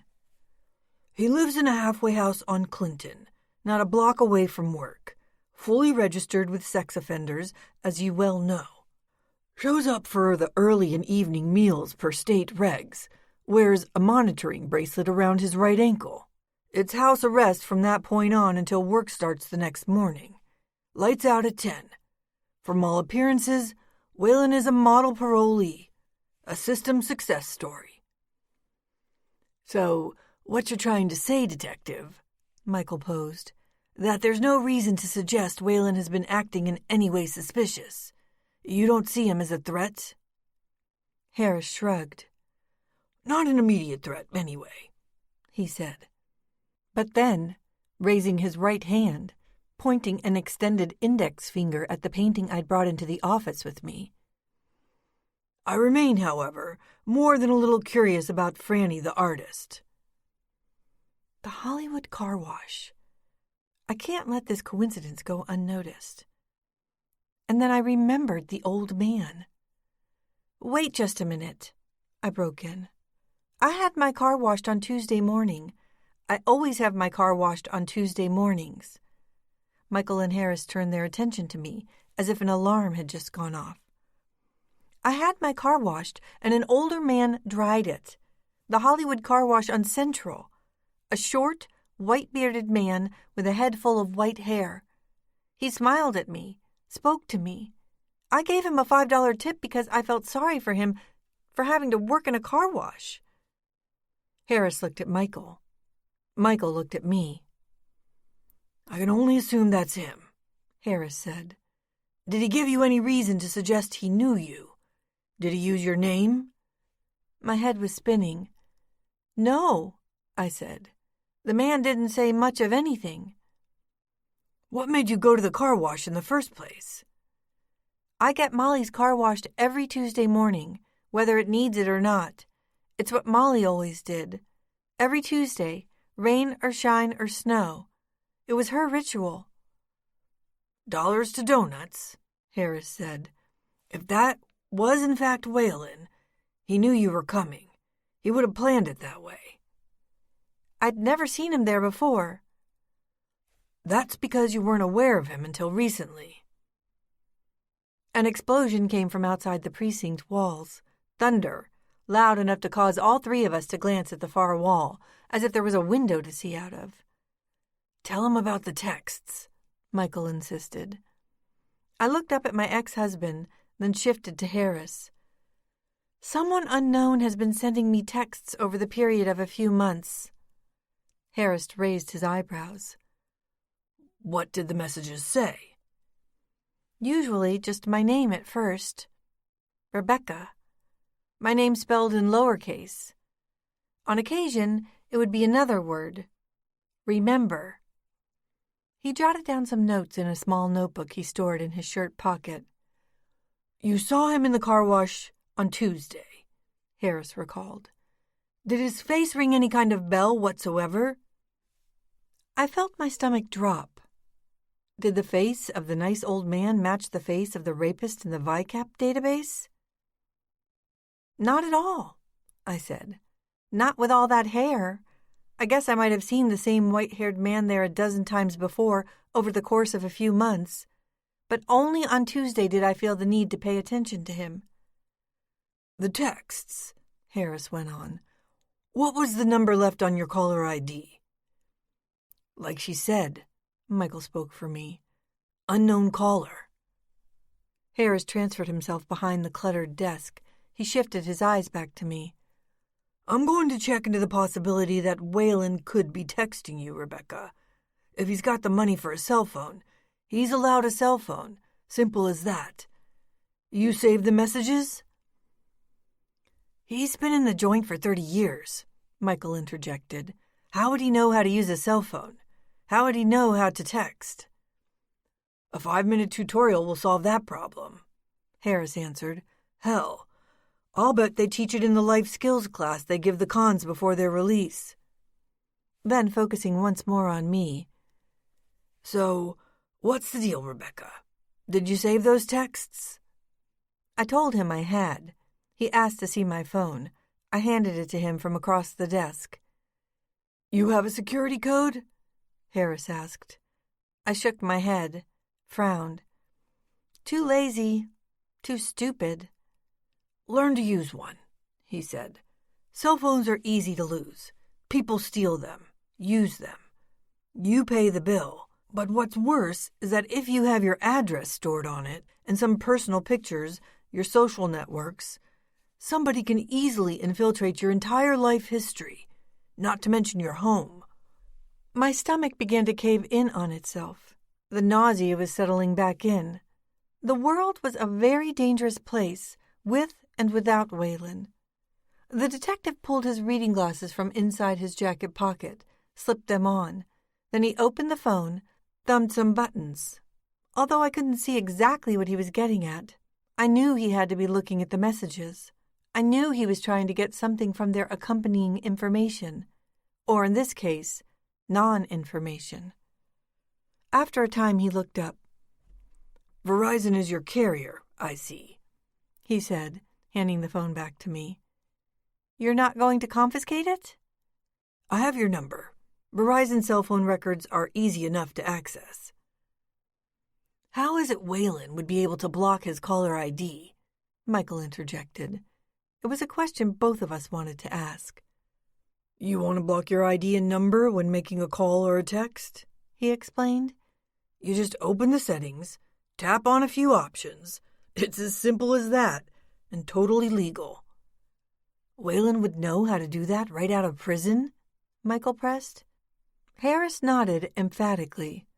Again, Mr. Hoffman, a simple tutorial or classroom lesson. Or maybe he learned it all in prison via the cable television or the computer. Jesus, prisoners have internet access? I asked. Yes, limited and monitored access. But yes, they have the right to go online. Only seems normal that a man who's about to be paroled would look up info on how to use a cell phone. Harris was making sense, as frightening as it seemed. Then I remembered something. There was another woman there at the Hollywood car wash. A well-dressed woman driving a Mercedes-Benz. She was upset because she had lost her cell phone while her car was being washed. Harris bit down on his bottom lip, bobbed his head. That could explain it, he allowed. It's possible Wayland is stealing cell phones, using them to text you. He opened a bottom desk drawer, pulled out a phone book, and slapped it heavily onto the desktop. Wow, a real old-fashioned phone book, Michael pointed out. They still make them, believe it or not, Harris said, his eyes glued to the black and white pages as he flipped them. I refuse to give in to every modern convenience just because it saves a split second or two. You're a man of honor and integrity, Detective, Michael quipped. Thanks for noticing, Harris said, pressing an extended index finger on the number he was searching for. I'm going to call the Hollywood car wash, find out if they've had a rash of lost mobile phones over the past few months. Looking back at me, he continued, If that's everything, I need to get on this right away. I stood, a little out of balance. Detective, I said, I just have one question. What is it? Do you truly suspect that Franny might have something to do with all of this? Something other than what's going on in his mind? The detective bit his bottom lip again. I honestly don't know what to think. I'm still having trouble comprehending his apparent accuracy in depicting your memories. On one hand, we have a paroled Whalen who might be sending you texts, might have tried to break into your Brunswick home, might have left a photograph of you and your sister on the home's porch floor, who might, in fact, be stalking you. On the other hand, we have an autistic savant who is able to accurately paint your memories and dreams, as though you were dictating them to him. But where do Whalen and Francis connect? Michael demanded. Harris filled his cheeks with air and slowly released it. Well, Rebecca has already told me that the black and white photo of her and Molly matches one of Franny's paintings. That raises the possibility that Whalen and Francis might have had access to the same photograph. Not at the same time, I said. We don't know that, Harris said. Not yet. I told him it's not unusual for an autistic savant to be able to tap into portions of the brain that normal people can't even hope for. It seemed possible to me that Franny's talent might very well include the ability to see inside my head, or at the very least, to be able to see the future. Okay, Harris uttered, a heavy note of cynicism in his voice. I'll take your word for it, for now. But if it turns out Whalen's and Francis's prints are on that black and white photograph of you and your sister, it'll only please me to pay the Scaramuzzis a little visit. Franny has been through enough already, I explained. How so? The other day I got in his face, yelled at him. Like you, I started to believe there could be something more to the paintings than just an act of imagination. An accurate imagination, that is. I started toward the door until something else hit me. My partner and my best friend, I said, Robin Painter. Are you aware of the assault on her last night, Detective Harris? I felt my heart pound when I said it. Harris was helping me, but I almost felt angry with him for not having mentioned it already. The look on his face was hard, angry, tight-lipped. I knew then that he knew about what had happened at that motel. Wish I could say we had a better lead on the creep who did it. FBI is taking over the investigation. Your friend Robin, she's not the only one. I'm aware of that, I swallowed. Michael took my hand, gave it a squeeze. Harris picked up the phone, held it in his hand. Again, I'll ask you to call me if something else comes up. What about the paintings? Michael asked. I'm going to hang on to them, along with the black and white pic of you and your sister, Rebecca. In the meantime, I'm going to check into these texts, see if they really do somehow lead to Whalen. I have another painting, I said, nodding toward the canvas leaned against Michael's chair. Harris glanced at it. That's the house? He asked under his breath. Yes. I'm so very sorry. I turned away from him, made my way out the door, back into the foul-smelling air. Chapter 42. We left the city and drove in the direction of my apartment. Michael set his hand on my leg. Let's skip town, he said. Why don't we pack a quick bag? Head down to New York for the night. Just like old times. We can get a room at the Gramercy Park. Head out to Les Halles for steak frites. Maybe hit a bar or two. Just like we used to do. It sounded very appealing, getting out of town for a night. God, it sounded good. Do you think it's a good idea to leave Robin? She needs rest, Beck, not visitors. Besides, she's got her mother, and we'll be back tomorrow afternoon. Michael was making sense, but there was just one more obstacle. What do we use for money? He tossed me a grin. Got a few bucks put away. You robbed a convenience store and got away with it? Congratulations. I've been selling the occasional news piece, he offered.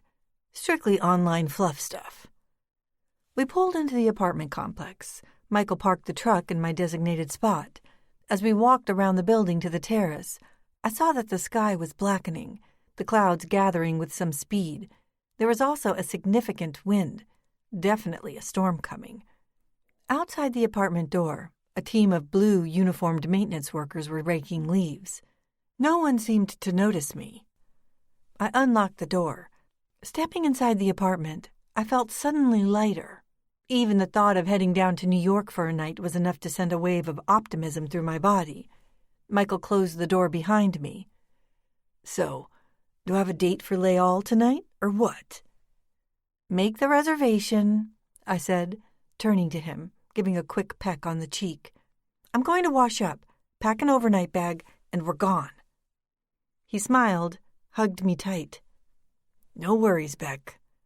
"It's all good," I lied. True or false, it felt good to simply say it.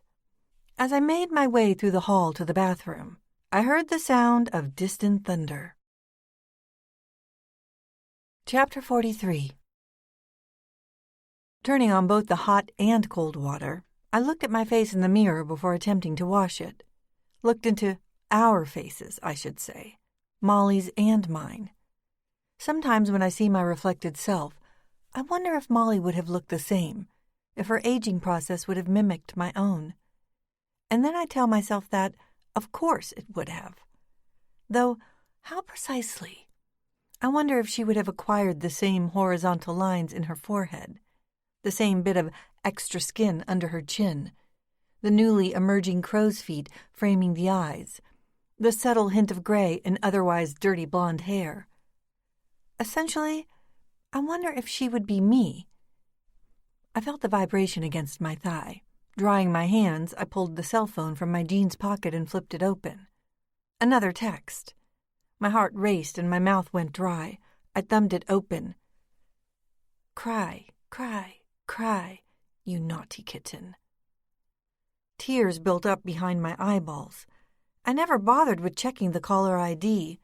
I knew who the caller was. I simply closed the phone and slipped it back into my jeans pocket. Breathing in and out, I turned off the water. Then a loud bang, like someone closing a kitchen drawer. It gave my heart a start. Following that, a slight commotion, muffled voices, my bedroom door slamming shut. Michael. I wanted to call out his name, but I couldn't. My hand trembled as I opened the bathroom door and went out into the hall. It took forever to reach the bedroom, but when I did, a loud burst of thunder rattled my bones. When I opened the bedroom door, I knew immediately we would not be going to New York City. Chapter 44. The reality of the situation didn't immediately register. It just looked like Michael was lying on the bed, taking a quick nap before we hit the road for the 140-mile drive south to New York. But a fraction of a second later, the fog lifted, and the veritable scene came to light. His shirt ripped off, his mouth gagged with duct tape, his hands hastily duct taped together at the wrists, his legs bound together at the ankles. He was still, eyes shut, body lying fetal on the bed. I stood there paralyzed, stood there staring at Michael, one side of his face pressed into the pillow, the exposed half lit from the light that leaked in through the open window. The bedroom was as still as an empty church. My copy of Mockingbird had been tossed onto the floor by the bed. I stood petrified, my feet planted in concrete. I gazed up and down at Michael's naked chest with a kind of dumb, horrified curiosity. A small cut had been made just below his right nipple. A thin line of blood trickled from it, ran down along his rib cage. The dark hair on his head was mussed up. A thin streak of blood ran down the center of his forehead. I knew then he'd been hit over the head with a blunt object. I knew I wasn't alone. Someone else was inside the apartment besides Michael and me. The ashtray smell. It was a familiar smell. I knew that smell as well as I knew myself. I had no idea how long I'd been standing at that open door, just staring at the bound image of my ex-husband. A half second, maybe? Or a full minute? Fear warped time, bent it the same way it crippled my insides. For me, The present moment no longer contained any logic or proportion. I knew I had to do something. What I wanted to do was lift my feet, put one foot in front of the other. I wanted to unbind Michael, rescue him. But I just stood there doing nothing. My hesitation must have been exactly what Waylon was counting on when he opened my closet door and stepped out into the bedroom. Chapter 45. My awakening was as painful as it was sudden.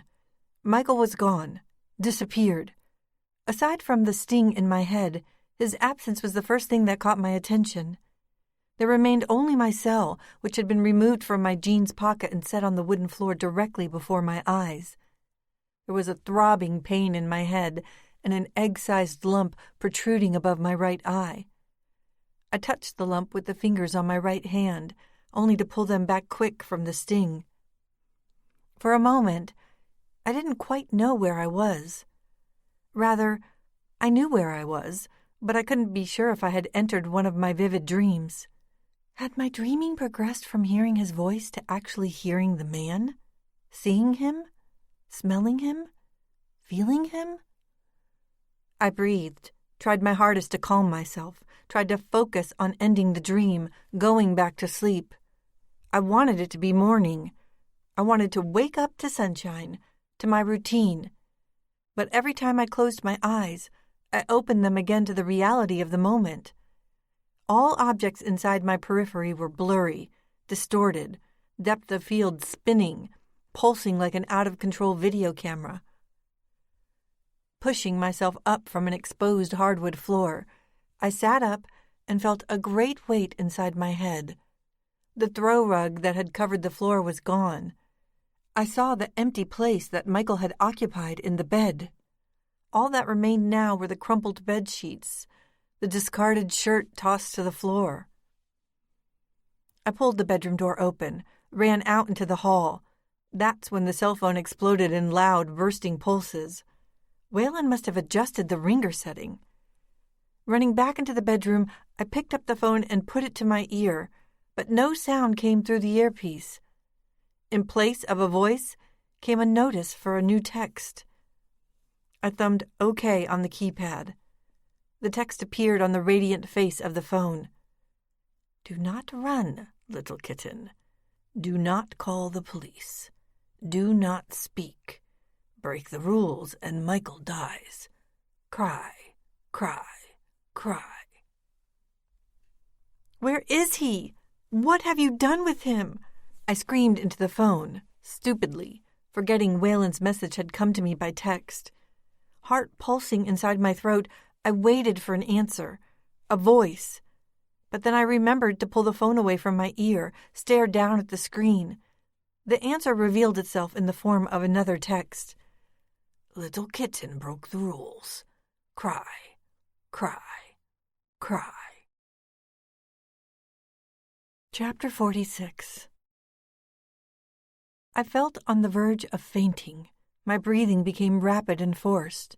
I made my way back into the bathroom, yanked up the shade, and stared out the window into the parking lot. Blue and black clouds filled the sky. The occasional flicker of distant lightning lit them up. The usual cars were parked in the lot, including Michael's truck. From where I stood, it was impossible for me to see my cabriolet. Turning, I held the phone back up to my face, staring down at the display panel. I thumbed the command that would reveal Waylon's number. The caller ID came back, restricted number. With trembling fingers, I began to dial 911. But I stopped myself. I stared out into the thickening darkness and the silence of the apartment. What if the police come to my home? Waylon must be watching me. He must have been watching me now for weeks, months. What will he do when he sees the police car? What kind of revenge will he take out on Michael? What kind of revenge was he already doling out because I'd disobeyed him? He said Michael would die if I spoke. But I screamed. I fucking screamed. Why did I scream? All the strength seeped out of me. My hand and the phone it gripped fell to the side. I had no idea which way to turn for help, Not without getting Michael killed in the process. I sensed someone behind me. I knew he was there before I actually saw him. Something inside my brain clicked. My eyes rolled back into their sockets. The floor beneath me turned to mud. I turned around, but did so in slow motion. I screamed, but the sound of my voice was like an old vinyl record playing at slow speed. When my eyes connected with his, I felt all the oxygen leave my lungs. It was as if I had been kicked in the stomach by an invisible booted foot. There he was, the source of my fear, the author of my texts. Tomorrow will mark 30 years exactly since you abducted Molly and I. You are 1 day early. He was the old man from the Hollywood car wash. His was the face from ViCap. He was the monster from my dreams. He was clean-shaven now, and what had been long white hair was now a bald scalp. His face was gaunt, cheeks sallow, chin protruding. His pallor was chalk pale. Dark, round eyes made the paleness all the whiter. Now, for certain, I remembered the face. I remembered the man. The monster. I took in all these details with every single one of my senses as he approached me in the hall of my apartment, dressed in the worn work boots and the blue uniform of the apartment complex maintenance crew. Standing there, I could only wonder how he had managed to get Michael out of there without anyone spotting him. He must have wrapped Michael up in the rug, dragged him out the front door like a piece of furniture. There were always people moving in and out of these apartments. Who would notice? In one hand, he held a needle and syringe. In the other, a pistol. He stared into my eyes as I felt myself losing all sense of balance. "My other little kitten is gone," he sobbed in a gruff, high-pitched moan. I knew precisely who he was referring to. I never had to think about it. "Yes," I choked out. "Molly died." "Cry, cry, cry," he whispered, his eyes tearing, his bottom lip protruding out in pout position. "Cry, cry, cry." He hadn't yet touched me with the tip of that needle before I passed out. Chapter 47. Molly enters the house in the woods before me. She is not bothered by the smell any more than she is bothered by the creepy feel of the spider webs that hang from the ceilings and the walls. The interior is trashed, broken furniture scattered all about what was once an open living room. Looking all around me, I see that most of the walls have been opened up, probably with claw hammers. Almost all of the copper piping and wiring torn away by scrap hunters. There's an old chandelier that hangs from the ceiling, its bulbs gone, along with any crystals that had once hung from it. And that smell, it's just as bad inside as it is outside.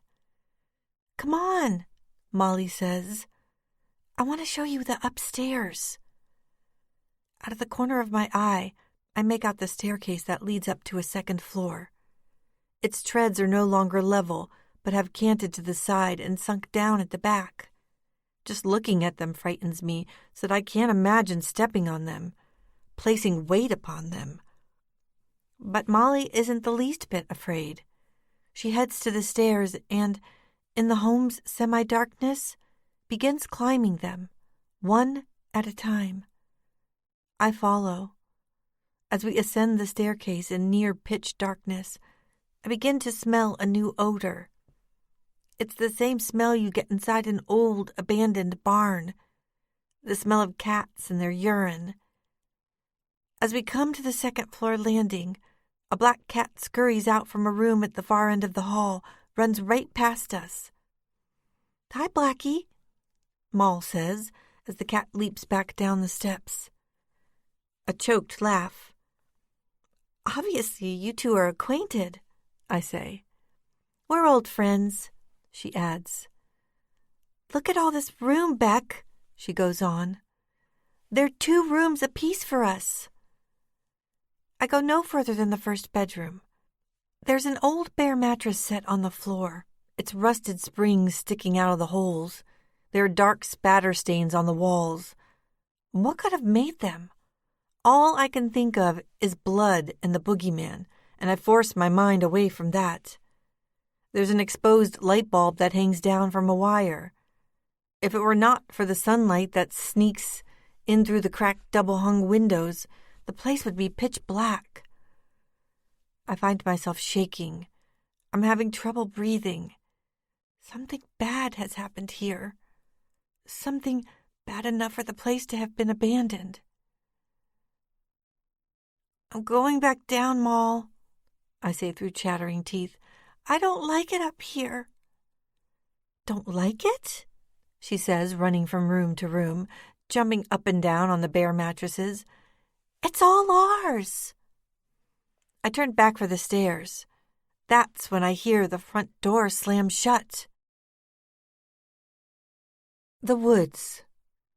Chapter 48. The cell phone woke me from drug-induced sleep. I raised myself up to my knees, scraped away the wet pine needle stuck to my right cheek. I'd opened my eyes onto a darkness broken only by a tiny flashing red light embedded inside the plastic phone casing. Climbing onto my knees, I reached for the phone, opened it. I was wet and shivering. I was also dizzy, wobbly. Out of instinct, I pressed the phone to my ear, listened for a voice. But then it dawned on me that there would be no voice.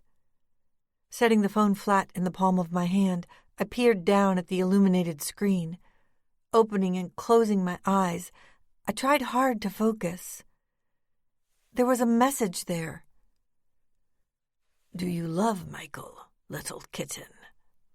I thumbed in an answer, pounded it in. Do not hurt him. It took forever to type in the letters, my eyes straining to focus through the haze of sedation in the light rain. Another text came through. Cry, cry, cry, little kitten. No choice but to play the game. That meant telling the truth.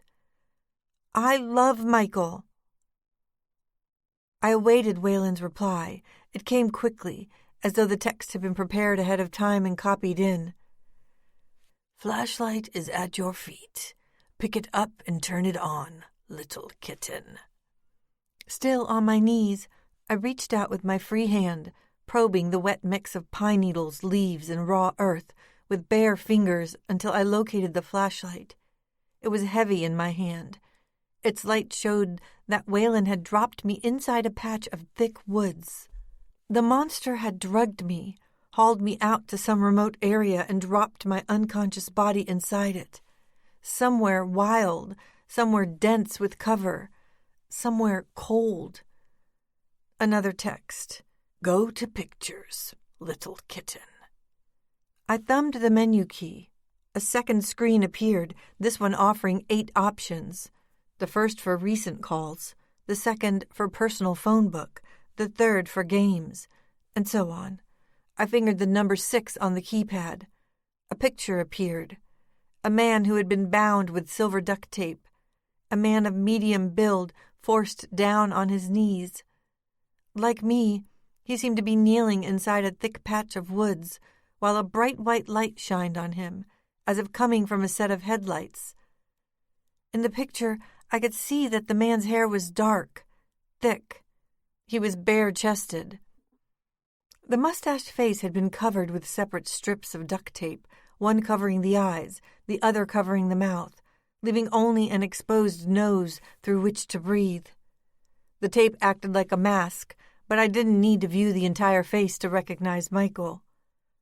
I wiped the beaded rainwater from the small screen, moving on to the next picture. Michael was still down on his knees, only this time he wasn't inside a patch of woods. He was inside a building or a house, down inside a basement. He was down on his knees on a hard-packed gravel and dirt floor. Stone and cinder-block walls surrounded him. He was bathed in a harsh white light, just like in the previous picture. This time, probably from an exposed light bulb. I knew that basement, knew what had happened there. to Molly and me. I dropped the phone, coughed up bile. It filled my mouth, burned my throat. Spitting it out, I deeply inhaled cool, wet air. I was afraid to pick the phone back up, afraid of what came next. I'd already seen enough. I had no choice but to pick the phone back up, no choice but to keep on looking. It seemed to take every ounce of my will, but I thumbed to the next picture and drew my eyes to the screen. This time I saw myself. Rather, not only myself, but Michael and I seated on the couch in my apartment, sipping wine. The picture appeared to have been snapped from just outside the apartment window. I depressed the keypad, moved on to the next picture, and the next, and the next. Me, knapsack in one hand, one of Franny's canvases in the other, moving toward my cabriolet inside an empty downtown Broadway parking garage. Me running for the cabriolet. Me jumping behind the wheel. Me standing on the porch of my parents' home, staring out into the woods and Mount Desolation beyond them. Me holding the black and white photo of Molly and me in my hand as I sat down onto the porch, pressed my back up against the clapboard wall. I guess I wasn't nuts after all. Waylon had been following me all along. More photos appeared, black and white images. Molly and me when we were no more than 3, running in the backyard behind our farmhouse. A color shot of Molly and me waiting for the school bus in our St. Catherine's Elementary School white and blue checkered uniform skirts.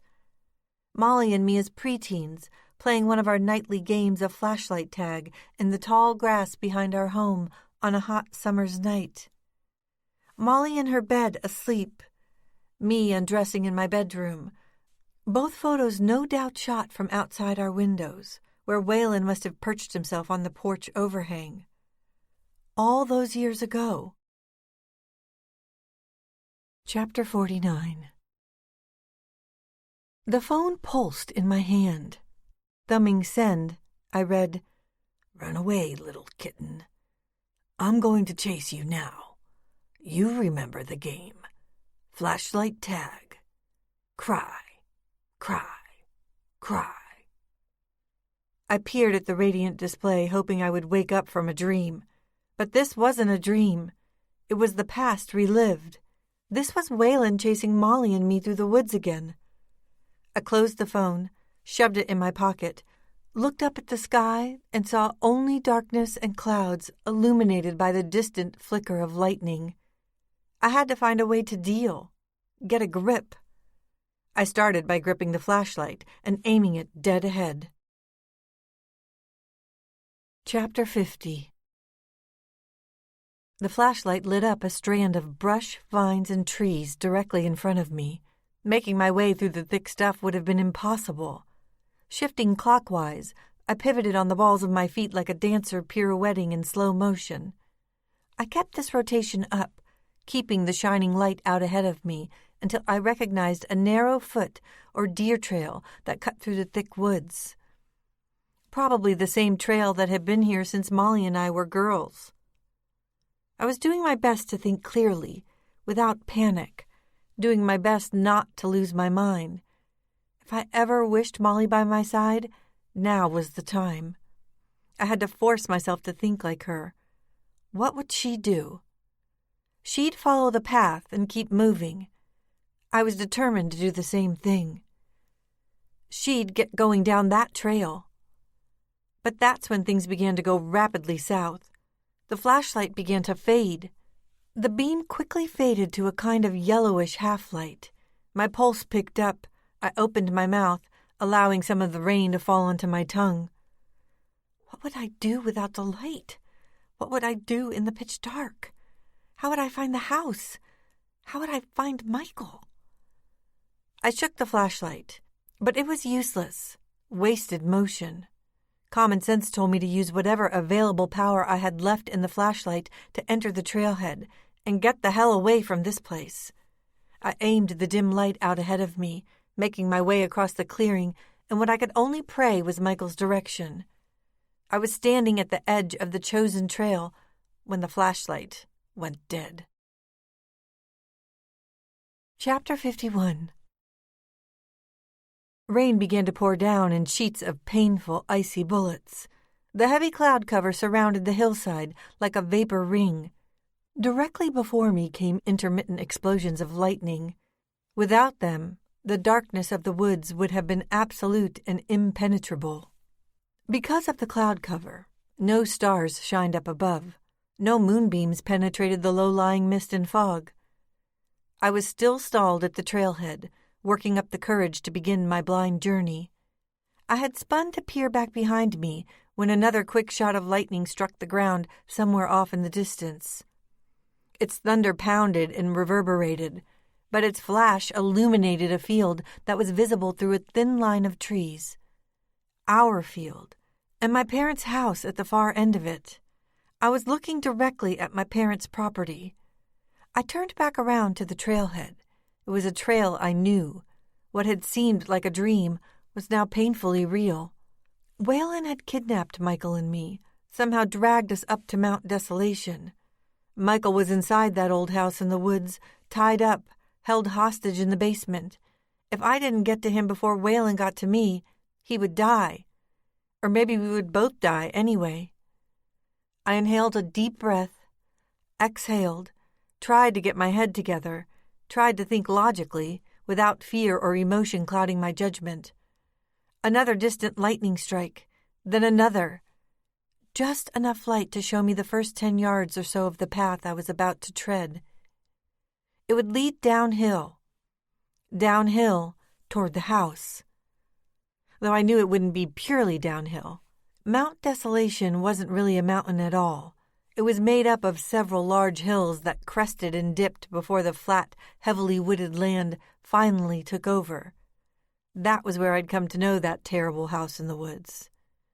I was a blind woman, forced to move by touch, one foot before the other, the rain coming down stronger now against my face and head, running down my scrunched brow in streaks. Branches slapped me in the face and my eyes teared up. Big tears fell and mixed with the rain on my face. I tried to stay on the narrow trail.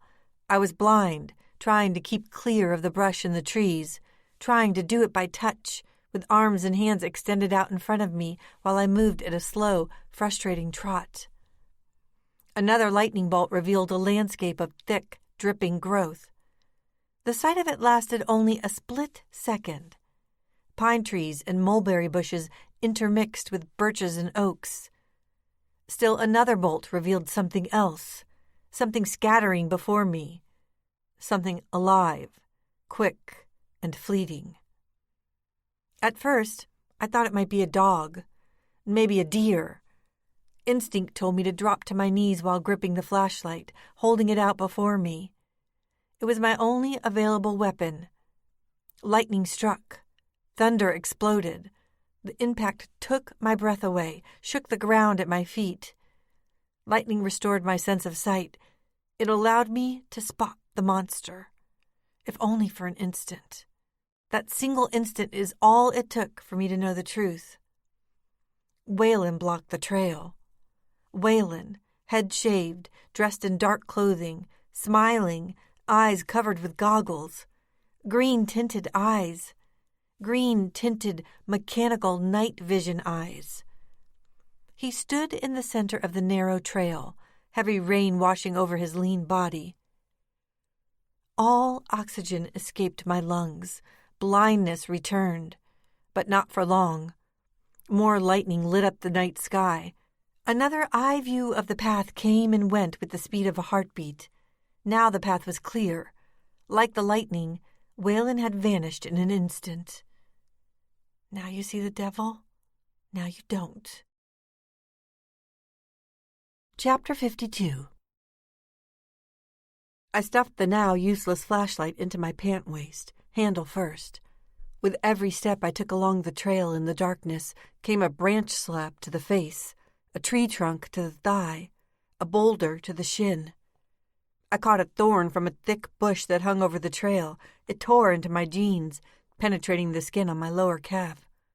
I knew I was cut, not because I could feel the sting, but because I could feel the blood trickling down the calf muscle, warm and wet, the thick consistency not at all like the cold October rain. It was a struggle to get anywhere in the dark, 5 minutes of walking and stumbling, and I had covered no more than 30 or 40 feet. Whether or not I was maintaining a straight line was a mystery to me. I might as well have been crawling. The lightning had stopped. No more flashes of light. The only way to continue the blind trek was to drop down onto hands and knees, feel my way along the trail the same way an animal might do it, by touch, by smell, by sound. From down on all fours, I crawled over the smooth rocks and mud-covered gravel toward the sound of water. Not rainwater falling from the sky, but stream water running heavily into a pool. I knew the pool from my childhood. It had to be the same one. The more I crawled, the louder, more forceful it became. I knew the pool was situated close to the house in the woods. No more than a couple 100 feet separated the pool from the house. I was closer to Michael than I thought. Just the thought of going to him, helping him, offered me a trace of hope, and a trace was better than nothing at all. I felt suddenly lighter. I began to move along the earth floor with increased speed, while the sound of rushing water became more intense. A sudden burst of energy filled my veins, but when something stung the back of my leg, I dropped down, face first, onto the path like a sack of rags and bones. My God! Had I been shot? The ground zero of pain was located in the back of my right thigh. From there it rippled throughout my body. The pain shot up and down my backbone with surprising efficiency. I might have rolled over onto my back then, bled to death. But I attempted to move my feet, then my legs, pulled myself up from the wet ground, leaned back, felt the welt growing behind my thigh. The wound would have been out of my sight even if it hadn't been dark. I had no way of knowing if a bullet had actually lodged there or merely grazed the skin. My gut reaction was that I'd just been grazed. Otherwise, I wouldn't be able to move my leg. Then the whoosh of bullets flying overhead, slapping the foliage. Some rounds pinged against the stones and blew up red-yellow sparks. I dropped down hard onto my belly. The bullets came at me fast from behind, but missing every time as though Waylon intended for them to miss. And I was sure he did. Waylon had lived in these woods, hunted them for food. He knew what he was doing. He'd circled around to access the high ground behind me. He no doubt had a night vision scope to go with his goggles, and a silencer. Some rounds fell short, embedding themselves with a thump into the ground only inches from my face. Water and mud splashed into my eyes, ears, nose, and mouth. The rapid-fire rounds burst through the trees, but not a hint of gunfire or a muzzle flash. The scene was like something out of Michael's manuscripts. Guns, bullets, silencers. Not that I was a stranger to firearms. My dad had been a trooper, a hunter, a shooter, a gun collector. I'd lived with guns my entire childhood. From down on the ground, I reached around to my thigh, fingering again the spot of impact. The thick welt had already formed. There was a small tear in the jeans above it. I felt the sting of my touch. Bringing my fingertips back to my face, I raised them to my lips. I tasted fresh blood. The rounds kept coming at me fast, furious, and accurately inaccurate. I should have been too petrified to move, but none of this was real to me. It was all a bizarre dream that only bordered on the real. At least, if I wanted to live, if I wanted Michael to live, that's what I had to believe. I had to do something. I could either lie there and waste precious time, worry over the pain, worry that I would never wake up from the nightmare, or I could make a move, get myself across the stream and closer to the house in the woods, closer to Michael. Waylon would have put me down for good if that was what he wanted of me. He clearly had other plans for me, but that didn't mean those plans didn't include clipping me with another shot or two. A scream pierced the darkness, a yelp coming from behind me along the high ground. The yelp shattered my senses, cut through flesh and bone. Waylon releasing 30 years of pent-up desire? I made a silent count to 3, with a deep breath I pushed myself up onto my feet and bolted off through the brush like an angry field cat. Chapter 53. I ran. The whole of Mount Desolation had become an unrelenting obstacle. Branches whipped and flailed at my face, little devils stinging my arms and chest. I limped and hobbled as fast as I could, off trail in a directionless panic, desperate to get myself out of range before one of Waylon's near misses connected again. My escape should have been a good thing, but it turned out to be a grave mistake when a head-on collision with a tree trunk knocked me senseless. Chapter 54. The noise from the slamming door shoots through me like an ice-cold blade. Even Molly stops her incessant mattress jumping. She stops and stares at me, and me back at her. The solid noise of the slamming door. It's a noise you feel as much as hear. "Must be the wind," Molly says, eyes wide. "Must be." I swallow, although I don't recall much of a breeze blowing outside in those woods. For what seems forever, we just stand still inside the second floor of that home. We wait for another noise to confirm the worst, that we are not alone. "Maybe it's Dad," Molly whispers. "Trooper Dan." My stomach caves in on itself.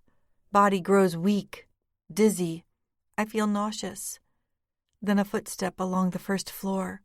Heavy, leaden. And another. Footsteps. "That's not Dad." I swallow, knowing in my heart that it's the boogeyman who lives in the woods, the boogeyman who killed people, killed his family. We wait, paralyzed, not knowing what to do. The footsteps bear down, growing louder with each step. When I hear the footsteps pounding up the stairs, Molly screams. I drop to my knees. We're not alone anymore. Chapter 55. How long was I out? I have no idea. A minute? An hour? Who knows? Lying on my side on the soaked earth, I had only a foggy memory of the head-on collision with a tree trunk. All I knew was this. One moment I was trying to run, bullets whizzing by my head, tearing off leaves and twigs, and the next, I was opening my eyes to the pain of a tight vice grip pressure that began and ended in the center of my face. Like two separate sticks had lodged themselves inside my nasal passages. The throbbing and stinging tightness made my eyes fill up, my head ring. I pictured the faces of the people I loved the most. Michael, Molly, Robin lying in a hospital bed, her face more broken than my own, a little baby growing inside of her. I wondered if I would ever see her again. I wondered if I would live long enough to see her child. Lifting my right hand, I extended the index finger, gently touching the bridge of my nose. I felt the surface sting where the cartilage had fractured. The skin split down the middle. I could breathe, but only through my mouth. My nose was broken. Blood combined with the rain, running thick onto my lips and tongue. It tasted of salt and water. There was a sick, inside-out sensation in my stomach. I heard another shriek coming through the trees, not far behind me. Waylon knew these woods like he must have known his own face. His 30-year absence from them would make no difference. He must have recreated them 1,000 times before in the solitary confines of his prison cell. I heard the rustling of leaves and branches. Still, I could not see him. His presence was invisible to me. He was a short, stocky man. He hadn't grown old in prison like Detective Harris had said. The monster had only grown stronger, more violent, more determined. The noise sounded like a bear crashing through the forest. That's when I felt them on my legs. The snakes. Maybe I couldn't see, hear, or smell them, but I could feel their thick, legless bodies slithering over my lower legs, one after the other, as if I were laid out atop a nest. The garden snakes frightened me almost as much as Waylon. All that rain must have forced them out of their holes, out from their havens between the rocks. They were crawling on me, and I could not move. I was immobile, catatonic. But I had to move. I had to get out of there, get away from the devil, away from the snakes. Inhaling, I issued a nearly silent shriek and forced myself up. Several snakes fell to the ground. In the dark, I couldn't be sure how many, but I felt and heard the sound of their rubbery bodies coiling against the leaves and the pine needles. With the powerless flashlight gripped in my right hand, I shuffled through the thick woods. Not in any specific direction, but away from the snakes, away from the boogeyman crashing through the trees. Without warning, I fell. Chapter 56. The whirling current took control of my body, drawing me into its center. I felt myself being pulled under, body spiraling, going down. I had no choice but to let myself go, be drawn under the surface of the drowning pool, be dragged along the rocky bottom of a rushing stream, spit out over the waterfall. I didn't free fall to the rocky stream bed below. I reached out, clawed for something to grab onto, my nails bending back and tearing until I found a handhold in the form of a thick tree root that protruded from the cliff's side, and I hung there, legs dangling. Flashes of lightning, multiple, spider-veined strikes to my right, ripped through the curtain of water that spewed over the cliff's edge, enough to show the flashlit valley downstream in its gaps. The rushing stream of water shot downward through the black night to pummel the invisible rocks below, some of it falling onto me as I swayed into its path from where I dangled by the tree root. Hugging the rock face, I searched for a foothold against the loose shale until I managed to locate solid footing. Gripping tightly, I pulled and chinned myself up and over the tree root. When my head was above the rock face's edge, I raised my right leg and located a secure toehold. Pressing my full weight down on the right foot, I let go of the tree root and thrust my right hand over the cliff's edge. I then pushed my palm down flat onto the wet, gravelly floor. With my left hand still secured to the root, all I needed was to lift my body up and over the side. It's precisely what I started to do when my right hand exploded in pain. Chapter 57. I faced my nightmare in the flesh. Waylon stood over me, green goggles covering his eyes, masking his face. He stood erect, body dripping rainwater. I sensed him with every nerve and neuron in my body. His right foot had come down on my right hand, boot heel crushing flesh and bone. Pain shot through my arm, past my elbow, into my shoulder, then up into my head. The entire right side of my body was on fire. I screamed, my voice howling into a night punctuated with rain, thunder, and darkness. I heard my voice echoing off the cliffside, shooting out into the valley, out over the deep woods, out over the fields of tall grass, out over the valley and the farmlands. I felt the pain with every exposed nerve in my body. I held to the edge, ran my free hand over the shale wall, searched for a chunk of loose rock until I felt one about the size of my hand. The rock was smooth on one side, with a sharp, jagged edge on the other. I fit the rock into the palm of my left hand, gripped it with every ounce of my strength, then with one swift downward swing of my arm, thrust the sharp edge into his foot. He screamed, his high-pitched voice crying out deep into the night. He was now the suddenly maimed monster. Waylon may have had the power to see in the night, but he hadn't anticipated the chunk of sharp shale coming for his foot. He yanked his right foot out from under the tip of the sharpened edge and fell flat onto his back. The pain left me then. There was only the bleeding and a rush of energy that shot up from the tips of my toes, entering my limbs. I did not pull myself over the edge so much as leapt over it, landing directly on top of him. It wasn't me anymore. I'd become my sister. It was as if Molly, her strength, her fearlessness, her courage had entered my body and my soul. Pressing knees against Waylon's arms, I picked up another rock about the size of my palm. I raised it high and swung it down like a mallet. There was the good feeling of a tooth, or maybe teeth breaking on contact, his lips popping, gums tearing, Two narrow, incandescent eyes stared up at me while the monster screamed once more a high-pitched yodel that cut not only through the forest, but sliced its way into my skull and brain. I loved every second of it. Molly loved every second. We'd been waiting for a chance like this for 30 years. Not even death was going to keep Moll from having her revenge. I swung the rock wildly, hitting the monster again and again, but the pain I inflicted seemed to do no good. Waylon lifted his head, spit blood into my face, and smiled. The boogeyman smiled, worked up a gurgled laugh while swinging his right arm around so quickly I never saw the rock that slammed against my skull. Now it was me who was on my back, left side of my head pounding in rapid, stinging pulses. I glared up at the green eyes. "Kill me now! Do it now, fucker!" The air went abruptly still. The thunder and lightning, the rain, the wind all seemed to halt their fury as if God himself were creating a still life of the scene. Waylon wiped his mouth with the back of his gloved hand. Did it without the least bit of effort, as though impervious to the pain.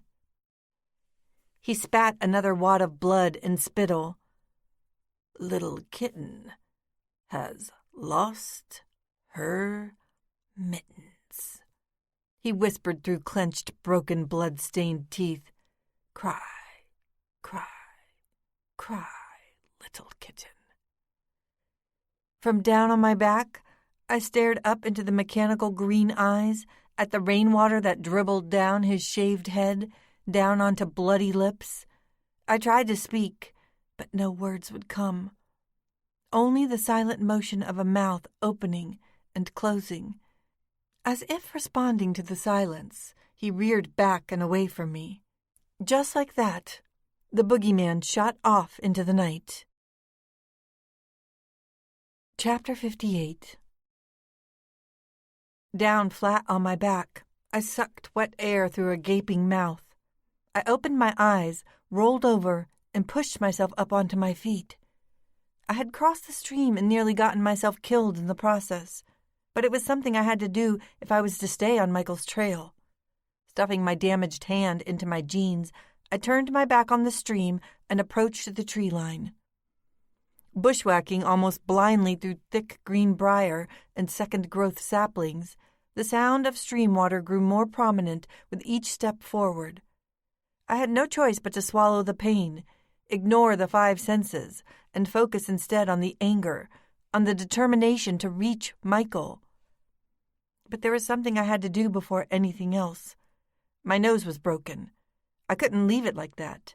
If I was going to get to Michael, I needed to breathe through it. Without thinking, I cupped the broken nose inside my two hands, supporting the fleshy nostril portion between opposing thumbs. I sucked a deep breath through my mouth, cracked the cartilage back in place. I released a strained shriek that shot off into the valley. But when the sting went away, I sensed only a dull soreness where the skin was split. It dawned on me that maybe if I opened up the flashlight, shifted the batteries around, there'd be enough power left in them to give me light. Even if only for the few minutes it took to get to the house. That's exactly what my father used to do when I was little and the power went out. He'd make the flashlight batteries last longer by shifting them around inside the tube. I pulled the flashlight from my pant waist, unscrewed the end, poured the batteries out into my hand, reversed their original order, and reloaded them into the tube. Holding my breath, I switched the light on. It worked. I had light. Not a strong light, but enough of a dull yellow glow for me to see my way through the darkness. With the dull light to guide me, I took off. Trekking through the thick growth, the rain poured down even harder than before. It came down with such force it penetrated the tree cover, raindrops shooting and scooting between the now illuminated leaves like a spray of bright yellow paint. The rain smacked against my face, stinging the laceration on my nose. For the first time since having been dropped into the woods, I felt like I had to come to grips with my exhaustion. I was dead tired and wired. I was living a terrible dream, and all was as surreal as it was the real deal. Branches slapped and jabbed at my face. It was as if the trees had eyes and saw me coming. But I didn't feel the pain and sting anymore. I felt only the urgent need to get to Michael. I knew that Waylon was going to kill us, that it was only a matter of time. I didn't want to die alone, not at the hands of the devil. I wanted to die alongside Michael, wanted to die in his arms, the two of us married once more. Chapter 59. He's a short man, stocky and strong. He's dressed in filthy khakis, work boots, a white t-shirt that's turned filthy gray, and a green baseball hat with the words Christian Brothers Academy sewn across his front above the brim. His face is gaunt and covered in black stubble. He's holding a pistol. He doesn't say a word when he grabs hold of my hair and pulls me toward him. When Molly comes at him, her hands and fingers held before her like claws, he cocks back that pistol, hits her over the head with the butt. She falls like a rock beside me on the floor. I want to scream, but the pain in my head is too great. The boogeyman grabs hold of my hair with one hand and tries to caress it with the other. It's the first time a man other than my father has touched my hair, and I become immediately nauseous. I feel him shiver, his body quake. 2 little kittens, he chants. 2 little kittens have lost their mittens, and they begin to cry. You naughty kittens, now you shall have no pie. I'm sorry, I plead, tears streaming down my face.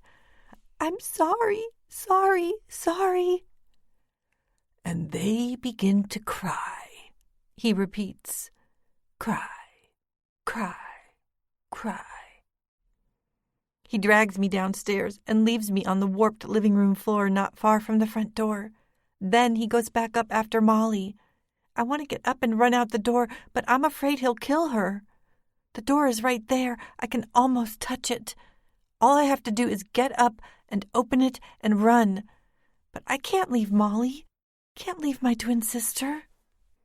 Molly is coming to by the time he lays her out on the floor beside me. Without a word about his intentions, Waylon is kneeling over us. He's tearing off these extra long pieces of duct tape, wrapping them around my right wrist and Molly's left wrist so that we're joined together. When he's finished, he yanks us up onto our feet. Little kittens have lost their mittens, he chants. Run away, little kittens, so I can catch you. Cry, cry, cry. Molly is more awake now, but she's not saying anything. The man presses his forearm against his eyes. I'm counting, little kittens, he sings. Run, Molly insists. Any way we can, as fast as we can. Chapter 60. I broke through the tree line, the flashlight's trembling beam lighting the way. I spotted the stream where it curved back around again, and once more cut off my direct path to Michael. I scanned the beam of dull flashlight over the surface of the stream, searched for a way to get across without being dragged under by the storm-fed white water. I looked for that old bridge of boulders Molly and I had used, the one with one rock succeeding another. I looked for a lightning-struck tree that might have fallen across the stream's width. With only the dull illumination from the flashlight and not a hint of star or moonlight, I found neither. My hand was broken, my ribs stinging, my face split down the center. If I tried to swim, I'd drown. I moved my way upstream for maybe 30 feet, then downstream until I came to the edge of the pool. No way across the open water. No way across. No rocks, no felled tree, no shallow land bridge. The house in the woods was on the opposite side of the winding stream. Michael was held hostage in the basement of that house. I made my way back upstream and stood on the edge of the bank, feeling the oily mist on my face from the stream's white force. I had to think like Molly. What would Molly do if she were in my boots? I knew exactly what she would do. Once more, I stuffed the flashlight into my jeans, teered on the edge of the white water, and gulped down my dread. I jumped. Chapter 61. We skip and hop our way down the porch stairs, onto a narrow path that leads out into the woods. Molly has regained some of her strength. Groggily, she pulls me along. "Come on," she says in a muted but intense voice. "We can make it out of here if we try." But I'm slowing her down. I'm so scared I can hardly move. We are identical Siamese twins, joined at the wrists. I'm crying, tripping, struggling to keep up. Together we fall along the path. Molly screams, "Get up! Get up!" I cry, try to lift myself, but we fall again. I try again to raise myself up, and this time it works. We raise ourselves up together. We hobble along the path until we hear the sound of the stream. "All we have to do is get across that stream," she exclaims. "Then we cross it again further downhill, and then we try for home." We keep moving, playing the man's awful game of cat and mouse. All the while the sound of rushing stream water gets louder, more forceful. When we come to its edge, Molly asks me if I'm ready. Ready to jump in, that is.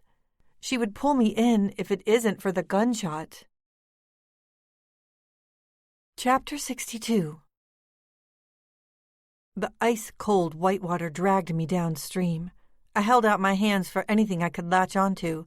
Body twisting and turning in the water, I grabbed onto a rock with both hands and arms. For maybe a second or two, I managed to stop my downstream progress toward the pool. But it didn't take long for the smooth, moss-covered rock to betray me. As the frigid water pulled at my body and the rock slipped out of my hands, I felt my body once more being carried away. My head and body were pulled underneath the water's surface. I swallowed water.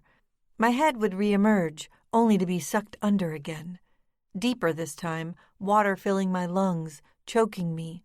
I was drowning. But instead of panic, an explosion of anger erupted inside of me. It built up and up until nothing mattered anymore. Not my pain, not the cold, not exhaustion, not the suffocating sensation of drowning, not fear. There was only the need to beat the stream, to beat my fear, to put an end to Waylon, to get to Michael. The pull of the rushing water yanked me under, pulled me downstream. I held my breath and clawed at the stream bank for anything to grab onto. When my body slammed into a felled tree completely submerged by heavy water, I felt a burning pain in my rib cage as I swallowed stream water. Using my good hand, I grabbed hold of one of the branches and grasped it as tightly as I could. It worked. Pulling myself up from the stream, I spit out the water that filled my mouth and lungs.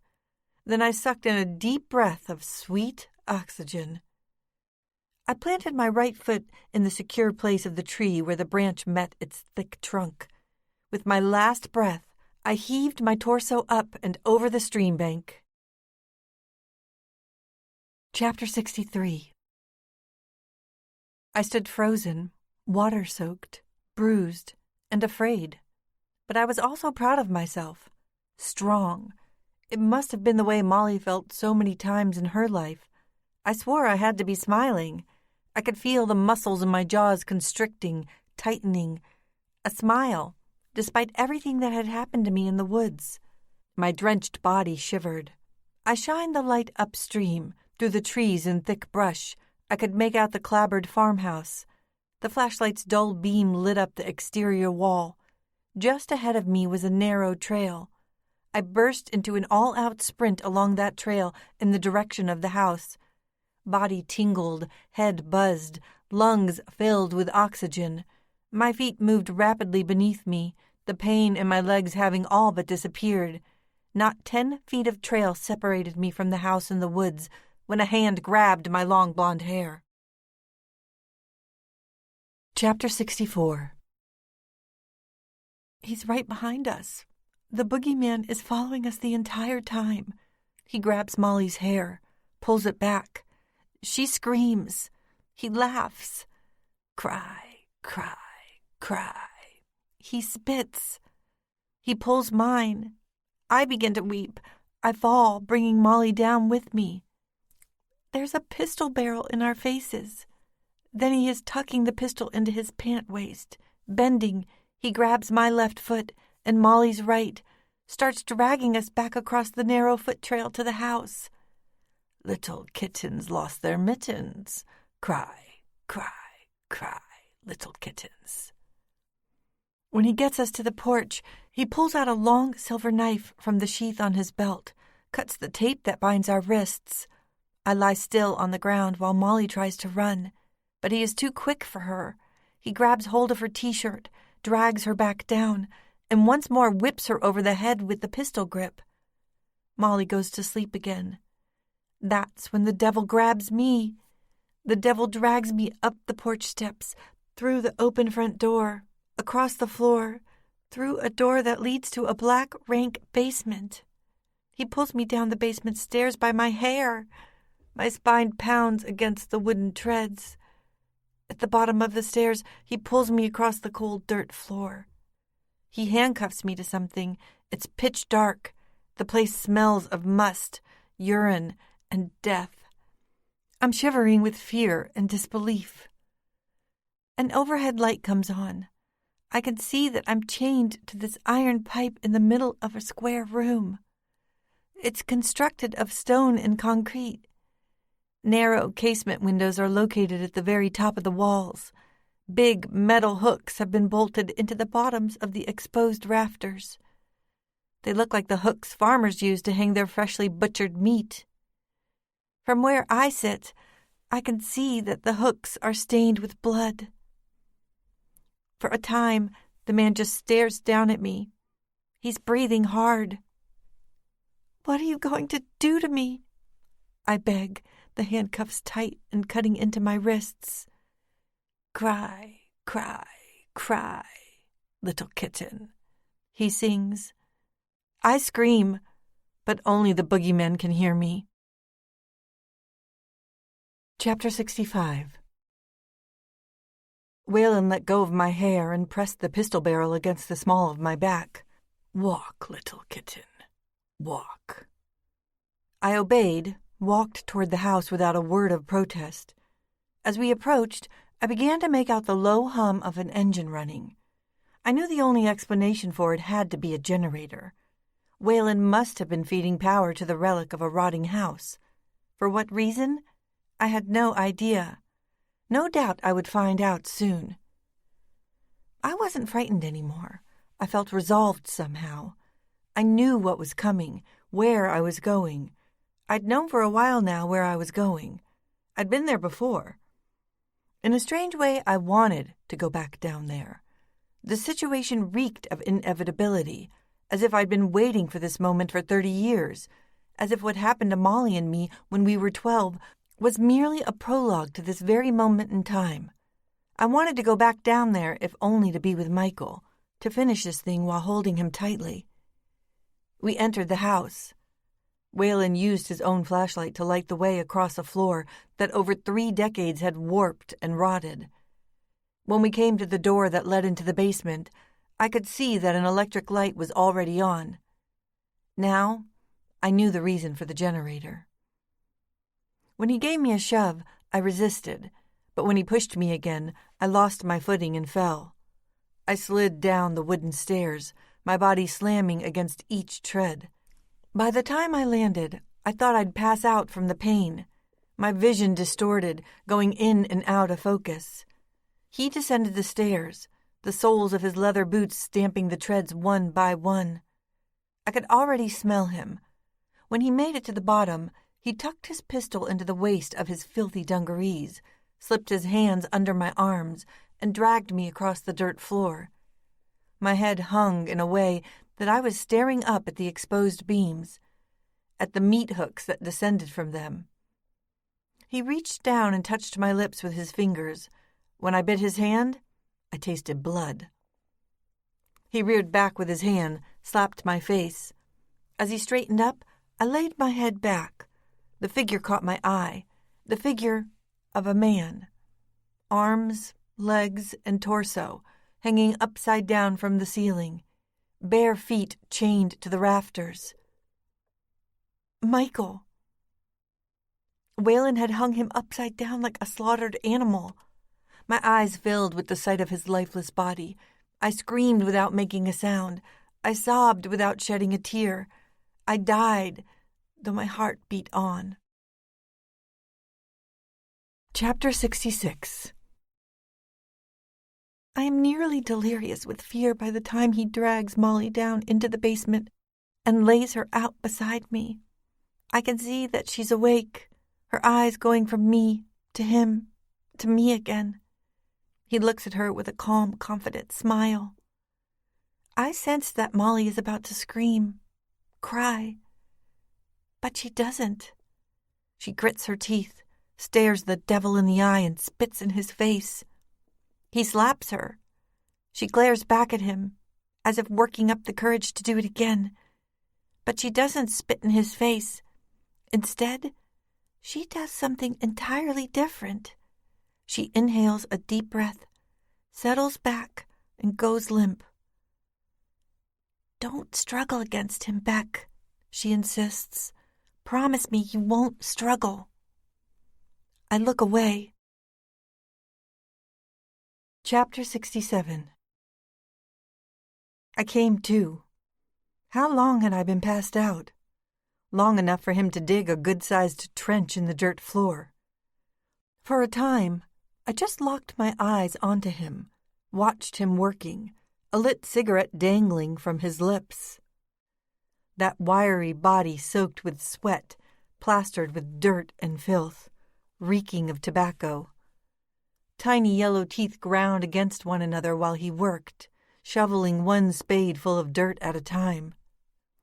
Then he caught sight of me. He saw I was conscious, and he smiled. "Hello, little kitten," he said softly. "Cry, cry, cry, little kitten." I knew then what he had in store had nothing to do with his old motivation, his taste for young girls. There would be no touching here, no violations. There would only be death. He reached for me. I had no strength left in me to resist. He dragged me the few feet to the trench. He dumped me in. I did a complete roll, landing on my back. I heard him laugh. At least I thought it was a laugh. It might just as easily been a sob. He was standing above me, the little monster of a boogeyman looking almost huge now, godlike. He had that shovel in his hand. He stabbed at the dirt pile, retrieved a shovelful of earth, held it over my prone body, and tossed it into the trench. The dirt smacked my body, sprayed into my face. It invaded my mouth, nostrils. I shook my head to keep it from blocking my air supply. There was something inside the dirt, something other than rock and gravel and clay. Black and white colored shards of bone covered me. A jawbone, the teeth still embedded in the broken jaw. A small portion of skullcap. A leg bone. Were these the remains of the victims of Waylon's torture? Another shovelful of bone-filled dirt fell onto me, this one down by my feet. He was burying me alive. Yet another shovel of dirt slapped my face. I coughed, then choked as a worm wiggled in my mouth. Spitting it out, I tried to wipe the dirt from my eyes, but all my strength bled out. I was already dead. I could still see him, but only through a cloud of dirt and pain. The bone shards and dirt kept coming, filling the trench, filling my mouth and nostrils. With each shovelful, another bit of life emptied out of me. I was still alive, but already dead. Chapter 68. Molly doesn't resist. I don't resist when he unlocks me from the radiator, grabs my hair. No struggling. How did Molly know? Our passivity seems to make the monster sad. He has Molly on the dirt floor on her back. He's pinning her shoulders against the floor. She does nothing to resist. He can't go through with it. He can't do it. He grabs hold of me. I don't resist. He throws me on my back. I don't resist. His lips form a pout. He stands up and begins to cry. Cry, cry, cry. He chants through his own tears. As though ashamed of his tears, he turns away from us, hides his face with his arm. Molly and I turn to one another, lie on the dirt, floor hugging one another, until Molly spots something. Only a few feet away, a shovel. She lets go of me, lunges for the shovel, and stands with it gripped in her hand. He's sobbing, still bent over. She slowly stands, raises the shovel high, brings it down hard on the boogeyman's head. He drops face first to the dirt. Molly drops the shovel, falls to her knees next to me on the dirty floor, and takes me in her arms. We shiver, we cry, and we hold one another. We did not resist. We did not resist. We did not resist. Molly gets back up onto her feet. She wipes her eyes, stemming a silent flow of tears. A streak of brown mud marks the right side of her face. "That's enough, Beck," she says with a stone face. With that, she reaches her hand out for me, helping me up off the dirt floor. Chapter 69. Then I spotted somebody else, a short, squat silhouette of a man. I stared at the man through the dirt and tears. Only I was aware of him. Franny. It was Franny, and he had something in his hand, an iron bar of some kind, a 2 or 3 foot length of rusted rebar. Franny. Franny was holding the iron bar two-fisted over Waylon's head. Unaware of Franny's presence, Waylon went about his work filling in the trench, burying me. It was all happening in slow motion, one frame slowly following another, as that iron bar came down, smacking Waylon in the center of his skull. Even from deep inside the trench, the sound of metal coming down against his skull was like a mallet smacked against a rotting pumpkin. A sickening blow. His black eyes went wide as his knees gave out, and he collapsed onto my dirt-covered stomach. Franny dropped the iron bar to the floor. He came to me, bent down, and rolled Waylon off me. He extended his left hand.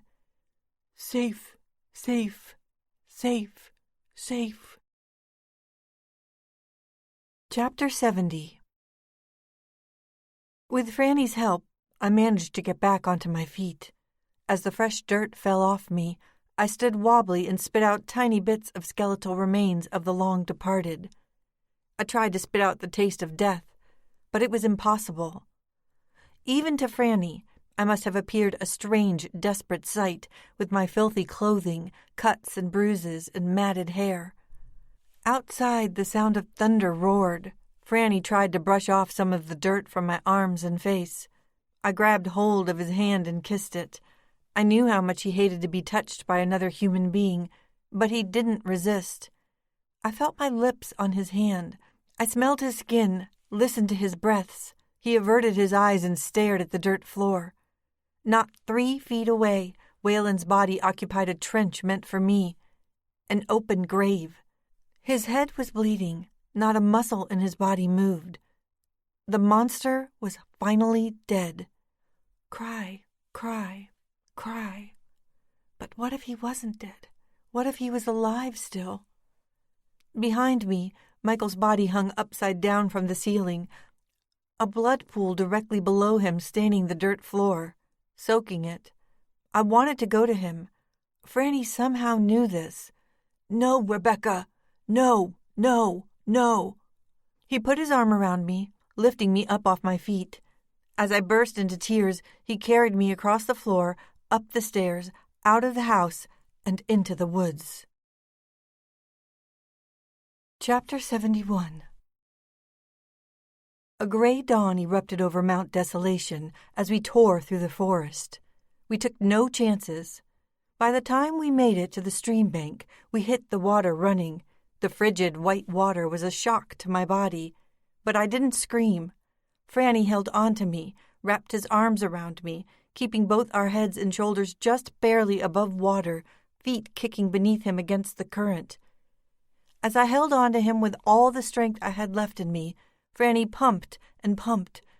But the storm-driven white water was too powerful, too relentless. I didn't care. I wanted to drown. Still, I held on, my arms wrapped around his shoulders and neck, fingernails digging into his skin.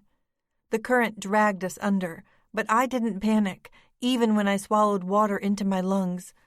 The water pulled us down. It poured over our heads. It filled our mouths, until suddenly we re-emerged, gasping for breath, water flowing out of our nostrils and mouths like blood from stab wounds. I knew if the stream had been wider, it would have consumed us entirely. But the stream was not wide. Despite its pull, momentum was on our side.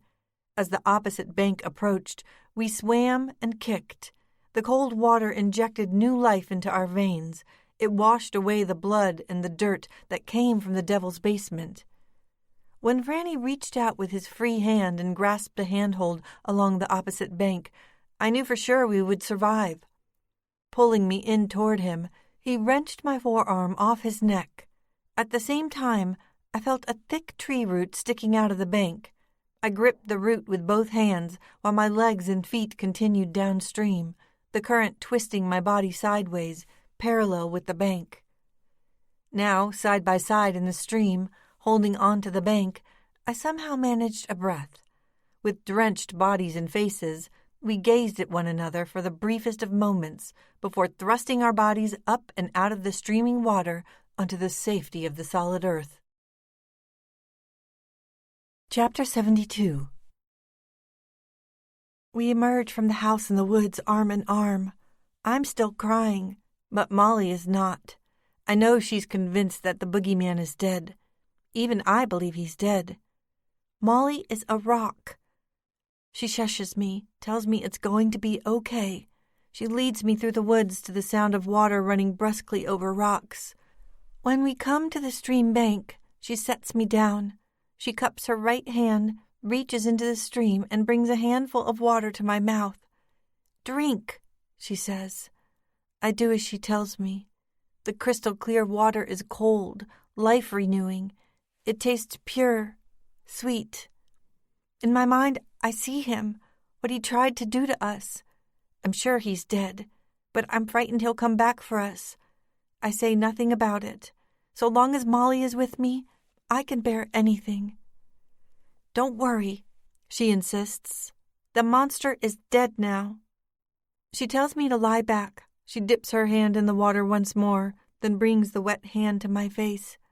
I can smell her hands. She runs her fingers through my hair, over my eyes and lips. She washes my neck and arms. She touches me softly, bathes my body and legs. Finally, she washes my feet with the cold stream water. When she's done, she sets her own feet into the stream and washes her own body. I watch her wash her hair with the water until it is dripping wet. When we are washed, we sit on the bank in silence, allowing ourselves to dry in the cool air. Although we are shivering from the cold, we don't feel it. We feel only the recent memory of that afternoon. We feel a pain like we have never felt before and hope never to again. We never talk about saying anything to our parents about the attacks. It's already implied that we'll remain silent about exploring the dark woods our father forbade us to enter. As the sun begins to set, Molly takes my hand and leads me to the place in the rocky stream where we can easily cross. She kisses me on the forehead. "I am you," she says, "and you are me." Together, we head for home through the trees. Chapter 73. For a time that seemed forever, we ran downhill toward the fields of tall grass. There was no talking. Not that Franny would have said anything. There was simply no breath left in our lungs, in my lungs anyway. On the outside was the vision of the fields and my parents' house, looking small and isolated in the distance. On the inside, my heart pounded, pulse soared, Blood pumped through wiry veins while the misty cool air of a new morning burned up lung tissue. We didn't head for my parents' house. Instead, I followed Franny through the fields, limping up a gentle incline, until eventually I spotted the Scaramucci farm. By this time, the day was warming, and I was having trouble breathing and keeping my balance. Then, as though a car crashed into me, my chest constricted. The center cramped in tight pain, a shooting jolt of lightning in my left arm. When I collapsed, Franny came to me and lifted me up in his arms. He carried me like that the rest of the way. When we finally made it to his house, he set me gently down onto the porch. Although I couldn't see her, I heard Caroline Scaramucci gasp. She wasted no time dialing 911. I fell in and out of consciousness as she spoke with the emergency people, as I mumbled, Michael inside house. In woods. Michael. I wasn't scared. I was no longer in pain. I was caught in a semi-conscious state I'd never experienced. I wondered if I was dying. Dying wasn't so bad. Dying meant I would see Molly before the day was out. Before long, I was flying. Chapter 74. A helicopter was called in to transport me from Brunswick Hills to the Albany Medical Center. After being lifted off the porch floor of the Scaramucci house, I found myself floating far above the valley. I was lying on my back, a translucent oxygen mask covering my face. When I turned my head, I could see the deep blue-green water of the Hudson River, snaking north to south between the cities of Troy and Albany. There was the loud whoomp, whoomp, whoomp of the chopper blades, a sound I felt deep inside my chest. I looked for Michael, as if everything that had transpired over the past dozen hours was an elaborate nightmare. But instead, I found Caroline Scaramucci strapped into a seat that folded out of the aircraft's sidewall. From where I lay belted to a collapsible gurney, I could see she was dressed in her usual blue jeans, thick fisherman's sweater, and green Crocs. I felt Michael's absence like a hole in my belly. I locked eyes with Caroline. I allowed her image to guide me back to the land of the unconscious. Chapter 75. Another day passed before I woke up. Lying in the hospital bed, I had no other choice but to believe the truth. I was alive. How did I know this? First off, my head ached. My temples pounded. I felt empty on the inside, nauseous and so very thirsty. I tasted only my own bitter breath. I smelled the vague odor of alcohol in the air. All was quiet. A glance over my shoulder did not reveal Franny, nor Caroline. Rather, it revealed Detective Harris. The tall, suited man smoothed out his cropped hair, gazed into my newly opened eyes. Maybe it was my imagination, but I swear he was trying to work up a welcome smile when he said, "You've been through quite an ordeal." A smile. For certain, he was smiling. Attempting to shift my shell-shocked body up, I wrenched and strained to no avail. Movement proved an impossible dream. Any kind of movement, no matter how slight, caused a sharp pain to pulse up and down my spinal column. It also caused the heart monitor to which I was attached to pick up speed. "Michael," I whispered. Harris crossed his arms. "Michael is still recovering from surgery," he said, looking away. "He lost a lot of blood, Rebecca." I tried to move, but I couldn't. "Michael's alive? But how?" I needed to see Michael. I needed to know I wasn't dreaming. "You can see him soon," he explained. "But Rebecca, I need you to talk to me. I need you to tell me everything." I laid back, stared up at the ceiling, breathed. After a time, I led him through the whole ordeal, from the time Michael and I returned to my apartment on Thursday afternoon to Franny's rescue of me inside the basement of the house in the woods. When I was done, Harris just sat there for a time, chewing on the information. Clearly something wasn't sitting right with the detective. He stood up, turned his back, and stared out the window onto the parking lot below. "By the time my men got to the house in the woods," he said, "by the time we got to Michael, Waylon was gone. Vanished." I felt my insides tighten up. I wondered if the monitor would pick up the change. "We followed a blood trail out of the house and into the woods, but after a while, it disappeared, along with our suspect." He shook his head, eyes peeled out the window, but when he turned back to me, he tried to plant that same smile on his face, a reassuring smile that screamed, "Lie."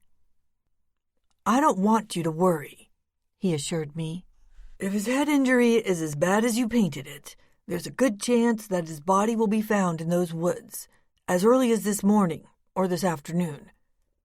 How had Waylon been able to leave the halfway house without being detected? How had he been able to follow me for all those weeks and months? How had he been able to kidnap Michael and me if he was supposed to be reporting to a job or a halfway house? I shot the questions to Harris, angrily, bitterly, as if he were personally responsible. In turn, he shrugged his shoulders, bit his lip. "Halfway houses are not prisons, Rebecca," he offered. "Parole officers are not ball and chains. Ankle monitors can be hacked and removed if you know what you're doing.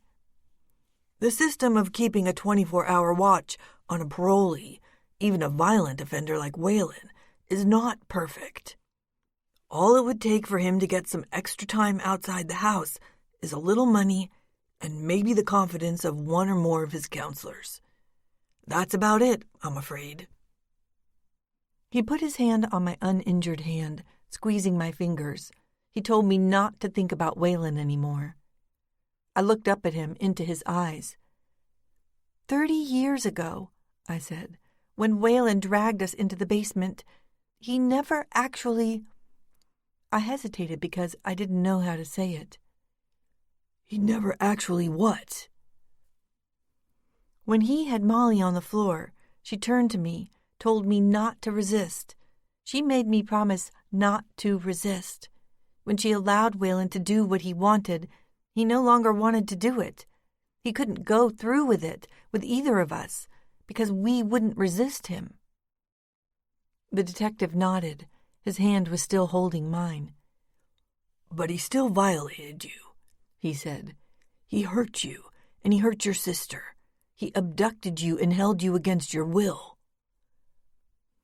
I wasn't sure how to feel about my confession, how to feel about the possibility of Waylon still being alive. "Get some rest," Harris said, releasing my hand. "You're going to need it." I closed my eyes. It felt good to close my eyes. Already, I felt myself nodding off. "Dead," I mumbled in my near-sleep state. "Find the devil dead." Chapter 76. By the time I opened my eyes again, it was going on late morning. A nurse stood beside the bed holding my left hand in her hand, the pads of her middle and index fingers pressed against my wrist. When she was through, she jotted some information onto a clipboard. She then tossed a smile for the broken-hearted to the woman whose leg had been grazed by a bullet, who'd suffered a mild heart attack, plus 2 broken ribs, a hairline fracture in her right hand, numerous abrasions, contusions, and lacerations. The nurse shifted her eyes toward the door. "Looks like we have some visitors," she said before slipping out. "Enter Caroline and Franny." Franny, my hero. Caroline, dressed in her jeans and Crocs. Franny, dressed in his baggy jeans, red t-shirt, bright yellow suspenders, thick gray and black hair all mussed up. "Come here, Franny," I whispered, my voice forcing itself out of my dry mouth and burning throat. There was something in his hands. Another canvas. It dawned on me then. There had to be a 5th painting. That is, if he were to complete the project he'd assigned himself. 5 senses require a 5th and final painting. He set it against the chair, its image facing the opposite direction. He came to me, stood up against the side of the bed, face down, eyes staring down at his shoes. "Can I hug you?" I asked him. Out of the corner of my eyes, I saw Caroline smiling. "Go ahead, Franny," she pressed. "It'll be okay." Without lifting his eyes, he leaned into me. I took hold of him. Although I had very little strength left in my arms, I hugged him as tightly as possible. He held himself rigid in my embrace, but he did not pull away. "Thank you, Franny," I whispered into his ear. "I love you." I felt a tear run down my cheek. I felt my face touching his. I knew he could feel the tear against his skin, too. "You're my friend," he mumbled. I let him go. He stood up, went back over to the corner, where he stood by the painting, as if guarding it. Caroline turned to him. "Fran," she said, reaching into her jeans pocket, producing a $5 bill. "Go down to the cafeteria. Get a hot chocolate and a piece of pie. You can enjoy it right there. When you're done, come back up here." Without a single word of objection, Franny took the money and, mumbling something happy about pie and hot chocolate, exited the room. Caroline turned to me then. With pursed lips, she approached me. She had something in her hand, a paperback book. My old dog-eared copy of To Kill a Mockingbird. She set it on the bed beside me. "I thought you might want this," she said. Then, pulling one of the chairs closer to the bed, she sat down and exhaled. She asked me how I was feeling, if I needed anything. She told me she would take me down to see Michael as soon as he was out of recovery. She would do it even if she had to strap me onto her shoulders. Then she told me not to worry about anything, that if money was an issue, she would take care of it. She told me not to even think of arguing with her. I didn't. Then she began to tell me a story about the past. Not my past, but her past. My father's and mother's past. It was about an event that took place in the early 1960s, before I was born. Back when my father had just begun his career as a state trooper for Rensselaer County. Back when the house in the woods was not a house in the woods at all, but a house surrounded by farmland. "There had always been something terrible surrounding that home," she said. "It was a dark place, the house not kept up, the vegetation that surrounded it overgrown and neglected. They had a few animals, but pathetic stock. Your father had just moved to his place at the time, and had, in fact, purchased his spread from the Whalens. They were always desperate for money, so, eventually, they sold off most of what they owned, including a good-sized parcel of Mount Desolation." She looked away from me, toward the window. "The Whalen family was what you might refer to in today's day and age as dysfunctional. The father was a heavy drinker, an alcoholic.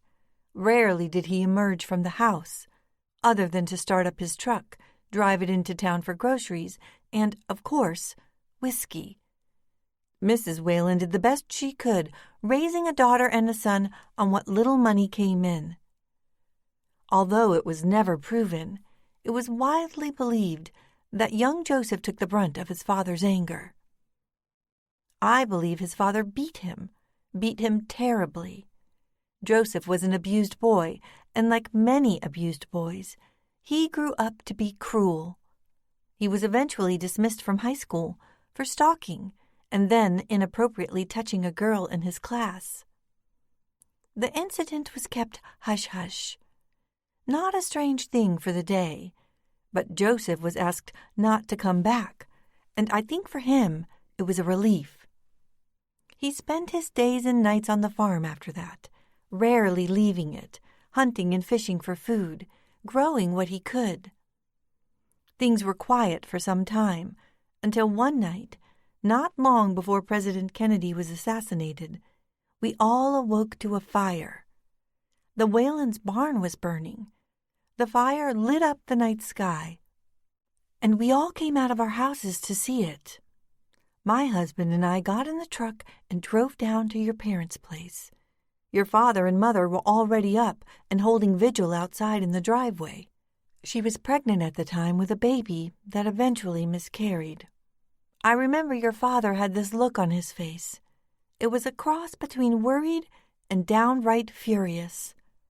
The door to the squad car assigned to him was open, and the radio was spitting out orders. Your dad was being ordered to investigate the scene while fire and police backup were on their way. What he found inside that house that night shook up our small community something terrible. Joseph shot them all while they lie asleep in their beds. His mother, father, and sister. Your father found them like that, in their beds. He found Joseph sitting outside the barn, the shotgun in his hands, just staring unblinking at the fire. Caroline's story might have sounded new and shocking enough to raise the tiny hairs up on the back of my neck, but I wasn't entirely ignorant of the events of that long-ago night before I was born. While my dad and Mom never spoke directly to us about what happened inside that house in the woods, Molly and I grew up hearing stories that originated from both kids and adults about the boogeyman who resided there, how he killed a lot of people, how he killed his family. I never really believed the stories until that one day 30 years ago when Molly and I came face to face with the boogeyman himself. Your father arrested the 14-year-old boy on the spot, Caroline went on. He was convicted, but because of his age, treated as a youth. A crime of passion, they called it. The desperate action of an abused youth. In the end, he was incarcerated for 10 years in a mental institution just outside of Saranac. By the time he was released in 1973, he was 24 years old. He returned to that house that, by then, was surrounded by thick woods. Joseph kept to himself, but we were still acutely aware of his presence. It was as if the devil himself was in our midst.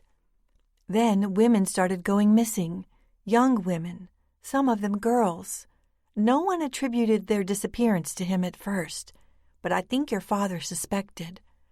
Finally, an Albany woman had the guts to come forward and identify Whalen in a lineup. He'd abducted and attempted to rape her, but somehow she'd managed to get away. After she came forward, so did a few others who'd been lucky enough to escape him. They sent him away then for 30 years, and what we thought would be for good.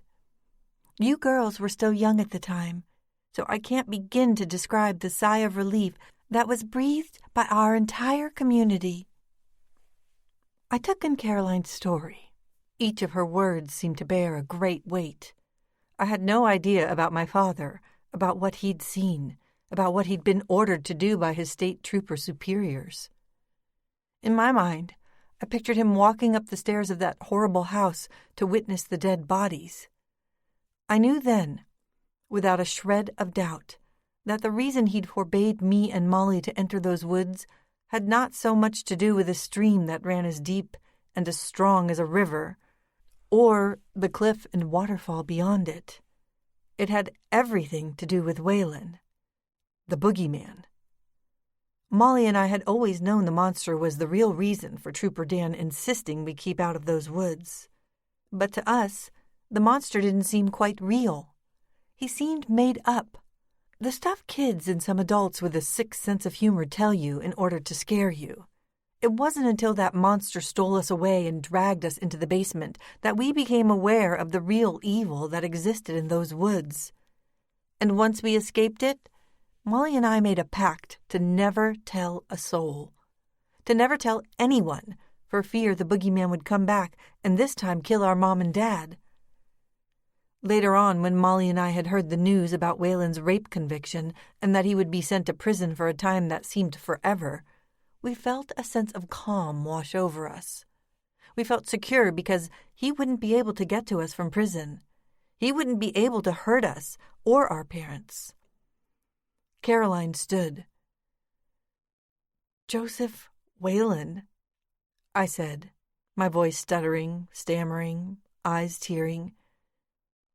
"When Molly and I were 12, she pressed her open hand against mine. We never told anyone." She, too, began to cry. "I know," she said, patting my hand. "I didn't always know, but now after what happened to you in the woods on Friday, after what the detective told me. But what I don't know, Rebecca, is the whole story." I inhaled a deep breath and exhaled. Then I proceeded to tell Caroline everything about what happened to Molly and me in the woods 30 years ago, just like I'd revealed it to Michael only a couple of days earlier. When I was through with the story, Caroline didn't say a single word. Together we washed ourselves in a silence so thick and weighted it seemed it could never be broken. Until Franny came back in. Chapter 77. He had a smile on his round face. I didn't know whether to attribute the smile to the pie he'd just eaten inside the hospital cafeteria or to the painting he was about to give me. The final painting. As he picked it up and brought it to my bed, I felt my heart beat. In my head, flashes of images, faces, Michael, Molly, Whalen. Like the other 4 before it, this image took my breath away. Unlike the others, however, it did not frighten me. What this image represented was the end of something. It was an almost exact representation of Molly and me. We were sitting by the stream in the woods, still dressed in our cut-off jeans and T-shirts. Molly was washing me with the stream water, washing my hair, washing me with the cold, clean water, and her gentle hand. It had been only moments since Whalen had attempted to do terrible things to us and failed. But now he was gone, and Molly was being strong enough for the both of us. Molly was washing me in the stream. It was a baptismal ceremony, Molly making all things new again. I laid my head back on the bed, into the soft pillow. I wanted to cry. For Molly, for Michael, for Franny, for everyone. But I felt I couldn't possibly cry another tear. This painting was the end of something. Somehow, I was happy about that. Happy and sad at the same time. "What's its title, Franny?" I asked, already knowing the answer. "Touch," he said softly. Molly touching me as she washed away Whalen's horror, his evil. Maybe there were no more tears to shed, but I felt myself choking up. I felt my heart and my lungs and all my organs twist inside out. "You were there, weren't you?" I said. "All those years ago in the woods, you saw what happened to Molly and me. You must have seen it all through a basement window." He stood by the bed in his baggy jeans and yellow suspenders, and he did something that was so rare for an autistic man. He began to cry. He cried for the both of us. It was all too true. Franny had witnessed the attacks and couldn't find a way to express what he'd seen. He couldn't communicate it until now, this very week. Like me, like Molly, Franny had been carrying the burden for nearly his entire life. He must have known that Whalen had been freed. He must have used his special extrasensory gifts to sense Whalen's intent, the intent to come after me. Franny sensed the danger, and he tried to warn me through his art, his special language. He tried to save my life, even before it required saving. Chapter 78. The nurse returned with my lunch, which she set down on the table beside me. I couldn't bear the thought of eating. Attached to the nurse's clipboard was a strip of paper. She pulled the piece of paper off the board and held it in her hand. Just a small strip of litmus paper, about the size of a cigarette. its tail end painted with pink. When the nurse glanced at Caroline, I could only assume that she took her for my mother, and Franny for my brother. "I have some good news, Rebecca," she announced. "You're going to have a baby." For reasons I could not explain, the news didn't throw me into the least bit of shock. The effect it had was good and kind. It made me feel warm inside. It made me feel healed. Caroline came to me, hugged me without getting in the way of the wires.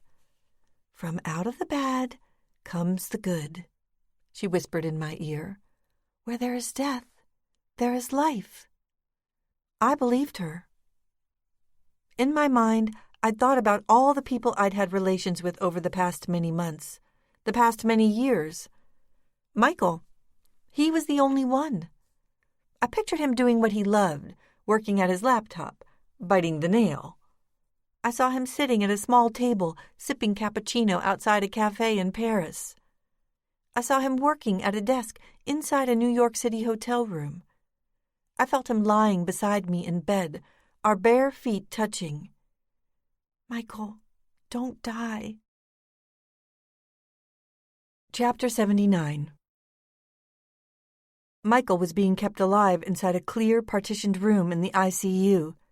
Caroline wheeled me into the dimly lit space, pushing me to the bed that held my ex-husband's comatose body. When Caroline left the room, I took Michael's hand in mine. It felt as cold and frail as Molly's had just before she died all those years ago. An IV was attached to his left forearm by means of a needle and clear plastic tubing.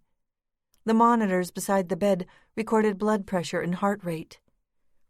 Although dark hair veiled more than half his face, I could see just how pale he was. "We're going to have a baby," I whispered. "How about that? A couple of divorcees starting a family together?" I squeezed cold fingers together, and I began to cry. For a brief second, Michael's eyes opened up. I felt my heart race. But just like that, his eyes closed, and a short breath escaped his mouth. That's when the green line on the monitor went flat and an electronic alarm sounded. "I'm sorry," I cried. "I'm sorry we ever left one another, Michael." A nurse came in then. She didn't look at me at all. She approached the machine and turned off the alarm. Glancing down at her wristwatch, she made a mental note of the time. Before walking back out, she set her hand on my right shoulder and gently squeezed. "Stay with him for a bit," she said. She closed the door behind her. I stayed with Michael for a while. I cried, and I also talked to him, planned things out. I even told him about Robin, how she was also going to have a baby. But after a time, I knew it was no use. Michael had waited to die until I came to him one last time, until I said goodbye. Michael waited to die. He loved me that much. I let go of his hand knowing I would never hold it again. I let go of his hand, but still felt it in mine. Michael. I let go of his hand. It was time to let him go. Chapter 80. 1 week later, I received my discharge. My doctor's healing instructions in hand, along with a big, fat bill. The Albany Art Center couldn't afford comprehensive health care. I packed up my bag with get-well cards, sympathy cards, and gifts, and tossed out the now wilted flowers. Then I wrapped Franny's final touch painting in aluminum foil that one of the nurses had snatched up from the floor kitchen. Everything set to go. I settled into an AMC wheelchair. I'd lost 5 pounds over the past week, but the weight loss didn't make me feel any lighter. Nor was it good news for my pregnancy. Michael's parents were still alive, and in their mind, I was still his wife, so they saw to it to wait on burying him until I was well enough to attend the funeral. But I was no longer his wife, even if I was the mother of his unborn baby. Only when the funeral was over would I share the news about my pregnancy with Michael's parents. I shared an elevator with Caroline and Franny. Staring straight ahead, I caught my reflection in the chrome-paneled doors. My black and blue face stared back at me, distorted, unfamiliar, like a beat-up funhouse mirror reflection. Almost tranquilly, the elevator descended 3 stories to the first floor, where we proceeded along the extended length of the narrow corridor to the exit. Franny and I were barely through the automatic sliding glass doors before scattered reporters besieged us with questions regarding our overnight ordeal of 1 week ago. "Is it true Waylon abducted you and your twin sister 30 years ago?" "Do you fear for your life now that Waylon's body has yet to be located?" The questions were machine-gunned as microphones were shoved within inches of our faces while we made for the parking lot, until Caroline took control. She stopped the chair, stepped around to the front, blocking any and all access to Franny and me. "Ladies and gentlemen," she exclaimed, "please leave us in peace. In time, we'll release a statement regarding last week's ordeal. But until then, we ask for patience and understanding while the process of convalescence continues. Thank you." As soon as I was seated beside Franny in the front of Caroline's old truck, I decided to break my silence. "That was eloquent, Caroline," I offered, eyes planted on the open road up ahead. Throwing the automatic transmission into drive, she said, "I've had a lifetime of protecting Francis from vultures like that." For a moment, I was reminded of Franny's upcoming cable television debut, but I thought better of mentioning it now. While she motored the truck past the city limits, over the South Troy Bridge, and along rural Route 2, Caroline brought me up to speed on a few developments that had transpired over the past 24 hours. First, Robin had been transported to her mother's home in the Albany suburbs, where she continued to recover. Silently, I brooded over my best friend and partner not having called or come to visit me. But then, I knew something about post-traumatic stress.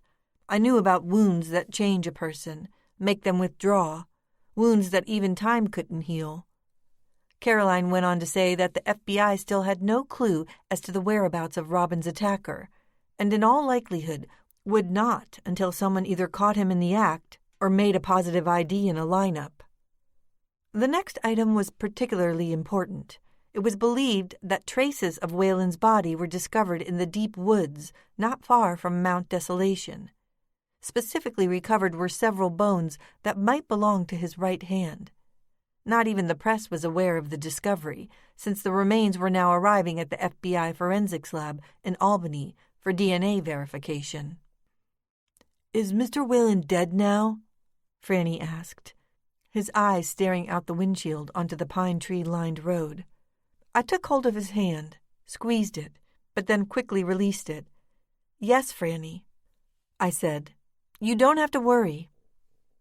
"What if he's not dead? Does Mr. Waylon come back for us?" I'm not sure if it was a conscious move, but Caroline tossed me a tight-lipped glance. I knew what she was thinking without her having to say it, that all DNA tests aside, until Waylon's entire body was uncovered, she would not believe he was dead. Neither would I. I spent another full week at the Scaramuzzis' farm, recovering from my wounds.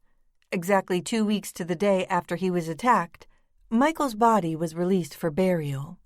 It took some effort, but as a part of his eulogy, I read a few pages from The Hounds of Heaven, and it didn't surprise me one bit that not a dry eye could be found inside St. Pius Church, the same church where we buried Molly and my parents all those years ago. After the church ceremony, I rode to the cemetery in the front seat of Caroline's truck. Franny was allowed to stay home and paint by himself. While a handful of us surrounded the gravesite, the priest said a few more prayers on Michael's behalf. The day was cold and blustery. When we set red roses on his casket, the red petals shivered in the wind gusts. As the service ended and everyone scattered away from the grave, I stood alone with my ex-husband. I told him I loved him. I thanked him for what we had done during the final week of our lives together. I set a hand on my belly, told him I'd take care of our son for us. I didn't know for certain I was going to have a boy, But whenever I tried to picture the baby inside of me, I saw a little Michael. While Caroline stood waiting for me by the open door of her truck, I felt my ex-husband's loss, like a person might feel a limb that has suddenly been amputated. "I'm sorry we ever left one another," I said, brushing away a tear from my eye. "I will always love you, and I will tell him all about his father and what a great writer he was, and an even greater husband and friend." When I walked away from the grave, I didn't feel like I was leaving Michael behind. I felt as though he were walking right beside me and our baby. I felt his presence that strongly. And because he would be with me always, I knew it would be a long time before I returned to the cemetery. Chapter 81. Caroline and I didn't say much on the way back across the river to Rensselaer County. I had assumed we'd drive straight to her house for the small reception she was putting on for those who'd attended the funeral. Instead, we took the long way around the backside of Mount Desolation. When she pulled off the main road onto an overgrown 2-track, I turned to her. "Where are you taking us?" "Closure," she smiled, as the truck shook and lumbered to and fro. "I can't think of a better place for it to happen." The 2-track was hardly even a 2-track anymore. It was covered with so much growth. We must have driven 2 miles before we could go no further. Not without getting the truck caught up on some heavy rocks that blocked the parallel tracks. Obstacles no doubt placed there by the boogeyman himself. Caroline got out. "We walk from here," she said. "But what about Waylon, Caroline?" I said, feeling my pulse speed up at the thought of exiting the truck. Caroline didn't answer right away. Instead, she reached into her purse and pulled something out. It was a pistol, a chrome-plated 6-shot revolver like my dad used to carry as his backup weapon when he was still a state trooper. I don't expect even a monster like Waylon to return to the scene of his most recent crime, even if he is still alive. But if he happens to show his face, I'll be happy to blow it to smithereens for him. Setting the gun onto her lap, she then reached into my purse. "I'm doing this for you," she said, her eyes locked onto mine.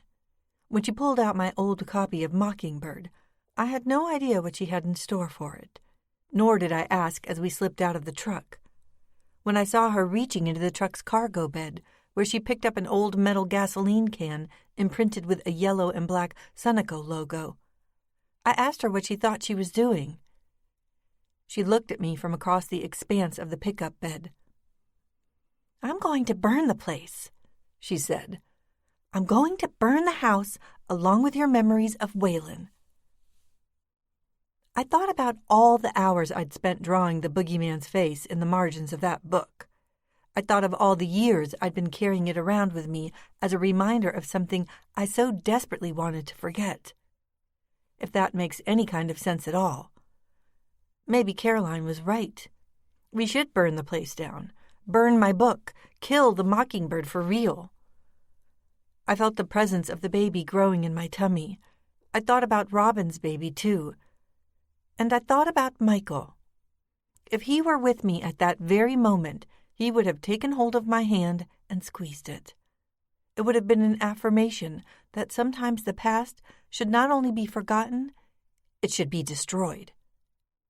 Caroline was right. Maybe it was time.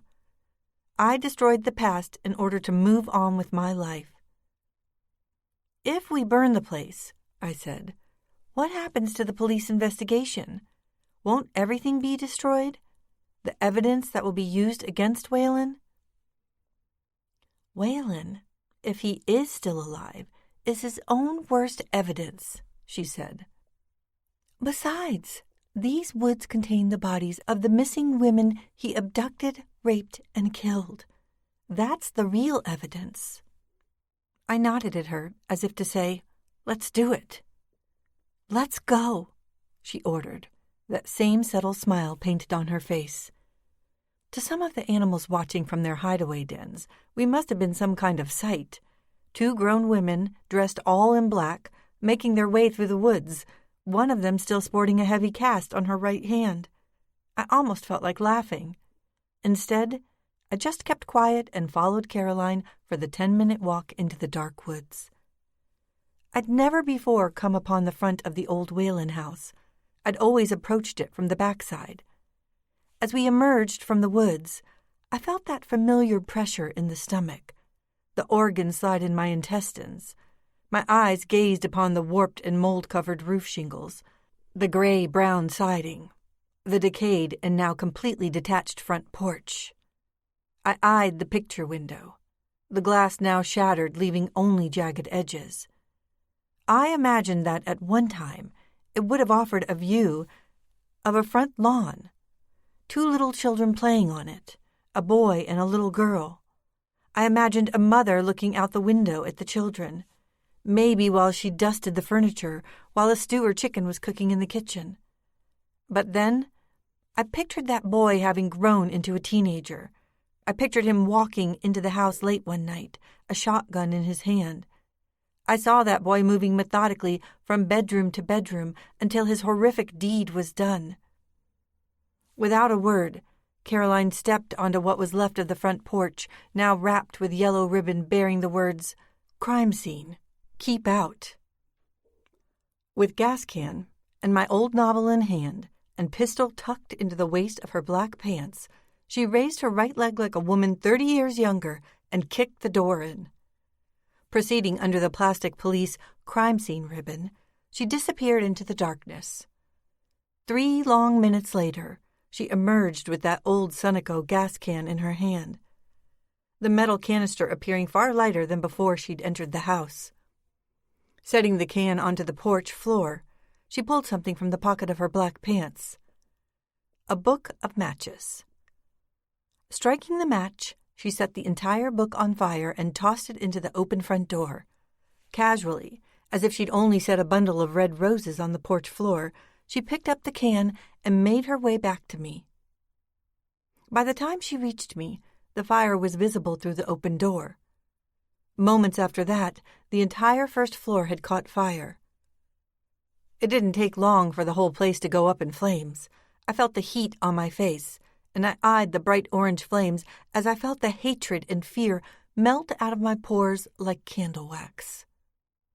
Taking my hand in hers, Caroline kissed me gently on the cheek, setting an open hand on my belly. "We should get back to Franny," she said. "He'll be worried." Even though burning that house was entirely illegal, I already felt a great weight being lifted from my shoulders. I shot a glance up at the sky, visible through the tops of the trees. I tried to picture Molly looking down on the scene, issuing a heartfelt thumbs up. "Way to fucking go, ladies," she'd shout out. Lowering my head, I turned away from the inferno and never looked back. Chapter 82. The next morning, I awoke inside my apartment alone. It was the first night I'd spent there since the events of the past few weeks had transpired, since Michael died. With Whalen still at large, I admit I didn't sleep very well that first night, even with Michael's beret stuffed under my pillow to offer me a semblance of security, however false. With Michael gone and with Robin eyeing a far longer emotional recovery than her physical wounds would ever require, I had some serious decisions to make. Would I go back to my teaching job at the art center? Would I continue to live in this apartment? Would I sell off my parents' house and the acreage that went with it? Would I move away from Albany? Maybe make the forever dreamed about move to New York City? Would I ever return to my art? One thing was certain. I had a baby to think about now. Where to raise him and how to raise him would be of prime concern, which pretty much meant my NYC residency might have to be put on hold once again. No one should raise a child in the city, Michael used to say, unless they're filthy rich. I can't say that I disagreed with him, and he was still the baby's father, no matter what. First things first, I jumped back into my routine. I made the coffee, poured a glass of juice, and took my vitamins, which now included prescription prenatals. I poured a small bowl of shredded wheat and 2% milk. When the small meal proved not to cut the mustard, I was eating for 2 now, I took advantage of Caroline and Franny's having kindly stocked my fridge and shelves with food. I got the frying pan out and lit the gas stove. Setting my open hand on my growing belly, I realized how famished I truly was. I set out to make a big breakfast. First, I cracked 2 eggs into a bowl, beat them smooth along with a dab of milk, some salt and pepper. Then I added a teaspoon of salted butter to the pan. With the butter fully melted, I added the blended eggs into the pan, cooking the mixture slowly over a medium flame. When the eggs were lightly cooked, some 2 minutes later, I slid them out of the pan onto a white dinner plate. In the fridge, I dug out some Green Mountain salsa and some grated Munster. Using my fingers, I spread some of the cheese onto the steaming eggs. Last but not least, a big glass of OJ on ice. I was so famished that I ate the food right there, standing in the kitchen. I was setting the dishes into the sink when the buzzer sounded. It wasn't unusual for the maintenance crew to be making inspections of one kind or another, especially on a Monday morning. But instead of buzzing the person in, I reminded myself of a free Waylon and made the cautious decision to make my way out my front apartment door and up the steps to the door of my building. Through the glass, I spotted a man wearing a FedEx uniform. Behind him, the still running orange-on-white FedEx van. The man held a clipboard in one hand and a small package in the other. The package was a standard 8 1/2 by 11 envelope. I couldn't imagine what anyone wanted to send me that was so important that it had to arrive via FedEx. But I signed for it anyway and took the package with me back inside the apartment. In the kitchen, I tore the envelope open and peered inside. There was a photograph paper-clipped to a letter. Pulling the letter out, I could see it was a handwritten note from Detective Harris. The attached photo was the black and white shot of Molly and me, the same one to be further examined by print specialists in Albany. The note was simple. It said, "Dear Rebecca, Waylon's prints were nowhere to be found on this picture. Neither are Francis Scaramuzzi's. Still awaiting results from Albany regarding bone samples taken from woods around Mount Desolation. Take care of yourself. Harris." So that was it then. Neither Waylon nor Franny had been in possession of the photo after all. I could only guess how it had gotten onto the front porch of my parents' house. If Waylon or Franny hadn't placed it there, then who had? Exhaling a breath, I stuck the photo to the fridge with a magnet. It was the only photograph that occupied the fridge. Tossing the FedEx envelope away, I grabbed my new cell phone, bringing it with me into the bathroom, where I set it down onto the edge of the sink. I started the shower, letting the water warm up and the bathroom fill with steam. Although I had no definite plans, I would start the day by paying a visit to Robin. We hadn't spoken since before Michael's death, and I suddenly found myself missing her like crazy. Inside the bedroom, I took my pajamas off. Standing before the IKEA body-length mirror, I stared at my stomach. Maybe I was only a little bit more than a couple of weeks along, but I swear I was beginning to show the first signs of a belly. It made me feel good to know that the baby was inside me, growing.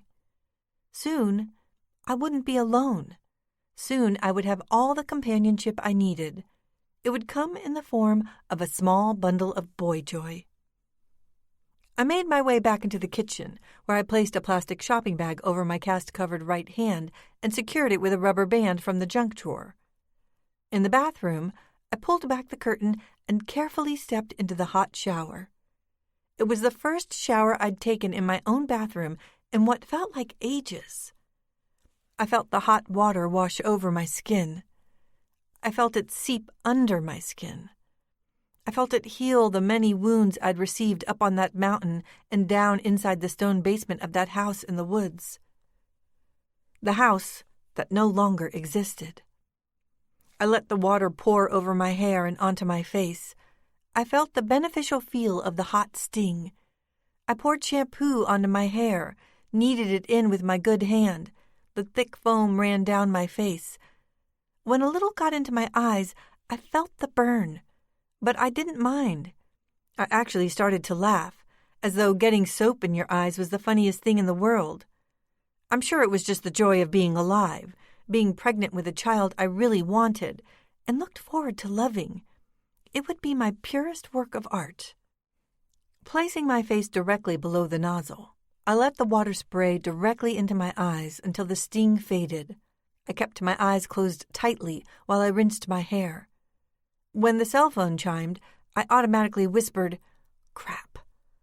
Of course, someone had to be calling me while I took a shower, while I was blinded by soap in my eyes. I immediately thought of Robin. Her beautiful face flashed through my mind, not the damaged one I'd witnessed in the Albany Medical ICU, but the one I looked forward to seeing every day at the School of Art. Was my best friend finally making contact? I might have simply waited until my shower was over to check and see, but I couldn't help myself. Reaching outside the shower curtain, I picked the cell phone up off the sink, opened it to see that a new text had been delivered. I opened the message. "Cry, cry, cry, little kitten." The bathroom door shot open, slamming against the tile wall. The shower curtain flew open, revealing the swelled, bruised face of the boogeyman. His hand shot out and wrapped itself around my throat. I dropped the cell into the tub. The hand choked me, cut off all my air. I reached out for him, tried to claw him, claw his face, but all I could grab was a plastic curtain.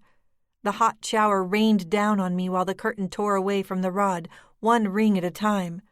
The popping noise of the breaking plastic filled the bathroom along with the shower spray, along with my muted gasps, along with Waylon's high-pitched moans. Stepping into the tub, Waylon revealed a knife gripped in his left hand. He pressed the blade of the knife up against the lower portion of my neck, just under his other hand that was choking me. He quickly pulled the knife back an inch or two, cutting into my skin. The pain shot up and down my spine. I wanted to scream, but he was choking me. My vision escaped me. I saw blackness lit up with stars, neurons exploding in my brain. He pressed the knife against the underside of my rib cage. He pressed the sharp blade up against my skin, flicked the knife back quick. More burning pain. My legs went wobbly. Blood poured down my ribs and belly. Then an explosion. A gunshot. The hand that choked my neck released and fell away. The knife dropped into the tub. I looked down, saw the blood circling the drain, circling the thin knife and my shattered cell phone. Waylon's body fell back out of the tub and hit the tile floor hard. I heard footsteps. Out of the corner of my eyes, I saw the blurry image of Detective Harris. In his right hand he held an automatic. He grabbed the towel from the rack, put it into my hands. I was too shocked, too frightened to speak, to cry, to do anything but cover myself up. "How bad are you hurt?" he demanded. I managed to shake my head while I got my air back. He reached down with his right hand, pressed 2 fingers against Waylon's jugular. "He's gone." My back pressed against the slick ceramic wall. I sank down into the tub, the water spray shooting down onto my head, onto my now exposed cast. Waylon was gone. I shivered and was suddenly overcome with the urge to cry. Cry, cry, cry. It's exactly what I did. Chapter 83. More police came. So did state troopers who blocked off the entrance to the apartment complex with their blue and yellow cruisers. The EMTs came. The press showed up. TV and print. Caroline and Franny rushed to the scene when they got wind of it on the radio. I sat in the back of Harris's Jeep. He'd sent one of the uniformed officers out for tea, and now I held a steaming cup in my trembling hands. The EMTs had already looked me over, examined the wounds to my neck and chest. The surface cuts required no stitches, only butterfly bandages. As for my neck, I'd sustained some bruising, but no permanent damage. Still, they insisted I be transported to the hospital for further tests and observations. Given the condition of my healing heart, along with the early-stage pregnancy, there was no telling what I might suffer in the short term. I flat out refused. I'd just been released from the hospital 2 weeks before. Tests had proved there had been no permanent damage to my heart after having suffered the mild heart attack up on Mount Desolation. The EMTs looked at me with skeptical frowns. They asked me to sign a waiver of release, absolving them of any and all responsibility should I drop dead on the spot. I did. Then they left me alone. As soon as Waylon's body was bagged and lifted into the back of a big black SUV with tinted windows, Harris joined me in the Jeep. He sat behind the wheel, an identical styrofoam cup in his hand, the only difference being his held black coffee. He asked me if I was all right. I sipped my tea, running the exposed fingers on my damp, cast-covered right hand through my still wet hair, and breathed. Just a little shaken up is all. He sipped his coffee. You know, that now, without question, Waylon is out of your life forever, he consoled. Without question. The future is bright, I joked with a wry smile. But I immediately stared back down into my tea as the smile once more became a frown. How did you know Waylon would be here? I didn't, really. Late last night, I got a call from forensics in Albany telling me the bones found on Mount Desolation didn't belong to a male matching Waylon's age and characteristics.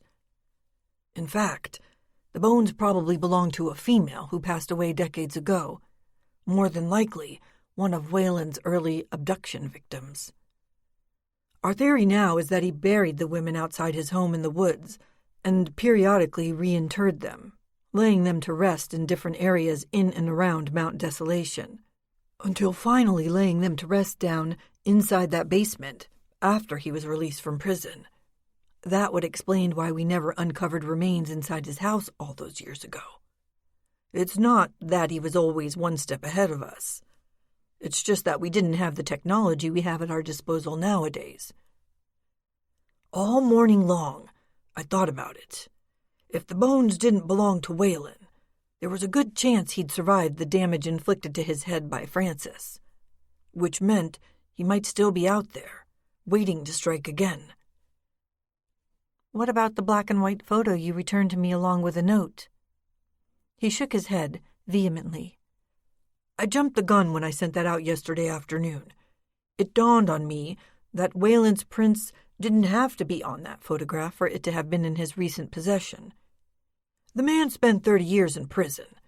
It's possible he slowly but surely scraped away the prints on his fingers. Anyone can do that with a common household disposable razor blade.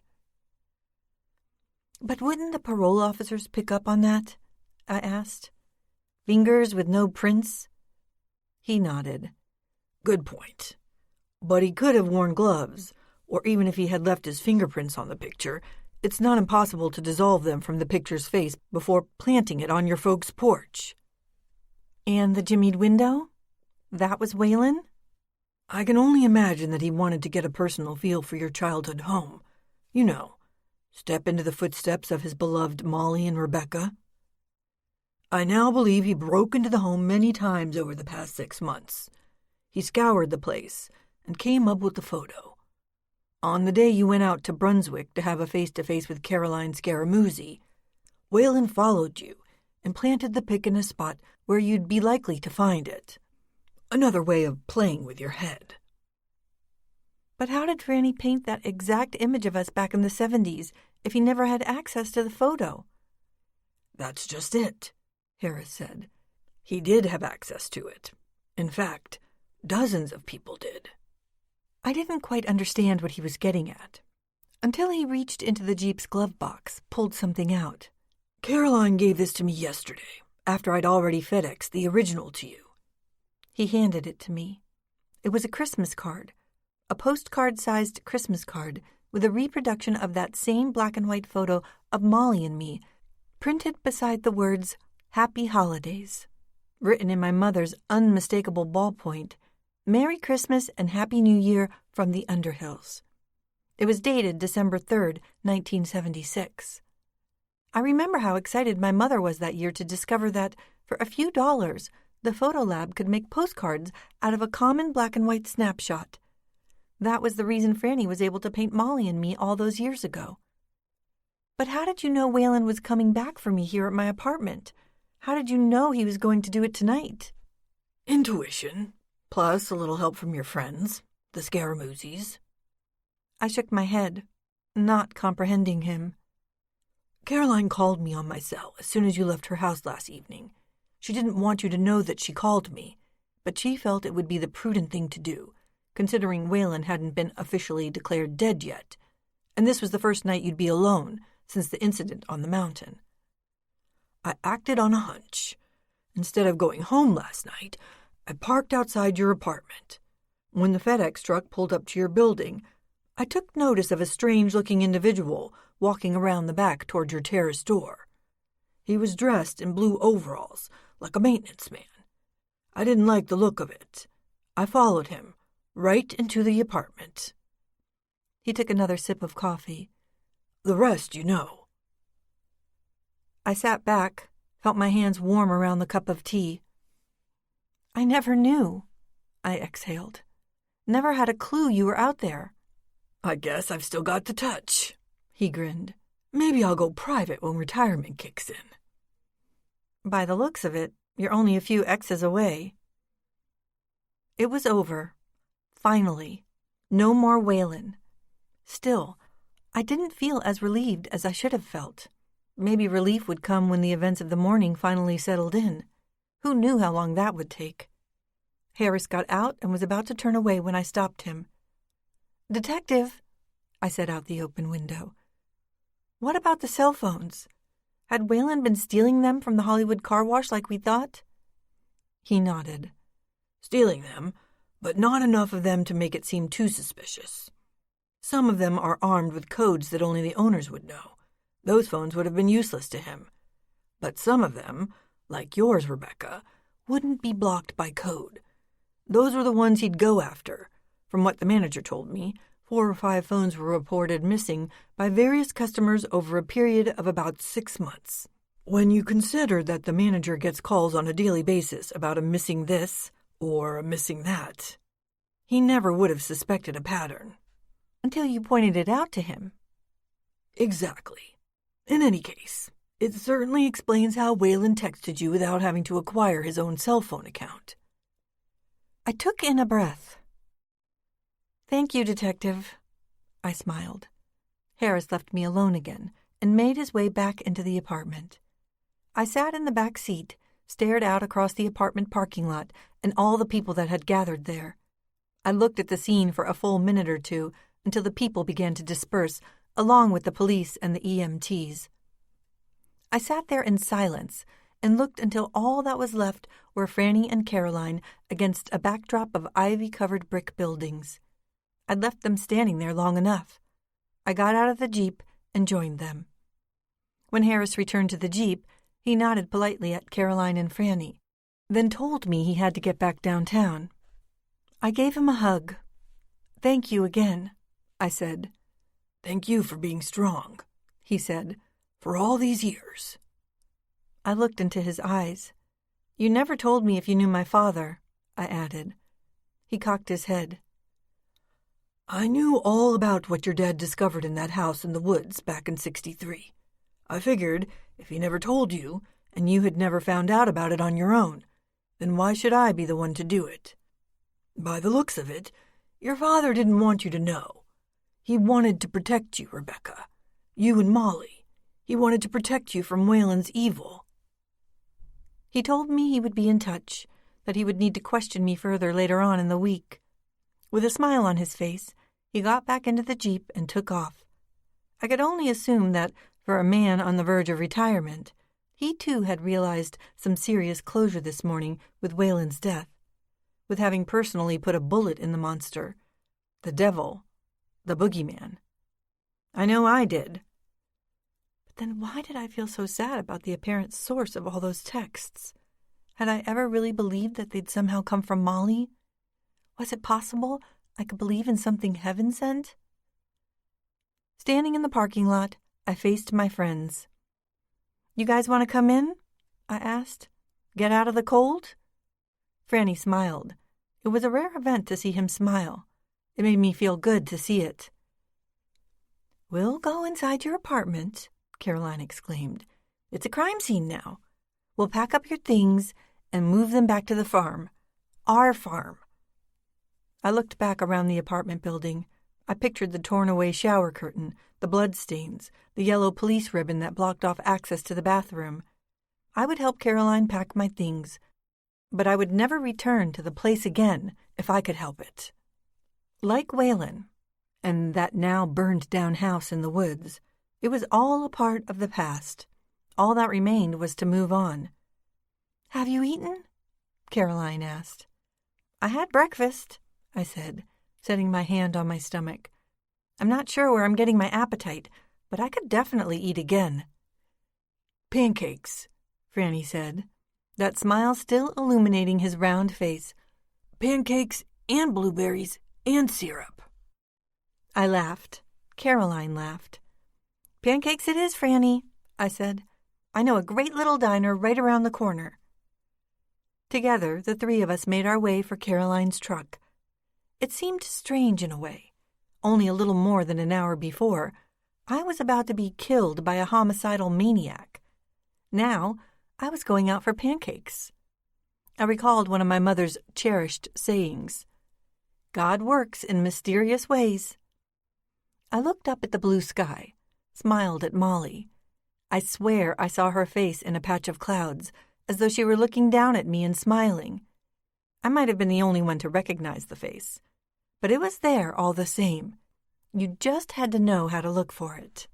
Molly was in heaven, and she was watching out for me, for my life, just as she always had. There was no mystery in that.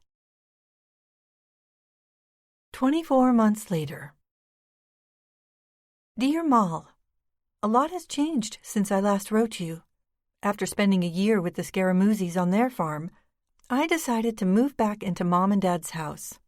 Robin has moved in with me, and together we have started a private art school called, appropriately enough, the School of Art. We run it out of the house now. We have over 50 students, most of them young children. There are so many paintings, drawings, and sculptures hanging around that we also decided to renovate the barn and turn it into a gallery featuring the students' artwork. Franny himself contributed 5 pieces before he passed away in his sleep just before last Christmas.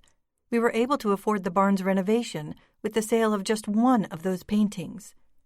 A quirky abstract on traditional landscape he called Listen. After he appeared on MSNBC, the demand for his work quadrupled, along with the price per piece. Before he died, Franny had become a rock star before our very eyes. He saved my life, and I will miss him with all my heart. I will never forget what he did for me, and for us. I will always love him. Little Michael is walking now. He gets along so well with Robin's little Molly that you would think they are brother and sister. Twins. They are inseparable, and they are permanent fixtures around the studio. Sometimes I like to think that you and Michael can see them from up in heaven. You would be so proud. Caroline has taken on the job of nanny. I wonder if one day we'll allow them to play flashlight tag behind the house. Naturally, the woods in Mount Desolation will be strictly forbidden territory. Speaking of Robin, the FBI finally caught up with her attacker. They found him in a motel outside Chicago, where he was awaiting the arrival of his latest conquest. The FBI arranged a sting operation based on some information delivered by a Match.com client who spotted a red flag when her new love interest insisted on meeting at a strange motel-no-tell. True to form, once he was caught, he couldn't resist bragging about his exploits all over the country, including a beautiful brunette in Albany, New York by the name of Robin. Robin with a Y. Safe to say, the man will be put away for decades to come. God willing, he will spend his final days behind bars. You'll be happy to know I'm painting again. Mostly landscapes, nothing too difficult, just enough to get the rust out. I've also decided to try my hand at completing Michael's final novel. Surprise of surprises, it's not a detective novel, but something entirely different. It's a story about a young woman who finds herself lost and alone in Europe, Paris to be precise, when she meets another woman identical to herself in every physical sense. She discovers that her remembered past is far different from reality. In typical Michael fashion, he didn't leave me with a title, but for now, I'm calling it Lost and Found. I miss you, Moll. I know you were with me on that night 2 years ago when Waylon made his final move. I know you were there because I felt your presence with every one of my 5 senses. I smelled your skin. I heard your voice. I felt your touch. You entered my body and gave me strength. You made me fight my fear. You helped me survive. You are never far from my thoughts, my memories, my dreams. Sometimes, when I wake up early in the morning, I go outside with my coffee and I look out over the field to the woods and the mountain. I still see you walking through the tall grass in your cut-off jeans and Paul McCartney and Wings t-shirt. I see your blonde hair bobbing in time with your every step. I still feel that little pang of fright in my stomach the closer we come to the woods. I don't know how our lives would have turned out had we not entered the woods that day, had we not broken Trooper Dan's rule. But I guess it's silly to imagine that we would have turned out any differently. We are what we are at any given moment in time, dead or alive. I'm going to end this now because I hear Michael singing in his crib. It's morning, and I need to make the coffee before I get him out. I may not write you for a while. There are too many things I have to do now, too much life to live. Besides, I want to save up all the good juicy bits for when we meet up again, identical face to identical face. We'll have a lot of catching up to do. I'd like to say I can't wait, but it's probably going to be a while. All my love, your twin sister, Rebecca Rose Underhill. This concludes The Remains by Vincent Zandri. Narrated by Nikki Zacox. Copyright 2012-2022 by Vincent Zandri. This unabridged audiobook is published by arrangement with Vincent Zandri, care of McGregor Literary Incorporated, and was produced in the year 2023 by Tantor Media Incorporated, a division of Recorded Books, which holds the copyright thereto. Please visit tantor.com for more information on our growing library of unabridged audiobooks.